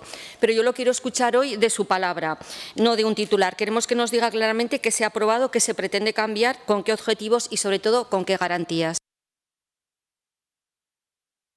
Gracias, señora Las Obras. Señor consejero. Gracias, señor presidente. Señora Las Obras, sindicatos y Gobierno hemos trabajado intensamente y vamos a seguir haciéndolo para solucionar los asuntos importantes que afectan a nuestra sanidad y a nuestros profesionales. Es una gran noticia que el Gobierno de Aragón y los sindicatos hayamos encontrado una fórmula que creemos que va a ser muy positiva, no solamente para los profesionales, sino también para todos los ciudadanos, en especial para los habitantes de Zaragoza. Muchas gracias. Gracias, señor consejero. Señora diputada, la réplica. Gracias. Ha quedado claro que nosotros desde Junta Aragonesista nos alegramos enormemente de este acuerdo, pero quiero que vaya un poco más. Quiero que me cuente un poco qué es lo que se ha aprobado, qué se pretende cambiar, con qué objetivos, con qué garantías. Sobre todo escucharlo de usted, consejero, no de unas notas de prensa que han aparecido. Ya sé que todo ha sido muy discreto, de una manera, digamos, para intentar llegar a acuerdos sin que estallara nada en los medios, pero sí que me gustaría conocer qué es lo que piensa, porque usted repite muchas veces que no se va a renunciar a la calidad del servicio, pero esta calidad no se mantiene con titulares, se mantiene con plantillas suficientes, tiempos dignos de atención, turnos razonables y con una planificación realista. Por eso quiero saber si esas garantías están recogidas en ese, digamos, en ese acuerdo que ha habido, si se va a garantizar que no haya sobrecarga asistencial, si se va a respetar el derecho a la conciliación familiar y laboral de los equipos de atención primaria, o dónde está ese compromiso presupuestario para hacer viable este modelo. Me gustaría que me contestara si se ha contado con los sindicatos, ya lo sé, pero con los equipos de atención primaria, con los coordinadores, con los consejos de salud o con la ciudadanía aragonesa. Gracias, señor consejero. Gracias, señor presidente. Señora Las Obras, lo primero, me gustaría agradecer el clima de trabajo, la disposición al diálogo y la altura de miras por parte de todos los actores que participan en las reuniones. Por esto le quiero decir que cuando usted habla de la falta de diálogo, usted falta a la verdad, porque nosotros hemos hablado y hemos hablado con todos los representantes de todos los trabajadores. Si a usted no le parece bien que hablemos con Comisiones Obreras, díganoslo, porque Comisiones Obreras firmó ese pacto. Agradecer también tanto al equipo del SALU y del Gobierno de Aragón como a los equipos de los sindicatos las numerosas sesiones y largas horas de diálogo que se han mantenido. Además, sin duda, esto va a ser un germen muy fructífero para futuros acuerdos y acompañará un diálogo mucho más fluido. La ciudadanía zaragozana especialmente va a tener mucho más claro dónde acudir en horario de atención continuada. Va a suponer una unificación de criterios y una uniformidad en cuanto a la asistencia que se presta a los diferentes sectores en atención continuada. Se trata de una solución que va a ser beneficiosa para todas las partes implicadas, que va a resultar en una mejor asistencia a nuestros pacientes y unas mejores condiciones de nuestros profesionales. Señora Las Obras, mi valoración política solo puede ser positiva, porque el diálogo siempre es positivo, acercar posturas siempre es positivo y trabajar por la sanidad aragonesa, por supuesto, siempre es positivo. Muchas gracias. Gracias, consejero. Siguiente pregunta relativa a la gestión y pago de las unidades de atención y seguimiento de adicciones, formulada al consejero de Sanidad, Por la diputada señora Zamora.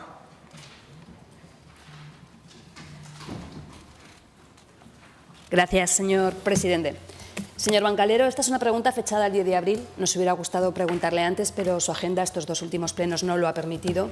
Pasados 2 meses y siendo consciente de que iba a tener que contestar, estoy segura de que anunciará que está en vías de solución o que incluso la ha podido solucionar ya la situación que le voy a exponer, y nos alegraremos, pues es lo que buscábamos con esta pregunta. Hablamos de la gestión del concierto de las unidades de atención y seguimiento de las adicciones en Aragón. Yo sé que para usted estos dispositivos son una gota en ese océano que es la sanidad aragonesa en continuo tsunami, desde que usted es el máximo responsable, pero, señor Bancalero, para muchas familias estos recursos son más que una gota, son la embarcación que les da la oportunidad de salir a flote ante el grave problema que suponen las adicciones. En septiembre del 23 finalizó el contrato de prestación de estos servicios. ¿Qué ha hecho desde entonces? De momento, dejar pasar un año hasta que en octubre del 24 publicaron el anuncio de convocatoria del Acuerdo de Acción Concertada para la atención de estos dispositivos. A las entidades les dieron 15 días para presentar la solicitud y la documentación para acceder a este concierto. Y usted, señor Bancalero, se va a tomar otro año para resolverlo. Y mientras tanto, casi 2 años durante el tiempo que las facturas para el pago de la prestación a estas unidades se han tenido que ir convalidando. Son unidades que, les recuerdo, son de responsabilidad pública.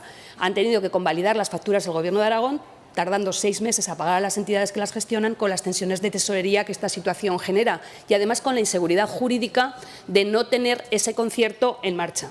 2 años, señor Bancalero, y todo ello con un presupuesto histórico, como hablábamos esta mañana, y con una Dirección General de Salud Mental que, como ya imaginábamos, mucho marketing, pero poca e ineficaz gestión. Por tanto, señor consejero, le pregunto simplemente qué valoración hace como consejero de Sanidad y responsable de este departamento de la gestión que está realizando de este concierto. Muchas gracias. Gracias, señora Zamora. Señor consejero.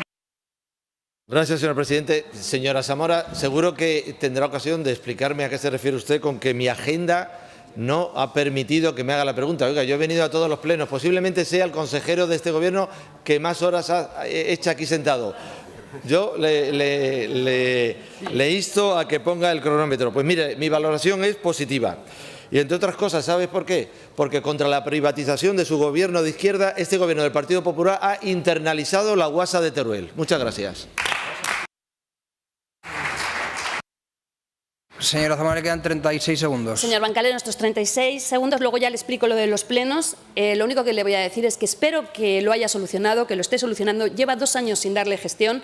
Esta pregunta, tanto si me dice hoy que lo ha solucionado como si no, espero que sirva para visibilizar los problemas de gestión que su departamento está teniendo durante estos 2 años. Le ocurre a esto, le ocurre a otras entidades. Espero, señor Bancalero, que me contesten hasta la segunda parte y no tener que volver a preguntarle en septiembre si el tema de la acción concertada de las guasas en este momento está solucionado. Muchas gracias. Gracias, consejero. Gracias, presidente. Señora Zamora, la renovación del concierto no ha supuesto en ningún momento una interrupción en la atención a los usuarios en un ámbito tan sensible como es el de las adicciones. Las entidades concertadas han seguido prestando sus servicios con profesionalidad y compromiso, y desde el departamento hemos trabajado para garantizar esa continuidad asistencial en todo momento. Por otro lado, el nuevo acuerdo aprobado en 2024 con una inversión de 2,8 millones de euros para el periodo 2024-2027 ha permitido no solo mantener, sino consolidar el modelo de atención integral. Este modelo se alinea con el reciente plan aprobado de adicciones, que es el cuarto 2025-2028. Nuestro compromiso es seguir trabajando para que estos procesos sean más ágiles y transparentes, garantizando siempre la calidad y continuidad de la atención a las personas con trastornos adictivos. Y sobre la gestión que hace la Dirección General de Salud Mental, créame que la salud mental ha dado un cambio radical en esta comunidad autónoma. Hemos abordado cosas que ustedes antes la tenían totalmente abandonada, la psiquiatría infanto-juvenil, y también tenían abandonada a los más mayores. Hemos puesto en marcha una unidad pionera en España en el ámbito de la psicogeriatría. Pero sobre la gestión que estamos haciendo, yo le voy a decir más. ¿Sabe usted cuántas personas atendieron o fueron atendidas durante el año 2021 en nuestras guasas? 1.384. ¿Sabes cuántas fueron atendidas en el año 2024? 1.574. Creo que está sobradamente reconocido el trabajo y la atención que estamos dando a estos pacientes. Muchas gracias. ¿Qué tal? Señor consejero, siguiente pregunta relativa al servicio de atención pediátrica en los centros de salud de Albarracín y Cella, formulada al consejero de Sanidad por la diputada señora Sánchez Miedes. Tiene la palabra. Gracias, presidente. Buenos días, señor consejero. Me dirijo a usted con el fin de trasladarle una profunda preocupación que afecta directamente al bienestar de las familias de la provincia de Teruel. Desde hace más de 4 meses, los centros de salud de Albarracín y Cella se encuentran con la plaza de pediatría descubierta. La pregunta es concreta. ¿Cuánto tiempo más va a tardar la consejería en cubrir la plaza de pediatría? Gracias, señora Sánchez. Señor consejero. Gracias, señor presidente. Señora Sánchez, la titular de pediatría del Centro de Salud de Sella está ejerciendo un derecho que le corresponde como trabajador, que por supuesto este Gobierno va a respetar, y quiero decirle que a día de hoy solamente quedan 5 plazas sin cubrir de pediatría en el ámbito de la atención primaria. Muchas gracias. Gracias, consejero. Señora Sánchez. Gracias. Señor consejero, lo sé, lo conozco, porque afortunadamente tengo el placer de ser también usuaria de ese centro de salud y lo conozco perfectamente. Y tengo también el placer de conocer directamente a la pediatra en cuestión. Y yo eso no lo pongo en duda ni quiero que deje de ejercer su derecho. Lo que sí que pedimos es que, por favor, se cubra esa plaza. Porque, señor Bancalero, como ya le he dicho, en estos municipios estamos sin asistencia pediátrica desde hace más de 4 meses. Pero esto no es nuevo en la provincia de Teruel. Enfrenta una importante escasez de personal sanitario y especialmente en las zonas rurales, lo que lleva a decenas de familias a tener que desplazarse, en el mejor de los casos, a centros de salud de la ciudad de Teruel para poder recibir esa atención o bien pagar una consulta privada, con el agravio y gasto extra que conllevan ambas opciones. Esto también somete a los profesionales sanitarios a una sobrecarga al tratar de cubrir vacíos que no les corresponden, como lo que pretenden que hagan, por ejemplo, los sanitarios del Hospital Obispo Polanco de Teruel con el cierre desmesurado de camas. Una sobrecarga que hace que se comprometa la calidad de atención. No sé qué le ocurre a su consejería con la provincia de Teruel, porque en materia sanitaria, en el mundo rural, salimos perdiendo con el Gobierno del presidente Azcón. Esperamos que su consejería resuelva esta situación cuanto antes. No haga esperar más a todas las familias que dependen de los centros de salud de Cella y Albarracín, que no solo son estos municipios, sino también lo son Royuela, Bronchales, Gea de Albarracín, Villar Quemado, Orihuela. En fin, su Gobierno saca pecho de las políticas de despoblación. Pues bien, la lucha contra la despoblación empieza garantizando lo básico, y no hay nada más básico que la sanidad de nuestros niños y niñas. Muchas gracias. Gracias, señora Sánchez. Señor consejero. Gracias, señor presidente. Señora Sánchez, tengo que comentarle una cosa. Una médico especialista en medicina familiar y comunitaria está perfectamente cualificada para atender a los pacientes pediátricos, porque adquieren una base sólida en atención pediátrica durante su residencia. Las revisiones del niño sano están siendo derivadas al Centro de Salud de Teruel Centro, y el resto de la demanda pediátrica que se produce en la zona es atendida por médicos de atención primaria del propio Centro de Salud de Sella. Por suerte, para nosotros, para todos los españoles, para los aragoneses, los más pequeños disponen aquí en nuestro sistema sanitario de 2 modelos de atención sanitaria, la que prestan los pediatras y la que prestan los médicos de familia. Y eso se lo digo porque es algo único en Europa.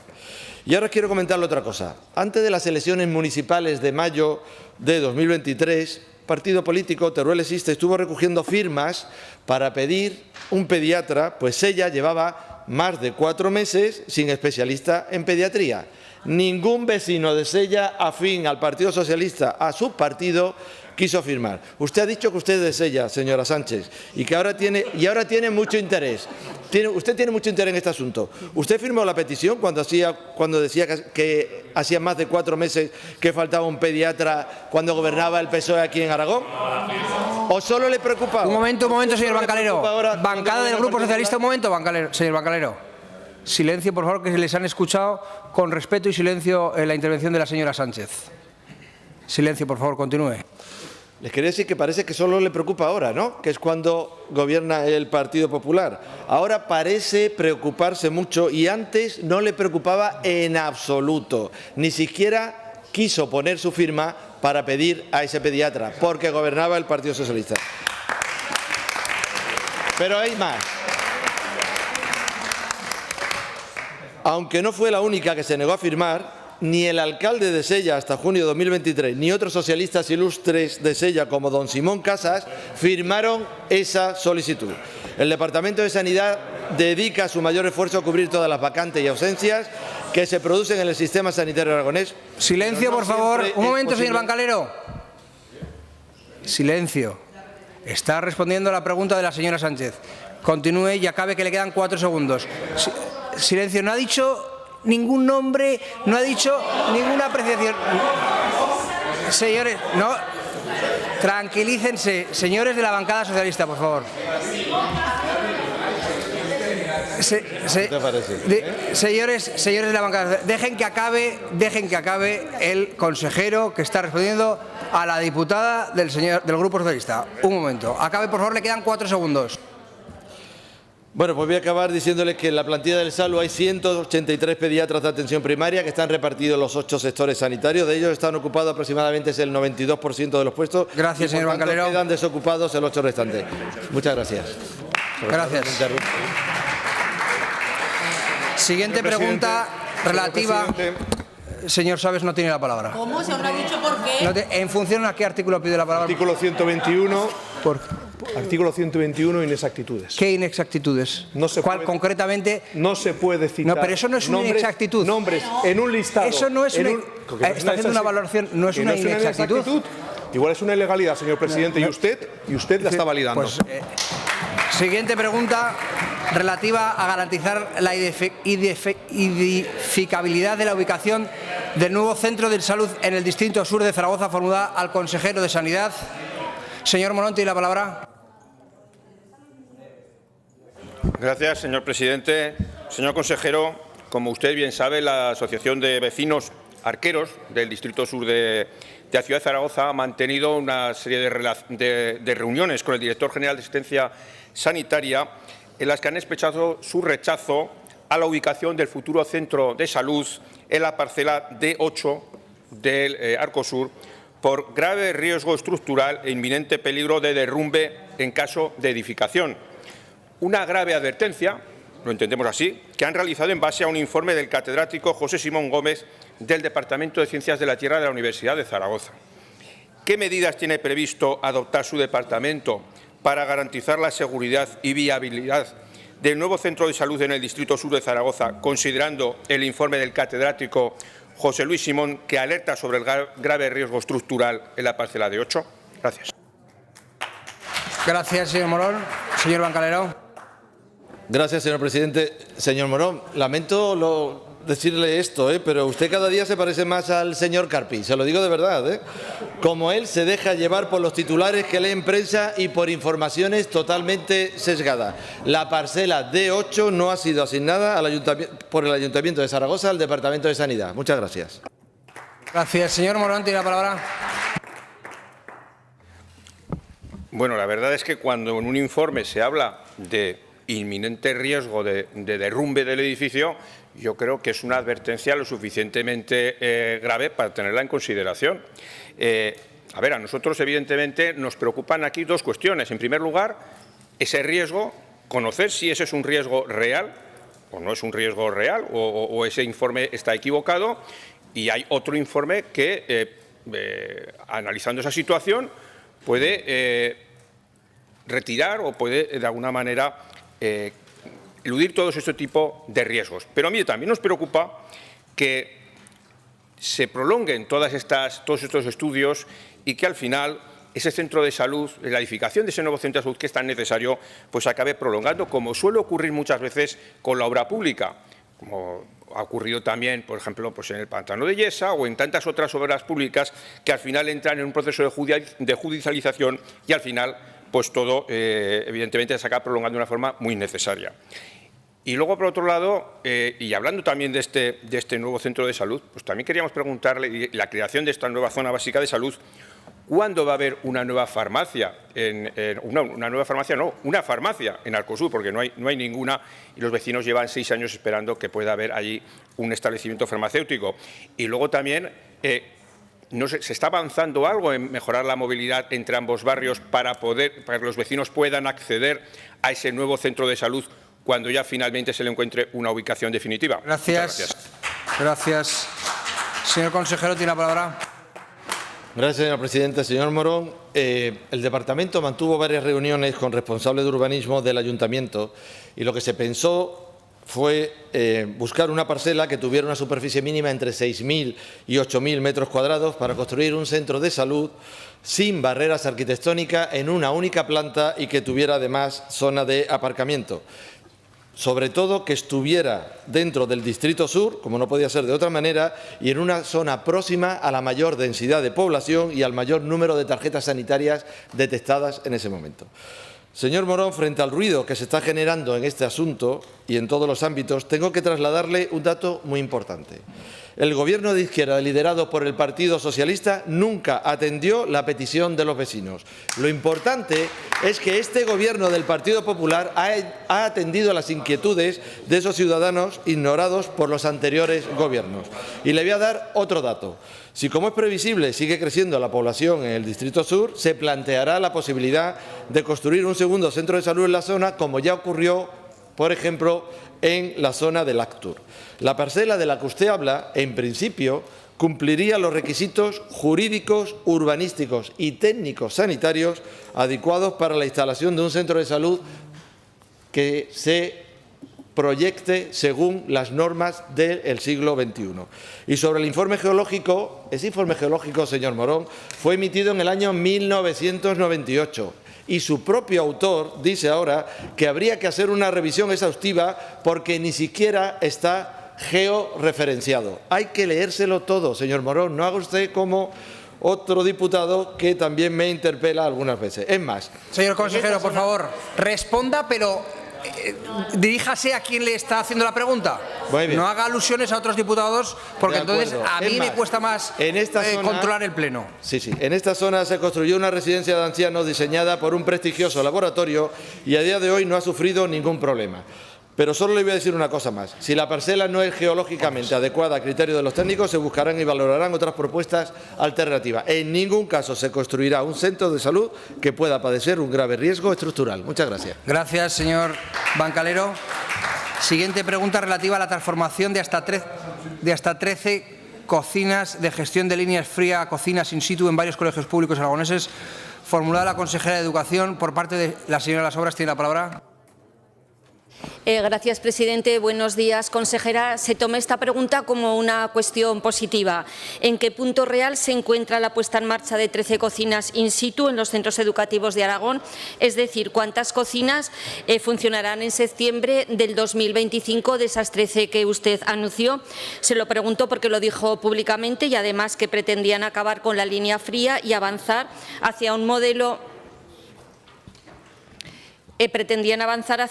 más saludable, más cercano y con productos de kilómetro cero. Entonces, me gustaría conocer esta respuesta.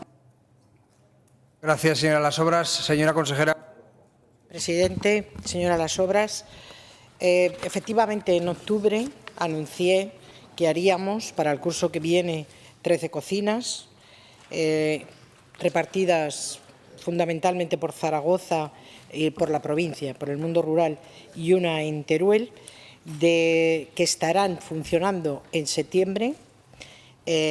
Habría que quitar al ensanche, la de Teruel, llegará un poquito más tarde porque el proyecto es de más envergadura, es una cocina central y lo saben perfectamente en el centro, que hacen falta unas licencias, nos están pidiendo licencia de actividad, no solamente para la cocina, sino para todo el centro.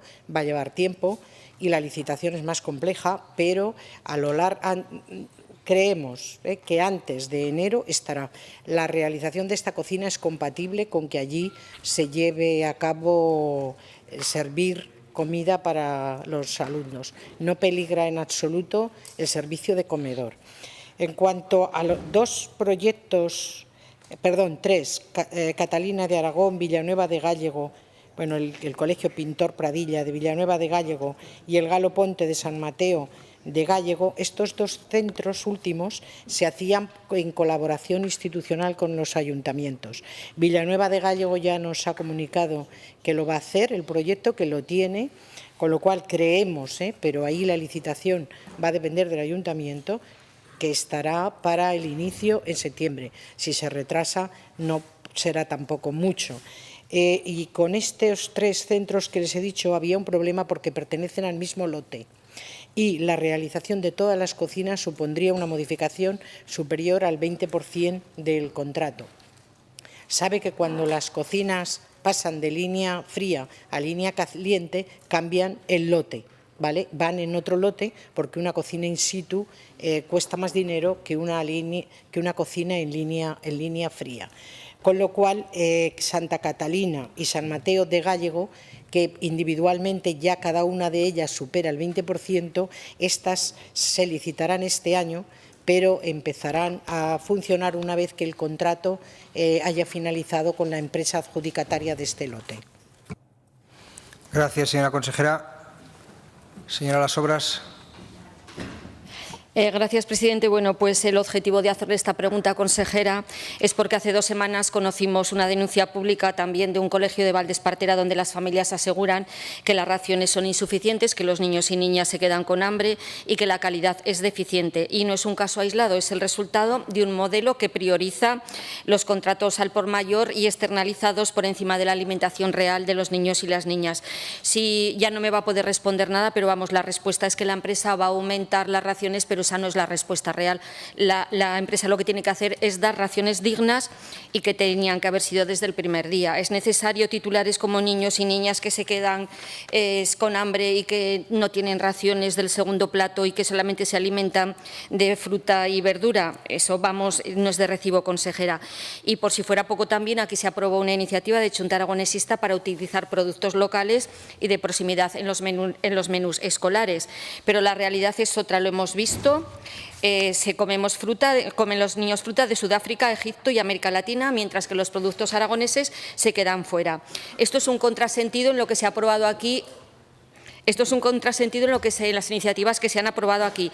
¿Ya ha alertado al Departamento de Agricultura sobre este incumplimiento de una iniciativa que se aprobó aquí? ¿Tienen intención de hacer cumplir su propio compromiso o se va a quedar una vez en un titular fácil? Ya se lo he dicho claro, señora consejera, ya no tiene tiempo, pero sí que me hubiera gustado realmente qué va a hacer el Departamento con esas denuncias de mala alimentación, cómo piensa garantizar que se cumpla el uso de producto local en nuestros colegios, tal y como se aprobó en esta Cámara, porque los niños y las niñas merecen comer bien, con dignidad, con salud y con producto aragonés. Y su obligación, señora consejera, es garantizarlo, no maquillarlo. Ya siento que se le haya agotado el tiempo y no me pueda contestar, lo haré por escrito porque sí, desde luego que tengo mucho interés o volveré a hacerlo en la próxima sesión plenaria. Señora consejera, ¿tiene la palabra?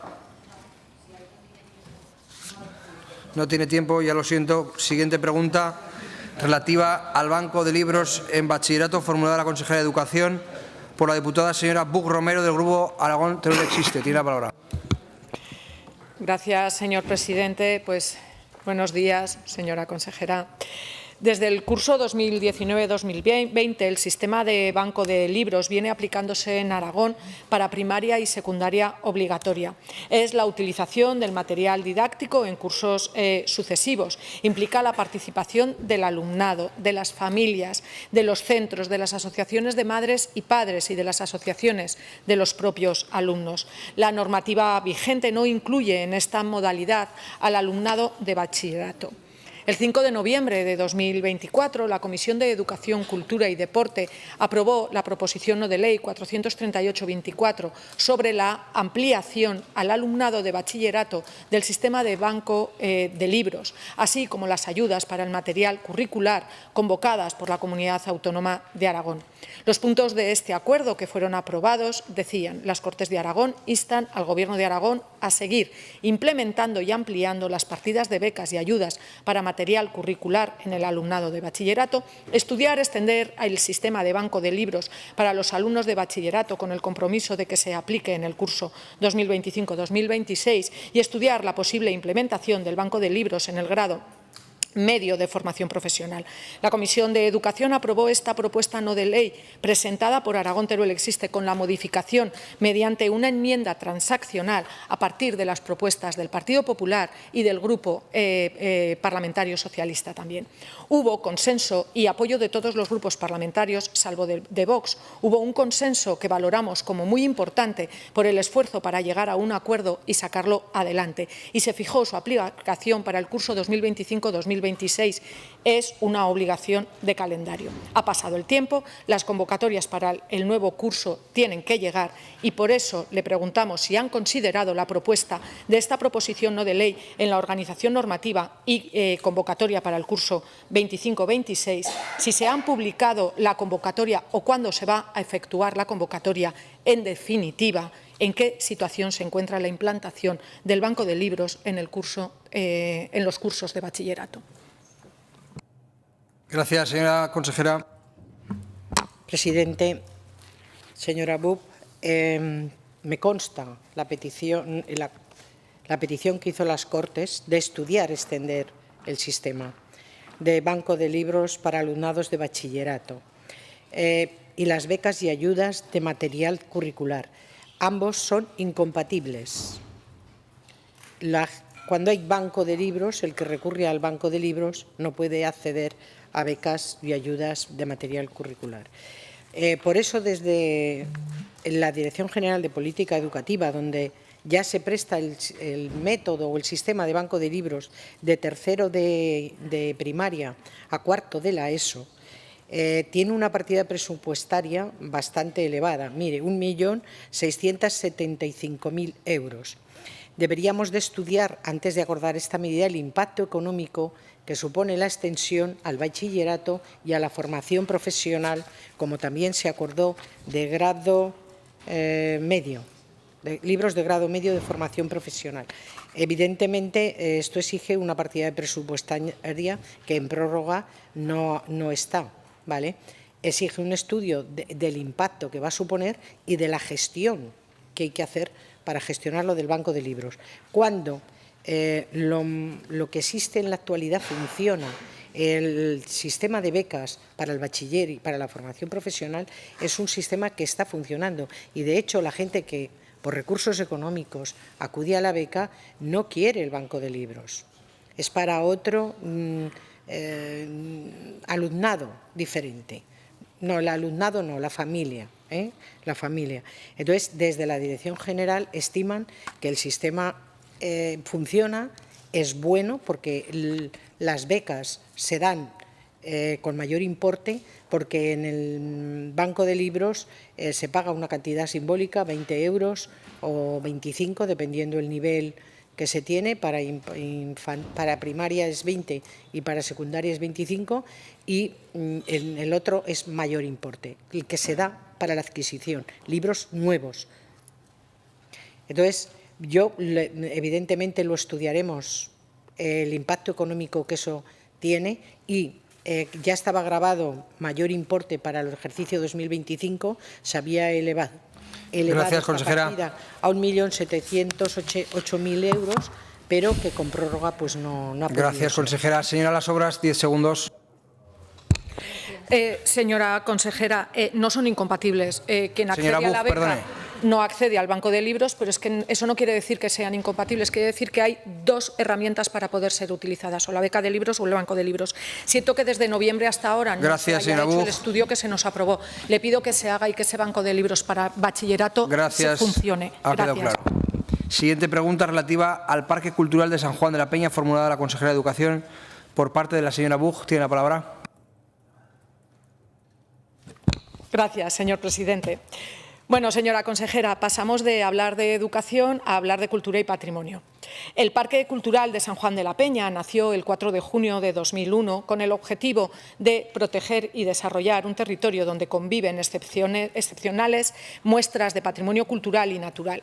Este espacio se articula en torno a uno de los principales monumentos de Aragón, el conjunto monástico de San Juan de la Peña, un enclave histórico íntimamente ligado a los orígenes del Reino de Aragón y ubicado en un espacio natural de gran belleza.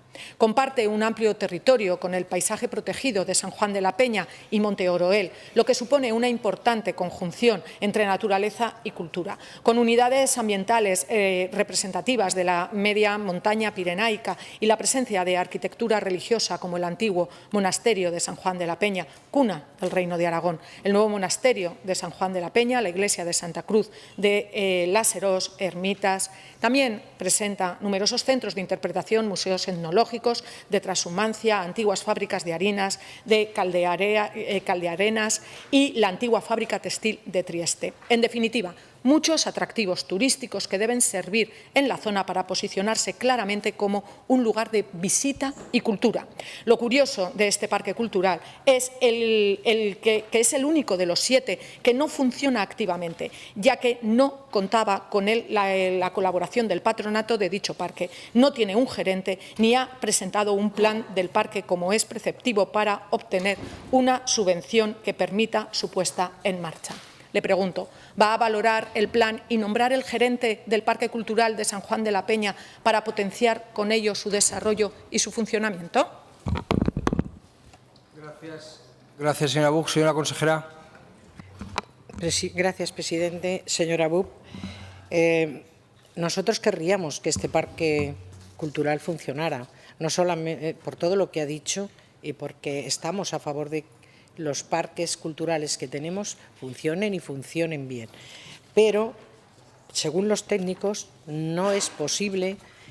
Ya se tuvo una reunión con los ayuntamientos de la zona en el 2018 para que crearan una asociación de municipios, pusieran o al menos una propuesta para nombrar el patronato y un posible contacto para nombrar, de entre los que el patronato propusiera, un gerente.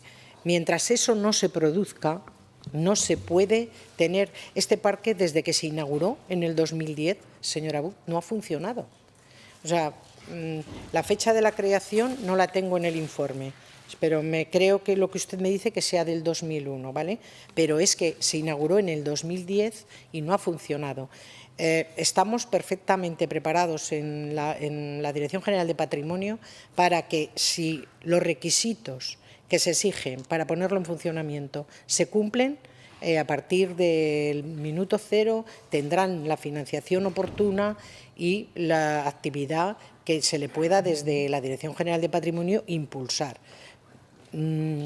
Póngase sin duda en contacto, si sabe de algún ayuntamiento que esté dispuesto a liderar esta asociación, a poner en funcionamiento el patronato y a proponer a alguien, y nos ponemos a trabajar, ningún problema.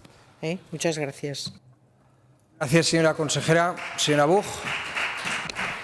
Pues muchas gracias, señora consejera. Le tomamos la palabra porque usted, que ya nos conoce, sabe perfectamente que para Aragón, Teruel existe el patrimonio, es muy importante y que nosotros nos lo tomamos muy en serio, preservar y poner en valor y recuperar todo el grandísimo patrimonio que tiene toda nuestra comunidad autónoma.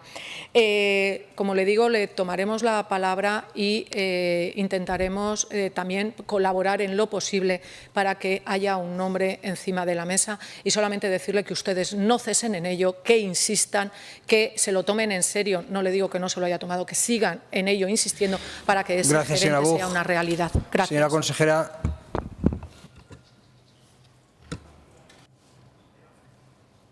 Gracias. Pasamos a la siguiente pregunta relativa al colapso de los expedientes en la Comisión Provincial de Patrimonio Cultural de Teruel, formulada a la consejera de Educación por parte del señor Guitarte de Aragón Teruel Existe.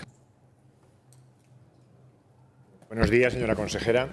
Usted reconoció en el Pleno de las Cortes del 11 de abril que en Teruel la Comisión Provincial de Patrimonio Cultural no se había reunido ni en enero, ni en febrero, ni en marzo, que a principios de abril habían procedido a contratar un nuevo técnico o a ocupar la plaza por un nuevo técnico, y lo que queríamos saber es si realmente cuál es la situación, porque sabía que toda aquella preocupación venía por un atasco de más de 300 expedientes que había, por lo menos, en la comisión, y si eso se ha conseguido solucionar, si se esté trabajando a ritmo habitual, porque luego le contaré, hay casos singulares donde esa falta de informes técnicos pueden poner en riesgo subvenciones a muchos de nuestros ayuntamientos en programas de rehabilitación de patrimonio cultural, que como sabe es una apuesta por consolidar el desarrollo del territorio.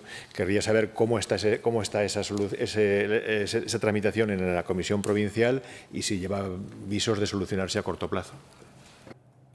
Gracias, señor Guitarte. Señora consejera. Gracias, presidente. Señor Guitarte, ya lo dijimos, creo que en otro pleno, una pregunta. Lo que pasa es que no es que haya un colapso, es una pendencia. Hoy en día de 240 expedientes. Se lo digo, 241, perdón, para que no diga que le timo en uno. Mire, en el mes de abril se resolvieron 78 expedientes. En el mes de mayo se habrán resuelto 71. Pese a ello, es verdad que hay expedientes que tienen más urgencia que otros. Yo creo que la Comisión valorará aquellos que se les comunique el riesgo de perder una subvención. No querríamos perder, que ningún ayuntamiento se viera perjudicado, ni ninguna institución, pero el periplo que hemos tenido que sufrir para cubrir esta plaza como interino ha sido desde recurrir al INAEN a que renunciaran todos los que en principio se habían presentado, y la séptima de ese listado de gente que se había presentado, hasta que no llegó a la séptima, nadie había aceptado el cargo. Le puedo decir que estamos este mes de mayo, hemos tramitado un contrato menor de servicios para que en aras a quitar esa pendencia o a bajarla a unos límites asumibles, que a través de este contrato menor de servicios se hagan estudios previos a las actuaciones. Es evidente que el arquitecto de la comisión debe contar con una información técnica previa, precisa y completa, que solamente un profesional le puede dar. Y yo creo que con esta solución se podrán resolver más expedientes en la próxima reunión. Gracias. Señor Guitarte, tiene la palabra. Bueno, efectivamente es un problema de gestión de personal, pero lo que queremos decirle es que no se puede uno escudar en que es muy difícil buscar personales porque hay otras opciones de gestión de personal. Si no se consigue que la Comisión de Patrimonio Provincial funcione allí, pues se podrá recurrir a técnicos de los servicios centrales, habrá que buscar activar, por ejemplo, convenios con la Universidad de Zaragoza o con el Colegio de Arquitectos. Es decir, lo que no podemos es permitir que ese bloqueo se perpetúe, digamos, en el tiempo y que eso dificulte soluciones como, por ejemplo, la que le voy a mencionar, que no es otra que el Castillo de Castellote, conjunto histórico-artístico, que solicitó el informe el 26 de febrero del 2025, que está pendiente, tiene concedida una subvención importantísima del Instituto de Transición Justa, que pone en riesgo de perder si en el próximo mes no comunica que tiene la autorización para intervenir sobre el propio castillo. Son cuestiones que efectivamente son de relevancia muy importante, pero lo pongo solo como ejemplo, también como la reivindicación de que se atienda ese expediente, ¿no? pero como ejemplo de que el freno en los informes de patrimonio o en la solución de las autorizaciones patrimoniales pone en riesgo mucha actividad de recuperación del patrimonio, y que esto no debe ser un trato menor. Estamos viendo cómo el Gobierno de Aragón modifica, moviliza, cambia técnicos de departamentos, la mayoría de ellos para orientarlos a informes de energías renovables, de centros de datos, de proyectos que para ellos priorizan. Lo que estamos reclamando es que la cultura, el patrimonio cultural, también debe ser una prioridad de este Gobierno, y si tiene que movilizar o buscar otras soluciones distintas, que no sea solo cubrir una plaza con interinos, se moviliza. Gracias, señor Guitarte. Gracias. Señora consejera. Gracias, presidente. Señor Guitarte, se intentaron otras soluciones, que no pasó el filtro de intervención. No todas las soluciones que usted ha barajado son posibles en la Administración. Estamos sujetos a una normativa. Le digo, espero que ningún expediente de estos que dependa de una subvención se quede sin ella por informe. Tomo nota y lo intentaremos solventar. Gracias, consejera. Siguiente pregunta relativa a si considera la consejera de Educación que es adecuada la gestión que está haciendo en la Biblioteca de Huesca respecto a la atención de los ciudadanos. Formulada la consejera de Educación por parte de la señora Rodrigo. Gracias, señor presidente. Señora consejera, buenos días. Le reitero la pregunta. ¿Considera la consejera de Educación, Cultura y Deporte usted misma que es adecuada la gestión que está haciendo la Biblioteca de Huesca respecto a la atención a los ciudadanos, si le concreto un poquito más, y lo que supone que estén sin cubrir más del 50% de la plantilla? Muchas gracias. Gracias, señora Rodrigo. Señora consejera. Gracias, presidente. Señora Rodrigo, usted es de la provincia de Huesca y sí, es de la provincia de Huesca y sabe que el problema de la biblioteca de Huesca no es algo de hace 2 años, ¿verdad? Es bastante más. Pero, evidentemente, en un servicio público como es la biblioteca, que tenga que cerrar 6 días en abril o 3 en mayo, no es lo óptimo. No es lo óptimo, ¿vale? Yo lamento que estos días, que son tardes o sábados, haya habido que cerrar para el descanso del resto de trabajadores. Gracias. Señora Rodrigo, tiene la palabra. Gracias, señora consejera. Todo viene de antes, pero ¿sabe qué pasa? Que ustedes lo iban a hacer mejor. Recuerda esto que le voy a... Es como un mantra. Ustedes lo iban a hacer mejor. Mire, le cuento, más que preguntarle, me gustaría además demandarle, por favor, que cubra o actúe para que estas 13 de 24 plazas que contiene la plantilla de la Biblioteca de Huesca puedan ser cubiertas de forma urgente, porque no son unos días esporádicos en abril, no son unos días esporádicos en mayo, sino que desde hace más de mes y medio la Biblioteca de Huesca está cerrada de forma ininterrumpida las tardes, durante la semana y los fines de semana. Mire, como usted bien sabe, estos días hay pruebas de la BAU, el 3, 4 y 5 de junio, el calendario de exámenes de la Universidad de Zaragoza, del 12 al 31 de mayo en periodo ordinario y 16 de junio al 3 de julio en extraordinario, el 21 de junio que se van a celebrar oposiciones de secundaria en Aragón. Bien, pues hay más de 11.000 alumnos en Huesca que a día de hoy no pueden asistir de forma continuada a una biblioteca para aprovechar esos recursos. Y eso es a lo que le pedimos que usted tiene que poner solución. Le pregunto, ¿qué ha hecho usted para solucionar este problema de falta de personal hasta el momento? ¿Qué medidas ha tomado usted para solucionar este problema? ¿A usted le parece que esto es un servicio al ciudadano en condiciones? Y por eso le pido que busque soluciones ya, porque la Biblioteca de Huesca no se puede ver afectada por ese afán centralista que tiene este Gobierno del señor Azcón, y le pido de nuevo que ponga solución para que la Biblioteca de Huesca continúe siendo un referente para el alumnado, como digo, de esta ciudad. Porque ahora mismo, y tal y como decía un usuario, acudir a la biblioteca es toda una odisea. Llegas a la puerta de la biblioteca y no sabes si va a estar abierta, si va a estar cerrada. En el caso de que esté por las mañanas, te encuentras que todas las tardes no, por lo tanto tienes que interrumpir tu horario de estudio. En fin, esto se debe, insisto, a que falta más del 50% de la plantilla de la biblioteca. ¿Qué acciones concretas va a realizar usted para paliar este problema? Porque ahora quien gobierna es usted. Gracias, señora consejera. Señora consejera. Gracias, presidente. Señora diputada, no solamente prometimos hacerlo mejor, lo estamos haciendo mejor.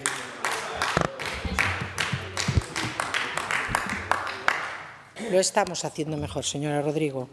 El afán centralista en una biblioteca no lo acabo de ver, pero bueno, igual algún día me lo explica, cómo se centralizan las bibliotecas. Supongo que la biblioteca tiene un horario al público que se comunica en la web. Se comunica en la 9. Mire, esta plaza salió para cubrirse por interino el 23 de este mes, el día 23. Hoy viernes hemos sabido que lo han pedido 3 personas y lo único que esperamos es que alguna de esas 3, cuando conozca que es lo que está pasando, cuando conozca que va a turnos, que tiene que trabajar los sábados que por turno corresponde, bueno, yo creo que el nivel de la plaza ya lo habrá conocido, que precisamente los niveles en la relación de puestos de trabajo no es muy elevada, pero sobre todo la apertura de los sábados y la turnicidad hace que, y se lo contaré si no es en estas cortes, o sea, en este estrado, un día cuando nos veamos, señora Rodrigo, a ver si se queda una vez que va a la plaza, que ese es el mayor problema que están teniendo estas plazas, que la gente renuncia una vez que conoce que va a turnos y que tiene que trabajar un sábado cada X tiempo. Señor presidente, disculpe por inexactitudes por el artículo 121.2. ¿A qué inexactitud se refiere Pues que usted? me habla de una plaza y yo estoy preguntando por 12 vacantes que hay en la biblioteca de Huesca. Gracias. 12, señora consejera. Gracias. Usted me dice una plaza. Está claro, Hay señora Rodrigo. 12. Gracias. Señora Rodrigo, está claro a qué inexactitud se refiere. ¿Algo que añadir, señora consejera? No, fenomenal. Siguiente pregunta relativa a la contratación de auxiliares de educación especial, formulada la consejera de Educación por parte del señor Cidiac, del Grupo Parlamentario Vox en Aragón. Sí, muy buenos días, señorías. Gracias, señor vicepresidente. Ya sé que la posición no es la idónea, porque se tiene que girar para hablarme, así que prefiero que hable con comodidad cuando le toque contestarme. Mire, yo me gustaría preguntarle por la falta de auxiliares de educación especial en los centros educativos de la Comunidad Autónoma de Aragón. Ayer mismo venía la noticia en algunos medios de comunicación de que en Tarazona una única auxiliar atiende a 2 aulas, porque parece ser que las plazas que hay no están cubiertas o están de baja y no se han cubierto. También el 5 de mayo la Asociación de Derechos de los Alumnos con Necesidades Educativas Especiales, asociación que, por otro lado, antes de que me lo diga, en algunas cosas coincidimos y en otras no, pero la realidad, y es por lo que le pregunto, decía el 5 de mayo que faltaban 45 auxiliares en la comunidad autónoma. También en el proceso de escolarización hemos visto como en algunos centros de educación especial, como el de Monzón, pues la oferta de plazas era inferior a la demanda. Entonces, respecto a todo esto, me gustaría preguntarle qué piensa hacer el Gobierno de Aragón para solucionar esta falta de auxiliares. O igual lo tendría que preguntar en pretérito perfecto. ¿Qué ha hecho para solucionar esta falta de auxiliares? Y sobre todo, que es lo más importante, porque el pasado ya no lo podemos modificar, ya ha sucedido, vivimos en el presente. De cara al futuro, ¿qué vamos a hacer, qué va a hacer este Gobierno para que esta situación que se ha repetido al comienzo de muchos cursos escolares, de que faltan auxiliares, pues que se solucione y que no pase lo que ha pasado en otros cursos, especialmente en el Aragón rural, donde muchas de las plazas son de jornada reducida y digamos que son poco atractivas para ser cubiertas por las personas que están ahí en las bolsas de trabajo y todo eso. Muchas gracias. Gracias, señor Cidiac. Señora consejera. Gracias, presidente. Señor Cidiac, yo creo que el esfuerzo que ha hecho este Gobierno desde que asumió la responsabilidad de gobernar es evidente.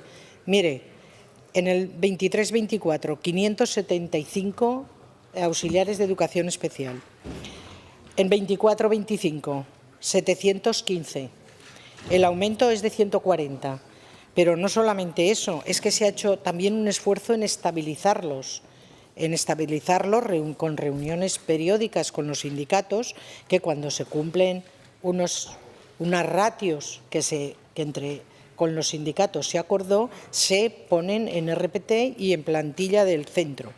Tenemos 24 enfermeros en RPT, en total 29, se hicieron 5 más. De fisios, total 55, 7 en temporal. Yo creo que el esfuerzo que ha hecho este Gobierno en dotar estas plazas con mayor número es evidente. Se está trabajando ya con las necesidades, después de la escolarización que tiene el proceso, se va trabajando con las necesidades para el curso que viene. Por lo tanto, el cuantificar tan exactamente como usted me dice las plazas es prematuro. ¿Por qué? Pues porque durante todo el verano se van diciendo las necesidades. Los centros irán pidiendo las necesidades. La UPE, que está en los servicios provinciales, analizará esas necesidades y luego veremos cuántos hacen falta para el curso 2025-2026. Esta pregunta me parecía más, señor Cidiac, que me la iba a hacer en septiembre, o en octubre, pero ahora, para el curso que viene, lo que le digo, estamos trabajando y hay que proyectarlo cuando empiecen a demandarlo, pero que estamos empezando la escolarización para el año que viene, que seguramente habrá que aumentar el número, no me cabe la menor duda. Gracias. Señor Cibiac. Sí, muchas gracias, señor vicepresidente. Yo creo que el momento adecuado para hacer esta pregunta es ahora en el mes de mayo, porque en septiembre ya llegaría tarde esta pregunta, porque precisamente lo que le estoy preguntando es qué piensa hacer para que no pase al comienzo de este curso lo que ha pasado en cursos anteriores. Que ya sé que cuando entró la señora Pérez como consejera de Educación se encontró la política de tierra quemada. Eso gracias, ya nos lo he señor Cibiac. muchas veces, pero que ya llevamos 2 años. Gracias, señor Cibiac. Siguiente pregunta relativa al coste de la gratitud de 0 a 3 años formulada a la consejera de Educación por parte del señor Cibiac. Sí, gracias de nuevo, señor vicepresidente. Mire, señora consejera, me gustaría preguntarle por segunda vez, porque ya se lo pregunté el otro día y no me contestó, pero esto ya es un clásico, esto es un clásico del Departamento de Educación, que los diputados hacemos preguntas y la consejera contesta lo que quiere. Yo me lo tomo con buen humor porque yo entiendo que la política a veces tiene estas cosas, pero, hombre, no me haga que se lo siga preguntando. Yo creo que es una respuesta fácil. ¿Cuánto va a costar? Porque además dijo una cifra un poco rara el otro día, dijo que iba a costar 700 euros y no sé por alumno y no se sabía si era por mes, por año, por semana. Me pareció una cifra rarísima que seguramente debe de contener algún error. Entonces, esta es la pregunta, señora consejera. ¿Cuánto va a costar la educación gratuita de 0 a 3 años en este próximo curso que ahora comienza, en el siguiente y en el siguiente? Muchas gracias. Gracias, señora consejera. Señor Cibiac, perdón, presidente, gracias, señor Cibiac. Yo creo que le di las bases para un mero cálculo matemático, para que con la calculadora se supiera. Se lo volveré a repetir.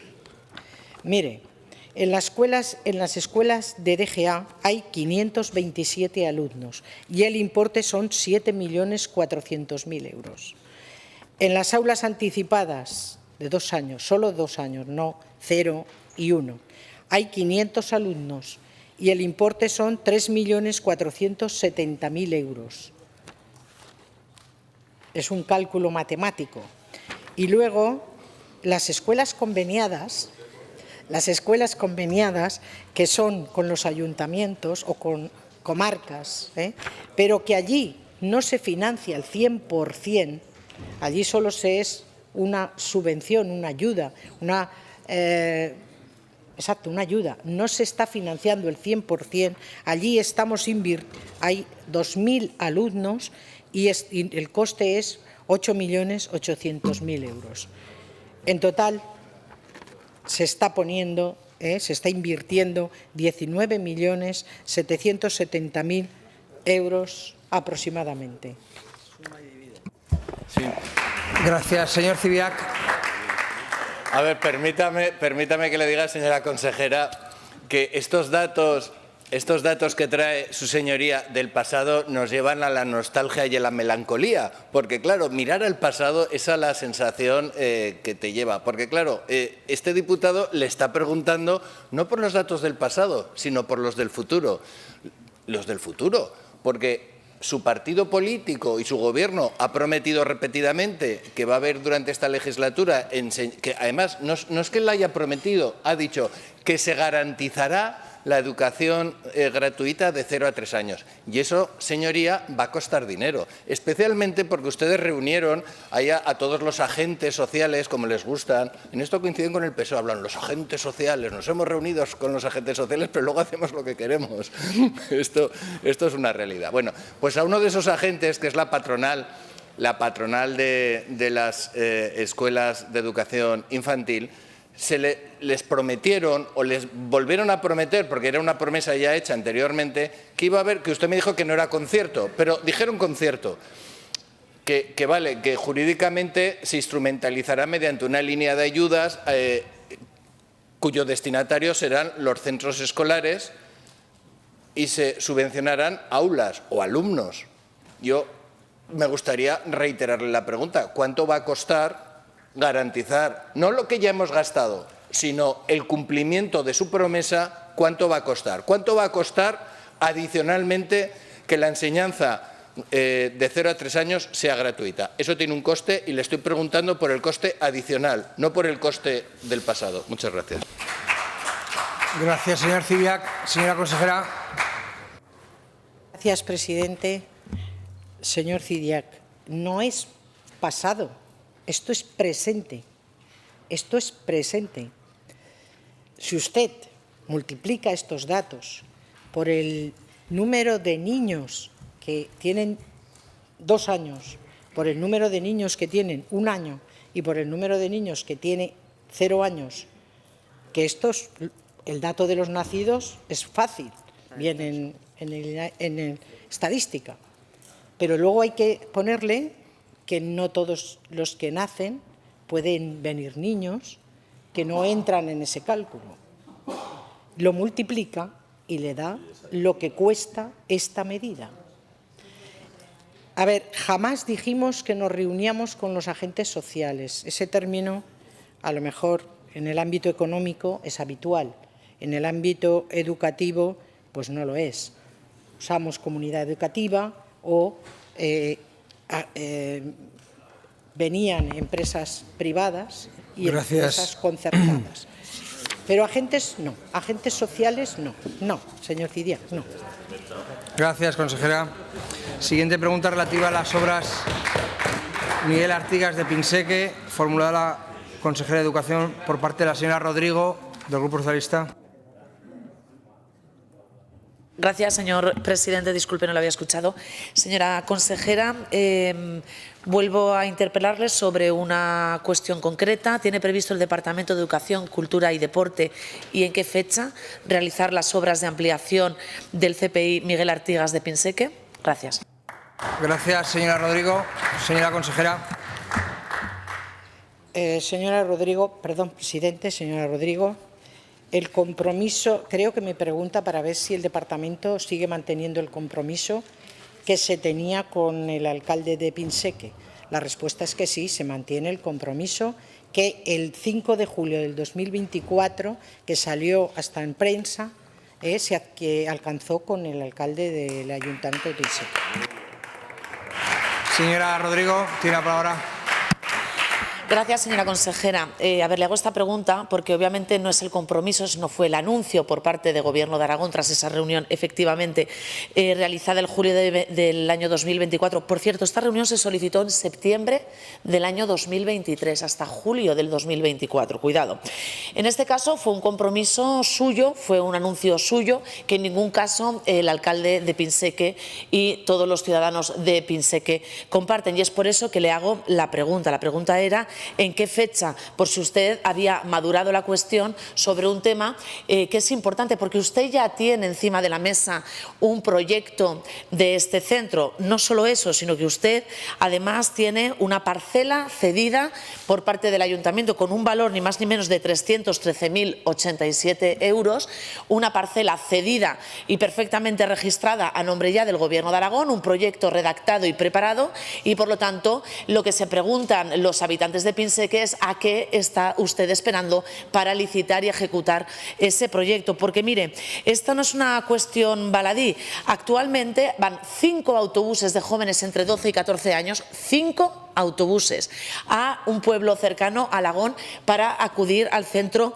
de secundaria. Por lo tanto, ¿usted cree que es de recibo que estos alumnos de Pinseque diariamente 5 autobuses se tengan que trasladar cuando hay un proyecto y una parcela cedida por parte del Ayuntamiento? Mire, señora consejera, voy a repetir unas palabras que dijo el propio alcalde en una comparecencia que realizó aquí en las Cortes de Aragón en la Comisión de Comparecencias y dijo: si la DGA tiene una parcela cedida y un proyecto redactado, ¿por qué no lo han licitado? ¿Por qué no lo han licitado?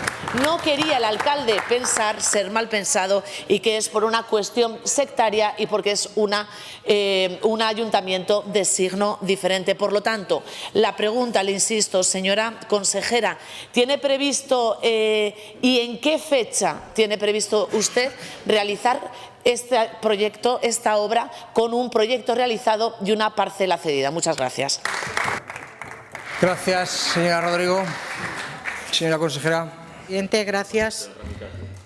Le repito, la reunión se celebró el 5 de julio del 2024 y al alcalde de Pinseque se le explicó por qué no se hacía ya. Perfectamente quedó explicado. Y, de hecho, con los medios, en la nota de prensa, se recogen las manifestaciones de él. Y lo único que no le pareció correcto, por lo visto, fue las dimensiones que iba a tener el centro. Pero no habla para nada de las fechas del proyecto. Al alcalde se le explicó que el proyecto existente, en realidad hacen falta 8 aulas. 8 aulas más 4 paradas dobles, la biblioteca y despachos, ¿vale? El proyecto parecía, por la población que estaba bastante estable ya en Pinseque, que era excesivo y se le dijo que se iba a redimensionar. Pero las prioridades de este departamento, lo han sido y lo siguen siendo, son, primero, atender la escolarización, las necesidades de escolarización, porque los alumnos de Pinseque, señora Rodrigo, están escolarizados. Tienen un aula. Hay niños que hay que hacer colegios, normal. Después, la educación infantil y la educación especial. Y luego, porque el centro de Alagón tiene deficiencias importantes. Tiene deficiencias importantes y él sabía que se acometía el compromiso de cambiar una caldera que está bajo unas aulas y arreglar la cubierta y luego reformar el centro. Esto se hacía proyectándolo este año 2025, ejecutándolo en el 26 y él se le redimensionaría en el 26 para iniciar la obra en el 2027. Y eso lo sabe perfectamente el alcalde de Pinseque. Y por si no fuera poco, aparece también en la nota de prensa que se publicó por el departamento. Ratifico el compromiso con esta ejecución. Gracias, consejera. Siguiente pregunta relativa a la ejecución del proyecto de consolidación global de la muralla del conjunto histórico monumental de un castillo. Jesús, formulada la consejera de Educación. Tiene la palabra la señora Guilleme. Muchas gracias, señor vicepresidente. Señora consejera, como es conocido, la fortaleza de un castillo tiene un importante interés cultural. Es una de las más extensas de Aragón, con 6.500 metros cuadrados, y está localizada dentro del conjunto histórico-artístico de un castillo, declarado como tal en 1966, y dentro del castillo de la Peña de Ailón, catalogado como edificación monumental en el propio planeamiento municipal. Asimismo, este castillo del siglo XI está incluido dentro de la relación de castillos considerados bienes de interés cultural desde el año 2006. En el año 2023, el Gobierno de Aragón ya redactó el proyecto de consolidación global de la muralla para poder licitar la ejecución de las obras en 2024 y llevar a cabo la correspondiente actuación arqueológica en la zona. ¿Tiene previsto el Departamento de Educación, Cultura y Deporte ejecutar las obras de consolidación global de la muralla del conjunto histórico monumental de un castillo? Gracias. Gracias, señora Guilleme. Señora consejera. Presidenta, señora diputada, el compromiso del Gobierno de Aragón con la protección del patrimonio es incondicional. He sacado el histórico de subvenciones que desde el Gobierno de Aragón se le han dado al Ayuntamiento de un castillo para labores de consolidación tanto de la muralla como del castillo, y estas ascienden a 845.040 euros a lo largo de un largo periodo de tiempo.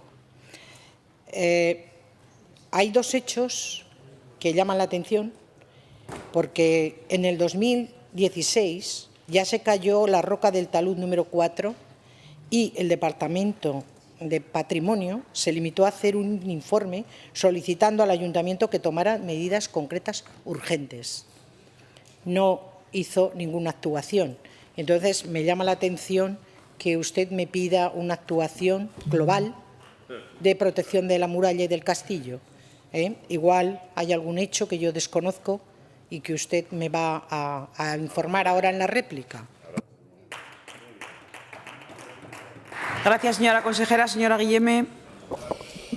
Sí, mire, señora Hernández, el pasado jueves realizó una visita relámpago al Colegio Cervantes de Egea para ver el comedor que contará con cocina in situ.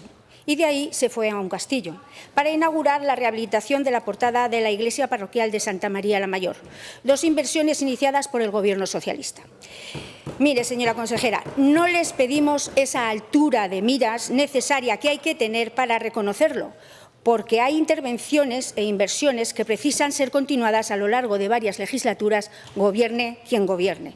Solo les pedimos que realice este proyecto, porque ya en 2023 se habían caído varias rocas, pensando en los vecinos y en el ayuntamiento que no podía acometer las obras porque era un proyecto de gran envergadura que tenía la competencia para ello, Patrimonio. Les pedimos que tienen el proyecto hecho, que tienen el Gobierno en sus manos y que tienen el mayor presupuesto de la historia. Solo les pedimos que hagan este proyecto, que lo ejecuten y que admitan por una vez que, aunque sea el proyecto socialista, pueden ustedes perfectamente realizarlo, como está haciendo su compañero, el señor López, con el plan de carreteras, que no tiene ningún problema en realizarlo, señora consejera. Gracias, señora Guilleme. Señora consejera. Presidenta, señora diputada, no me tache de sectaria, que no es por ese motivo, que es que parece que lo enfocan por el tipo de gobierno que hay en el ayuntamiento. No, mire, fue a Egea a anunciar la cocina. Fui a un castillo porque la actuación la había pagado el Gobierno de Aragón, ¿vale? Y por eso fui. La alcaldesa tuvo su sitio y no había puesto un euro, ¿eh? Y nadie le ninguneó, al revés, ¿eh? O sea, que no me acuse, no me acuse de sectaria porque no lo soy. Escuche, mire, le voy a decir, el plan director de un castillo está desde el 2015, con un presupuesto de 9 millones de euros. Si ustedes cada año hubieran invertido 1 millón, ese castillo estaba terminado. Ahora le cuento. Sí, espere. Mire, en el 2016 se cayó una roca, pero en el 2019 otra. Ayuda del Gobierno de Aragón, 48.000 euros en el 20 y 47.200 en el 22. Hombre, si así van poco a poco, el ejemplo, buen ejemplo de práctica es Calatayud, es Albarracín, pero que es, el castillo es de titularidad municipal. Gracias, señora porque consejera. El territorio es tan municipal, ni siquiera han solicitado un 2% cultural. Pregunta 92525, relativa a las medidas que va a adoptar el Departamento de Educación, Cultura y Deporte en referencia a los centros educativos sobre el programa escolar de consumo de frutas, formulada a la consejera de Educación por la señora Rodrigo, del Grupo Parlamentario Socialista. Señora Rodrigo. Gracias, presidenta. De nuevo, consejera. ¿Qué medidas va a adoptar el Departamento de Educación, Cultura y Deporte para garantizar la calidad de los productos que se distribuyen en los centros educativos en el programa escolar de consumo de frutas, hortalizas y leche? Muchas gracias. Gracias, señora Rodrigo. Señora consejera. Gracias, presidenta. Mire, en la formulación de su pregunta, señora diputada, hay 2 afirmaciones que son totalmente erróneas. El primero es que contraviene el hecho de servir fruta de países lejanos. Contraviene los requisitos técnicos de los contratos. Yo creo que usted sabe que el programa escolar de consumo de frutas, hortalizas y leche es de agricultura y no es de educación. Eso lo conoce. Y, por otro lado, eso no es cierto. Y que de este programa se haya servido fruta en mal estado, esta afirmación no la puedo dejar pasar, porque no es verdad. No es verdad. Mire, en los comedores escolares, se licitaron el año pasado, ¿vale? Se añadieron 50 millones de euros precisamente para poner condiciones de calidad y de proximidad de los productos. Con lo cual, en los comedores escolares de Aragón, en los pliegos cuando se licitó, estaba contemplado perfectamente estas condiciones. Gracias, señora consejera. Señora Rodrigo. Gracias, señora consejera. Me alegro que esté el señor Rincón también aquí para escuchar su respuesta y este debate. Bienvenido, señor consejero. Mire, señora consejera, como yo ya me imaginaba lo que usted me iba a responder, como ya asumía que usted iba a decir que esta es una cuestión generada por el Partido Socialista, se iba a ir a cuestiones técnicas, pues mire, yo le voy a leer dos mensajes, dos mails de dos equipos directivos dirigidos a las familias. Esto no es un debate técnico, si usted tiene más razón o no. Le voy a leer dos mails. Hola de nuevo, familias. Hoy nos ha llegado la fruta. Os mandamos para casa pera como una piedra otra vez y manzana. El alumno o la alumna, por favor, que traiga mañana la manzana pelada y cortada porque aquí es imposible. Volvemos a pediros disculpas por esta mala gestión. Seguimos con nuestras quejas. Saludos, el equipo directivo. Otro, el segundo. Y solo he cogido dos, podría tener... Gracias, señor Suso. Gracias, gracias. Asunto, reparto de fruta. Buenos días. Este curso la campaña de fruta no mantiene la organización. Señor presidente, presidenta, señor, es imposible con el señor Suso, es imposible. Señor, buenos días. Este curso, la campaña de fruta no mantiene la organización y previsión de otros cursos. Ni el Departamento de Agricultura ni la empresa encargada de la distribución nos están ofreciendo un calendario fijo y estable de reparto. Hoy han llegado plátanos y manzanas, pero no en la cantidad suficiente para todos los alumnos. Con estas condiciones es muy difícil podernos organizar e informaros para que lo tengáis en cuenta como familias. Por ello, cada día os iremos notificando con un día de antelación la fruta que les podremos entregar a los niños. Mañana viernes se van a entregar plátanos solo en educación infantil y no se va a repartir fruta en primaria porque no hay suficiente. Si hay algún cambio, os lo avisamos a lo largo del día. Además, vamos a expresar nuestra queja al departamento como equipo directivo por Señor, el modo gracias, en el que Suso, se por está favor, silencio. llevando a cabo este programa. Si yo entiendo que se pongan nerviosos, porque estos son las familias y los equipos directivos. Señor Suso, es usted un maleducado, perdóneme que le diga, un maleducado, así se lo digo. Los centros educativos, así se lo digo. Los centros... 10 segundos, señora presidenta, porque es que era imposible con el señor Suso. Y finalizo ya. Sí, los por centros alusiones. educativos han denunciado el origen de la fruta, el mal estado de esta y la cantidad insuficiente. Por lo tanto, el objeto de este programa, desde luego, desaparece por completo. ¿Cuál es la explicación? No al Grupo Parlamentario Socialista, a los centros educativos y a las familias sobre esta situación. Muchas gracias. Gracias, señora Rodrigo. Señora consejera.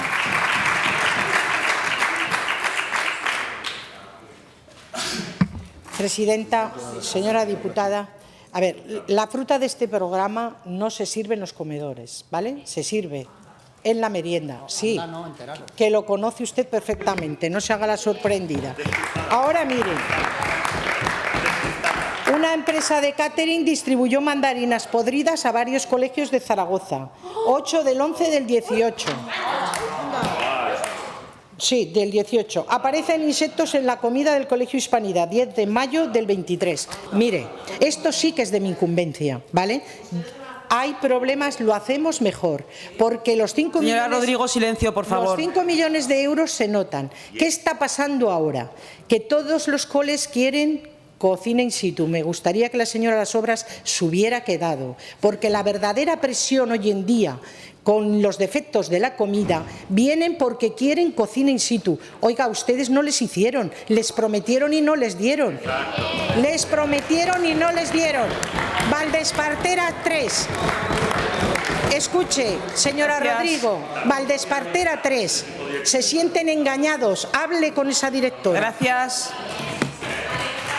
Pregunta 854-25, relativa a la valoración del Gobierno de Aragón sobre las últimas cifras de paro y datos EPA último trimestre, formulada a la consejera de Empleo por la diputada señora Soler, del Grupo Parlamentario Socialista. Señora Soler.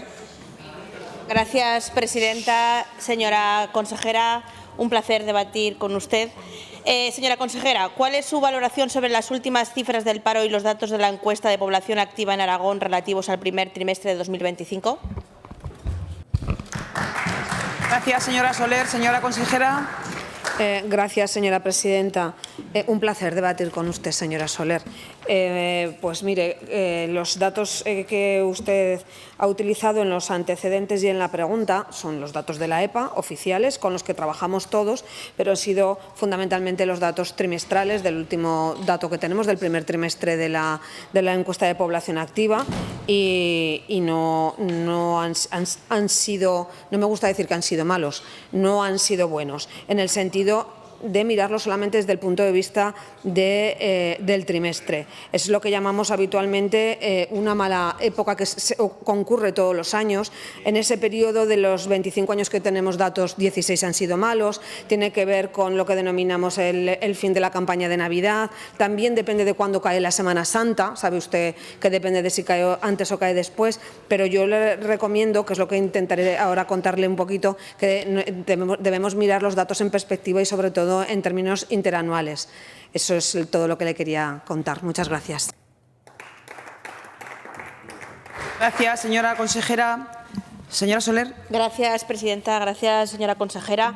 Mire, si tomamos los datos globales, generales, como usted bien dice, en cuanto a desempleados, en 2018, cuando gobernaba el Partido Popular, habían 3,3 millones de desempleados, y ahora, con el Partido Socialista, con las políticas sociales que está llevando a cabo, en este 2025 son 2,5 millones de desempleados. O sea, que las políticas que lleva a cabo el Gobierno socialista son profundamente mejores que las que está llevando a cabo el señor Azcón.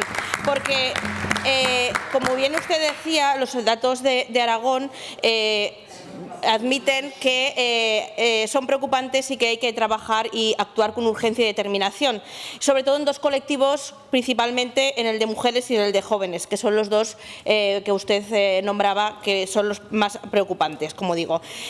Los jóvenes, sobre todo, porque es un colectivo que debería ser prioritario en cualquier estrategia de desarrollo económico y de crecimiento de cualquier comunidad. Han aumentado en 3.200 hasta 12.500 parados, un aumento del 34,4% solo en 3 meses, la cuarta comunidad con mayor aumento relativo y una enorme distancia de la media española. Más de un tercio de los jóvenes que están en búsqueda de empleo han sido incapaces de encontrarlo. Con todo ello podemos decir que las políticas que está llevando a cabo este Gobierno son unas políticas que han fracasado profundamente, que es un Gobierno del anuncio, pero estamos a mitad de legislatura y los datos arrojan unas realidades diferentes.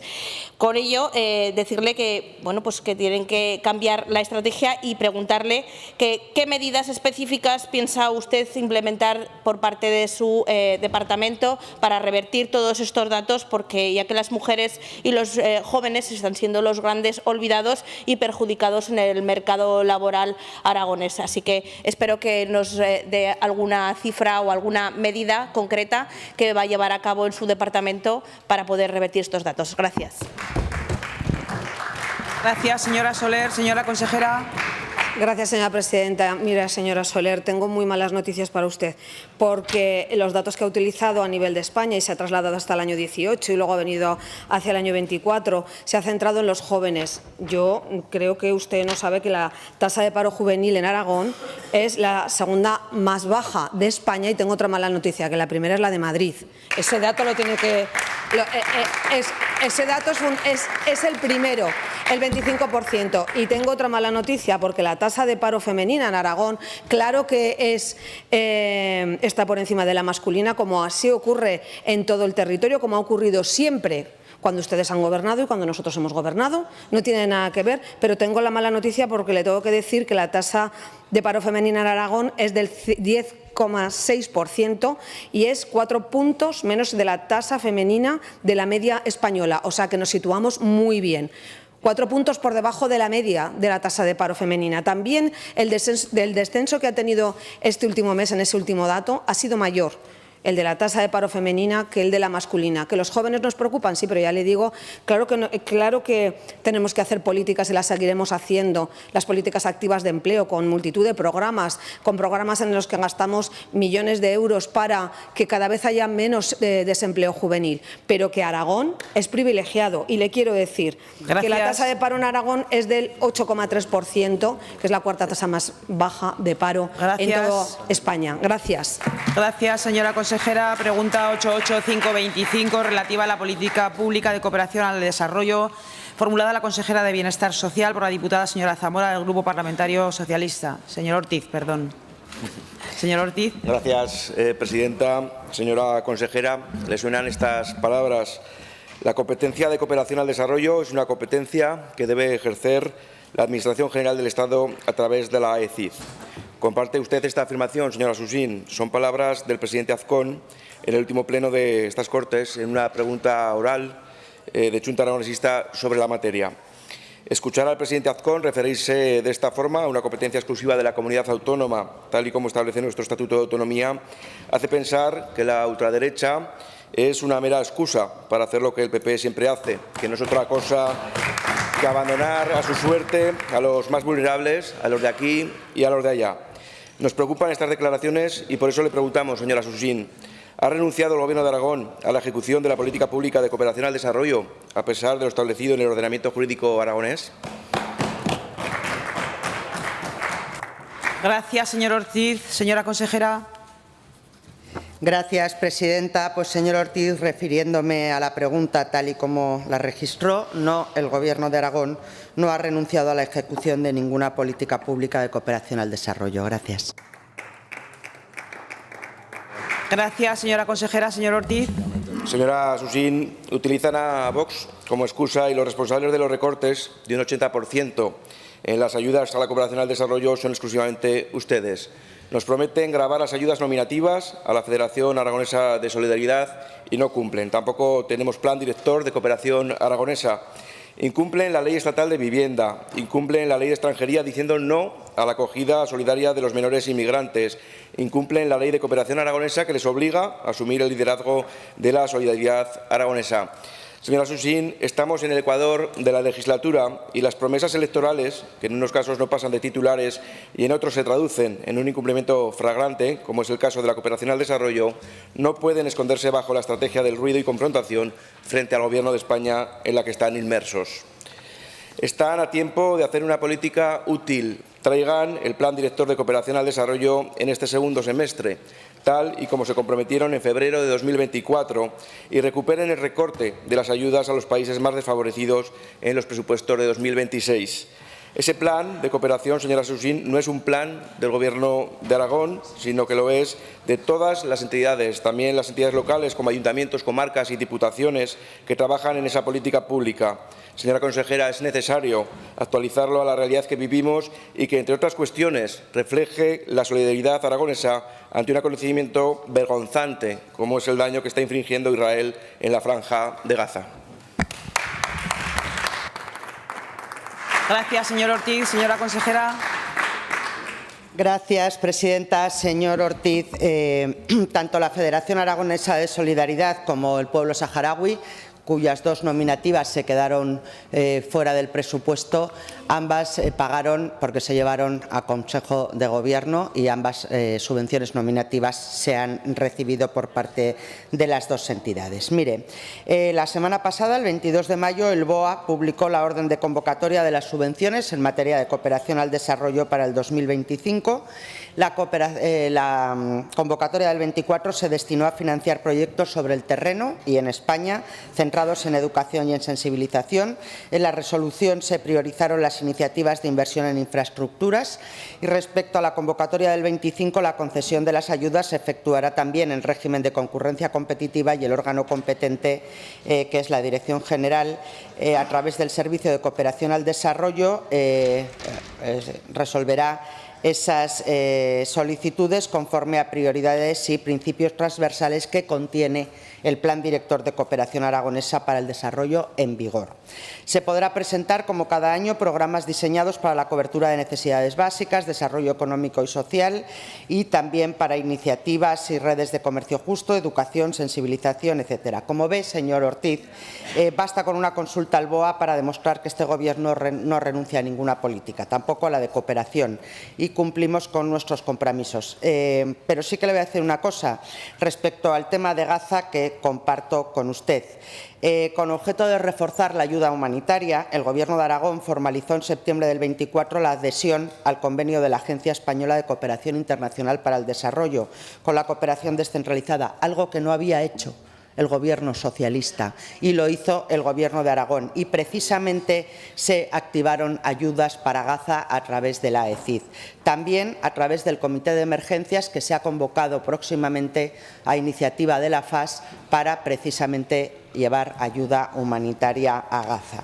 Así que, como ve, a pesar del catastrofismo, los proyectos de cooperación al desarrollo han salido adelante, también en ausencia del sexto plan director. Pero le voy a decir una cosa, el Gobierno de España aprobó el 2024 el Plan Director de Cooperación Española, que había finalizado el anterior en el 2021. Señora consejera, su tiempo. Y España no se ha quedado sin política de cooperación al desarrollo. Gracias.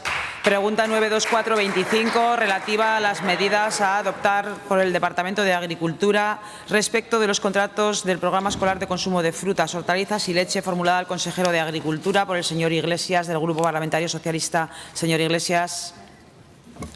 Gracias, presidenta. Señor consejero, ¿qué medidas va a adoptar el Departamento de Agricultura para garantizar el cumplimiento de las prescripciones técnicas de los contratos de suministro del Programa Escolar de Consumo de Frutas, Hortalizas y Leche y la calidad de los productos? Muchas gracias. Gracias, señor Iglesias. Señor consejero. Gracias, señora presidenta. Bueno, este contrato del que habla usted, lógicamente, se rige por unos pliegos de prescripciones técnicas y de cláusulas administrativas. Tienen anexos de penalidades y control de calidad en la ejecución. Es un contrato en ejecución y, dependiendo de cómo se desarrolle, se adoptarán las medidas que en su caso correspondan. Gracias. Gracias, señor consejero. Señor Iglesias. Gracias, presidenta. Señor consejero, este programa, como bien dijo usted el otro día, lleva 16 años en activo en Aragón y ha sido un programa ejemplar en toda la Unión Europea hasta este año. Hasta este año que gobiernan ustedes, que es un auténtico desastre. El otro día, supongo que, no se lo tengo en cuenta, dijo que actuaba con hipocresía y con mala fe. Con mala fe, no soy hombre de fe, pero ¿es hipócrita, señor consejero, decir la verdad? ¿Es hipócrita decir que se ha empezado el programa tarde, que los colegios no saben cuándo va a llegar la fruta y no se pueden organizar, que hay colegios en los que está llegando fruta que no es suficiente para todos los niños, que sigue llegando a día de hoy fruta de Sudáfrica, que alguna de la fruta que ha llegado podrida, que alguna de la fruta que ha llegado, sobre todo de las peras de Sudáfrica, es incomestible y es tan dura que atenta contra las dentaduras de nuestros escolares. Eso es hipócrita. Yo creo que ustedes han tratado de tapar el escándalo. Y no me refiero a la grasa a los medios de comunicación. Me refiero a que están llegando estos días a los colegios cajas sin etiquetas, que no se puede saber el origen de dónde vienen. Y eso genera un grave problema, como usted bien sabe, de trazabilidad alimentaria. Y esto es una cuestión grave. Y le pedimos, controlen de una vez el programa de fruta escolar, preocúpense de los agricultores aragoneses y preocúpense de los niños y las niñas en los colegios y dejen de degradar el buen nombre del Gobierno de Aragón, que es lo que están haciendo desde que llegó el señor Azcón, el más mal educado de todos los presidentes que ha habido en esta comunidad autónoma, a gobernar en la comunidad autónoma. Y le diré también, señor consejero, la propia Unión Europea es la que habla de que en la selección de los productos hay que poner criterios como la temporalidad, la variedad o la disponibilidad de productos locales regionales, dando prioridad en la medida de lo posible a productos que sean originarios de la Unión Polonia está en la Unión y que podrán fomentar en particular la compra local o regional, los productos ecológicos, las cadenas de distribución cortas o los beneficios ambientales. Muchas gracias. Gracias, señor Iglesias. Señor consejero. Mire, señor Iglesias, cuando uno ha estado en un partido político que ha gobernado aquí 8 años hasta hace 2 años, tiene que venir informado. Porque usted dice siempre que este programa funcionó muy bien. Y yo le voy a dar datos de los últimos años desde que funciona como ahora, que es con contrato de suministros, que antes eran subvenciones. Yo soy una persona respetuosa y les pido respeto, por favor. Miren, a ustedes les pasó de todo. En el curso 2021 no fueron capaces de ejecutar ni un euro de estos fondos. No fueron capaces de adjudicar el contrato por problemas administrativos. 0 euros. Esa fue su gestión ese año. Curso siguiente, 2021-2022. Se lo puedo enseñar, 0 euros. 2021-2022. Criterio de adjudicación. La baja. El único criterio que hubo, la baja, un criterio de proximidad. Se adjudicó al más barato. Impresionante. Ahora siguen ustedes hablando de criterios de proximidad. Hubo documentos del Ministerio, los tenemos de diciembre del 20, que hablaban de evitar criterios discriminatorios, productos locales regionales. Ustedes siempre muy obedientes al Ministerio, ese único criterio. Pero es que en el año 2022-23 batieron todos los récords. O sea, ese año les dieron un 36% menos de fondos FEAGA. ¿Y qué hicieron ustedes? ¿Como nosotros poner dinero de recursos propios? No. Dejaron fuera toda la educación infantil. Oiga, los alumnos de infantil se quedan sin fruta en Aragón. Todos los alumnos de educación infantil. Una solución creativa. Después, ya que me habla usted de contrato, tuvieron que imponer una penalidad a la anterior directora general con el señor Olona por incumplimiento de contrato a la empresa. En el año 23, y estos son datos, tuvieron un año ustedes ahí glorioso. 7.000 euros de penalidad. Y si quiere que hablemos de criterios de proximidad, pues mire, año 2017, menús de 20 colegios zaragozanos se cocinan en Málaga, con una empresa de catering de Málaga. Una proximidad espectacular. Año 2018, una empresa de catering distribuye mandarinas podridas a varios colegios de Zaragoza. 2018. 2023, aparecen insectos en la comida del Colegio Hispanidad. En fin, si quiere hablar de otros criterios, hablamos de que en Castilla-La Mancha están entregando piña. No sé si era de Tanzania o de Costa Rica. Pero vamos, desde luego de proximidad no será. Y le digo que en Asturias, donde gobiernan ustedes, el adjudicatario es la misma empresa de aquí. Y el hecho de que no venga el nombre está en el pliego y estaba en el pliego con ustedes. Y por eso ustedes ni se enteraron de que la fruta era de Polonia, porque no lo ponía en las cajas, porque en el pliego ponía que no se podía indicar el origen. Pregunta 95325, relativa a los regadíos sociales de Sarrión, formulada al consejero de Agricultura por la señora Soler, del Grupo Parlamentario Socialista. Señora Soler. Gracias, presidenta. Señor consejero, ahora vamos a hablar del regadío social de Sarrión. ¿Podría detallarnos qué actuaciones concretas y qué medidas específicas tiene previsto implementar el Gobierno de Aragón de manera inmediata para garantizar que estos comuneros, estos regantes, puedan comenzar a regar sin contratiempos durante el próximo mes de junio? Gracias, señora Soler. Señor consejero. Sí, gracias. Sí, para contestar a su pregunta, bueno, querría recordar en primer lugar que ya en pleno del 13 de diciembre respondía a otra pregunta el señor Peralta en relación con la fecha de puesta en marcha de los regadíos de Sarrión y sobre la solución de varios problemas técnicos que se relacionaban fundamentalmente con la falta de suministro eléctrico y una autorización que era necesaria para cruzar una vía pecuaria. Esta autorización, gracias también, se ha explicado esta mañana, a la agilización de procedimientos en el INAGA, que ha conseguido reducir a la mitad los procedimientos fuera de plazo, ha sido relativamente rápida, ya se está suministrando energía eléctrica. Yo dije entonces que esperaba que fuera como muchas semanas o meses y efectivamente pues a finales de enero se pudo tener suministro eléctrico. Ahora mismo, pues tras la práctica finalización de las obras, se han ido manteniendo, que es donde estamos, reuniones de la Dirección General correspondiente con la Comunidad de Regantes, han trasladado una serie de cuestiones técnicas que opinan que deben ser subsanados por la empresa adjudicataria, que es Traxa. Estamos en estas cuestiones terminando para hacer la entrega lo antes posible. El proceso administrativo terminará con el acta de recepción de las obras, la posterior entrega a la Comunidad de Regantes cuando se realicen todos los pagos pendientes. Esperamos que esto se produzca lo antes posible, pero bueno, con independencia de todo ello, la decisión de regar o no se tomará en función de las necesidades de los cultivos y de forma coordinada con la Comunidad de Regantes, como no puede ser de otra manera. Gracias, señor consejero. Señora Soler. Gracias, consejero.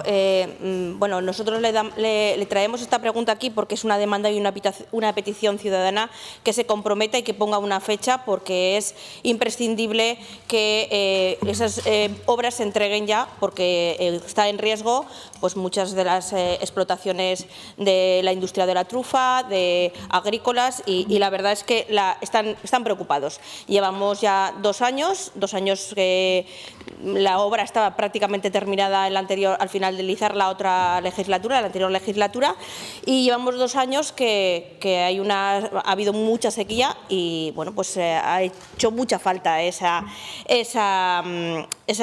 obra, esa infraestructura hidráulica. Además, bueno, pues los regantes están muy preocupados porque ahora se va a llevar a cabo una auditoría y le han pedido pues que el Gobierno de Aragón se involucre y bueno, pues firme un convenio en la que por un lado se solucionen esos problemas lo antes posible y por el otro pues que se le dé servicio de riego pues también lo antes posible, y que por ello le pedimos hoy aquí que se comprometa. Además, tienen pues una subvención para instalar placas en las balsas, placas solares para el funcionamiento de este riego, y bueno, pues no pueden esperar más. Entonces es una responsabilidad prioritaria. Creemos que la burocracia y los problemas técnicos no pueden impedir que esto se lleve a cabo lo antes posible y que se priorice esta cuestión, y que bueno, usted se comprometa aparte de lo antes posible, ponga una fecha ya definitiva, porque estos regantes pues están muy preocupados, están pues con unas necesidades de riego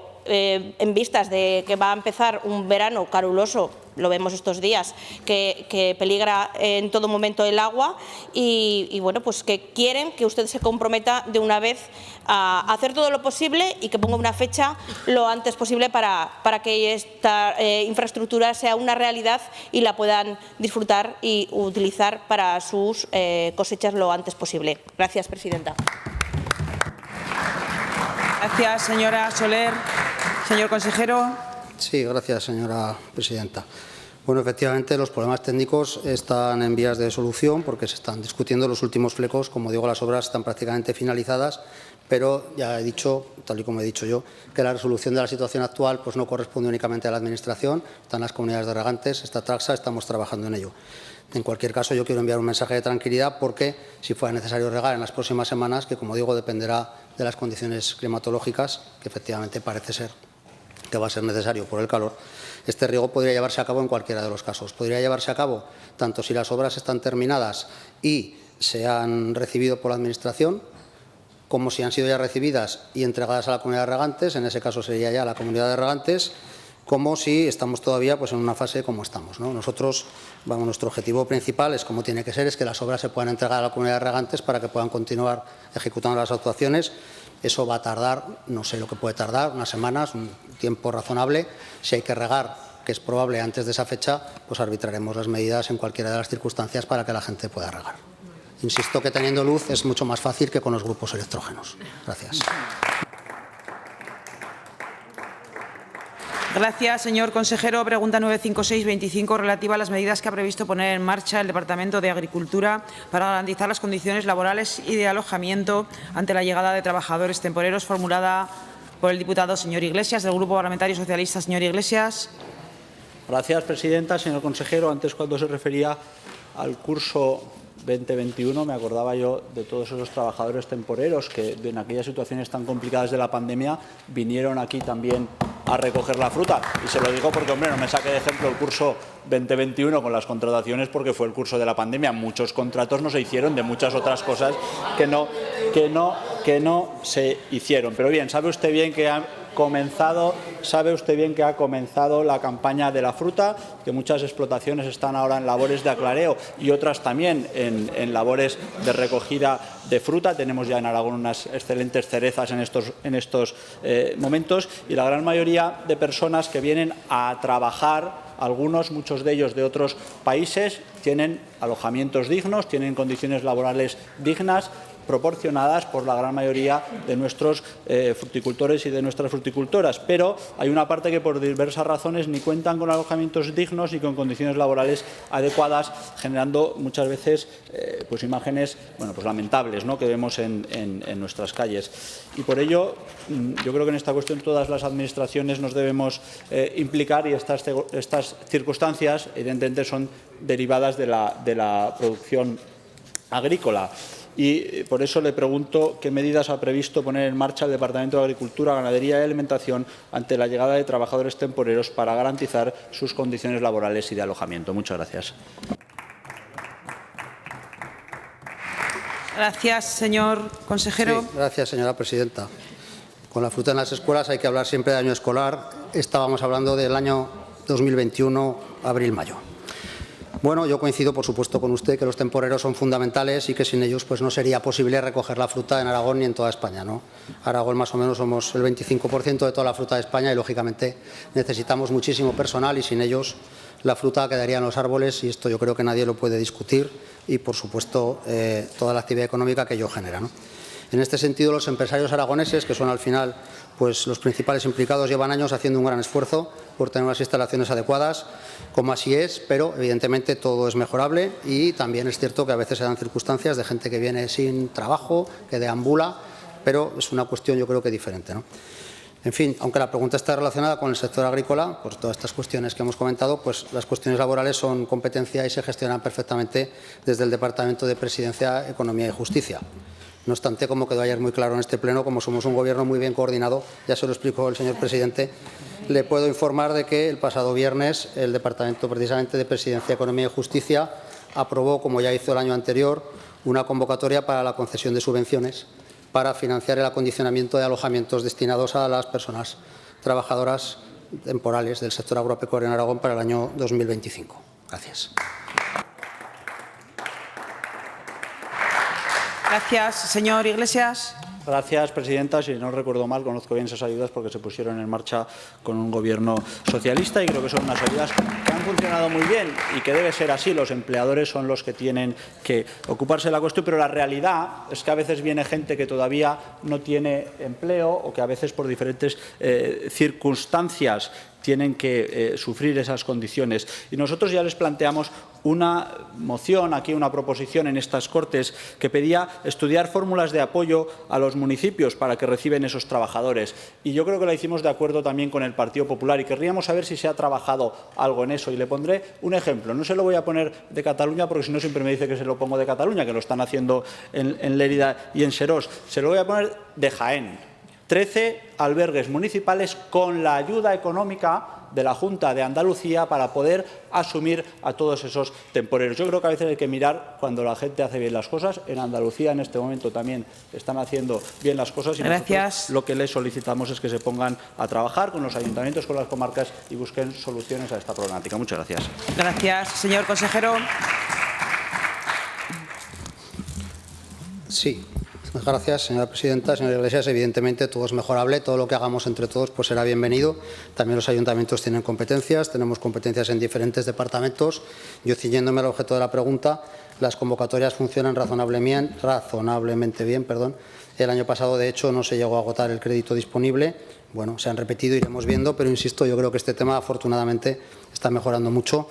No obstante, todas las actuaciones que vayan en esa línea de mejorar en ayuntamientos, albergues de acogida, etcétera, pues pueden ser bienvenidas, pero insisto que es un asunto que, gracias a Dios, está bastante mejor de lo que estaba hace unos años.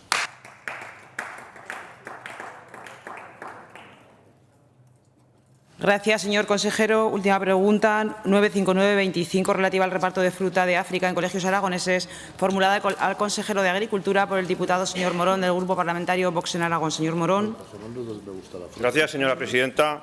Bien, pues, señor consejero, le vamos a preguntar por un tema que creo que no se ha tratado, que es el tema del programa de reparto de fruta de terceros países en los colegios aragoneses. La verdad es que es un tema que a Vox nos ha sorprendido el interés que ha suscitado entre todos los grupos parlamentarios la llegada de estos productos de terceros países, porque cuando nosotros denunciamos, por ejemplo, los acuerdos de la Unión Europea con Marruecos, precisamente porque estos productos no se puede garantizar que cumplan los estándares sanitarios, medioambientales y laborales, pues la verdad es que nos quedamos solos y no hubo ningún otro grupo que nos apoyara. O bien se abstuvieron o votaron en contra. Pero ahora parece que es un tema de gran relevancia y que todo el mundo está por la defensa del producto local y no tanto de estos productos de terceros países.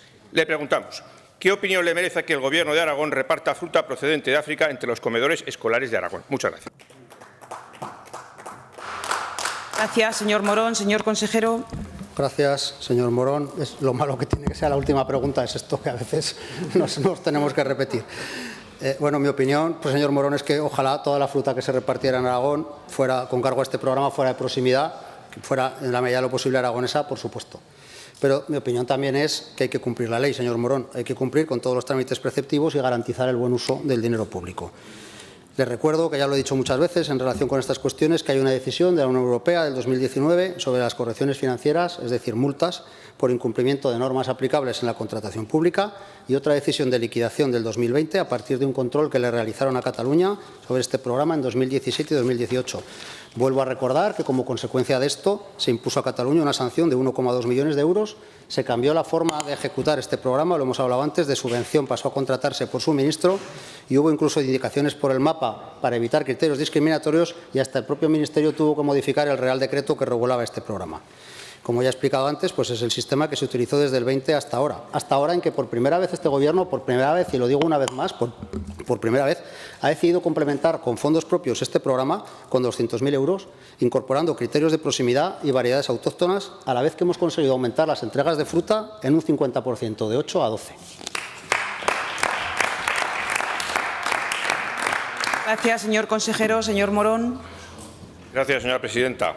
La verdad es que el debate que se ha escuchado esta mañana, pues no, aparte de no ser edificante, yo creo que no habrá dejado tranquilos a las familias aragonesas, porque bueno, aquí parece que ha habido un debate de cuándo la fruta estaba peor, si estaba peor antes o estaba peor ahora, pero realmente no creo que contribuya a la tranquilidad de las familias y también de los agricultores y ganaderos. Mire, desde luego desde nuestro grupo lo que pensamos es que el Gobierno de Aragón pues ha cometido un error, probablemente al igual que los gobiernos anteriores, y que tendría que pedir perdón a los aragoneses y comprometerse a que a partir de ahora se van a adquirir productos, como usted decía, de cercanía. Y tiene que pedir perdón porque el Gobierno de Aragón no puede estafar a los escolares y a sus familias vendiendo la idea de que en el colegio se consume un producto saludable cuando algunos de los fitosanitarios que están utilizados para producir esos productos están prohibidos en la Unión Europea. Cuando el Gobierno de Aragón no puede estafar a nuestros agricultores, cuando el Gobierno compra productos de terceros países como modelo de consumo. Y tampoco el Gobierno de Aragón no puede estafar a la sociedad aragonesa en su conjunto cuando ustedes hacen referencia a la necesidad de cuidar el medio ambiente y disminuir las emisiones de CO2, cuando todos sabemos que estos productos vienen de lejanos países, en muchos casos, con una gran producción y emisiones de CO2. Muchas gracias. Gracias, señor Morón. Señor consejero. Señor Morón, ya que estamos al final del pleno, utilizando un refrán clásico relacionado con el sector agrario, le voy a decir que una cosa es predicar y otra dar trigo. Le voy a recordar que ustedes formaron parte del Gobierno de Aragón hasta hace algo menos de un año y la verdad es que aunque el balance de su gestión digamos que fue escaso, es cierto que algo sí hicieron. Y lo que hicieron fue tramitar y adjudicar este programa de fruta escolar, incluyendo en los pliegos exactamente los mismos criterios que el año anterior el Partido Socialista. No cambiaron ni uno. Incluso hicieron un pequeño ajuste, que la oferta económica era el 50%, aún la subieron al 60%. O sea, que ese fue el ajuste que hicieron ustedes. Si quieres las fechas concretas, los pliegos se firmaron en septiembre del 23 y el contrato lo adjudicó su director general en enero del 24. ¿Dónde estaba la proximidad? ¿Dónde están todas estas cosas de las que habla usted? Pues no lo sé.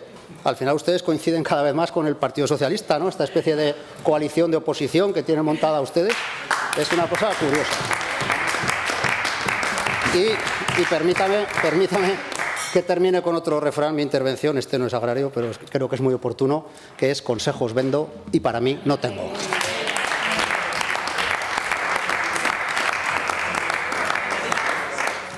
Gracias, señor consejero. Se levanta la sesión.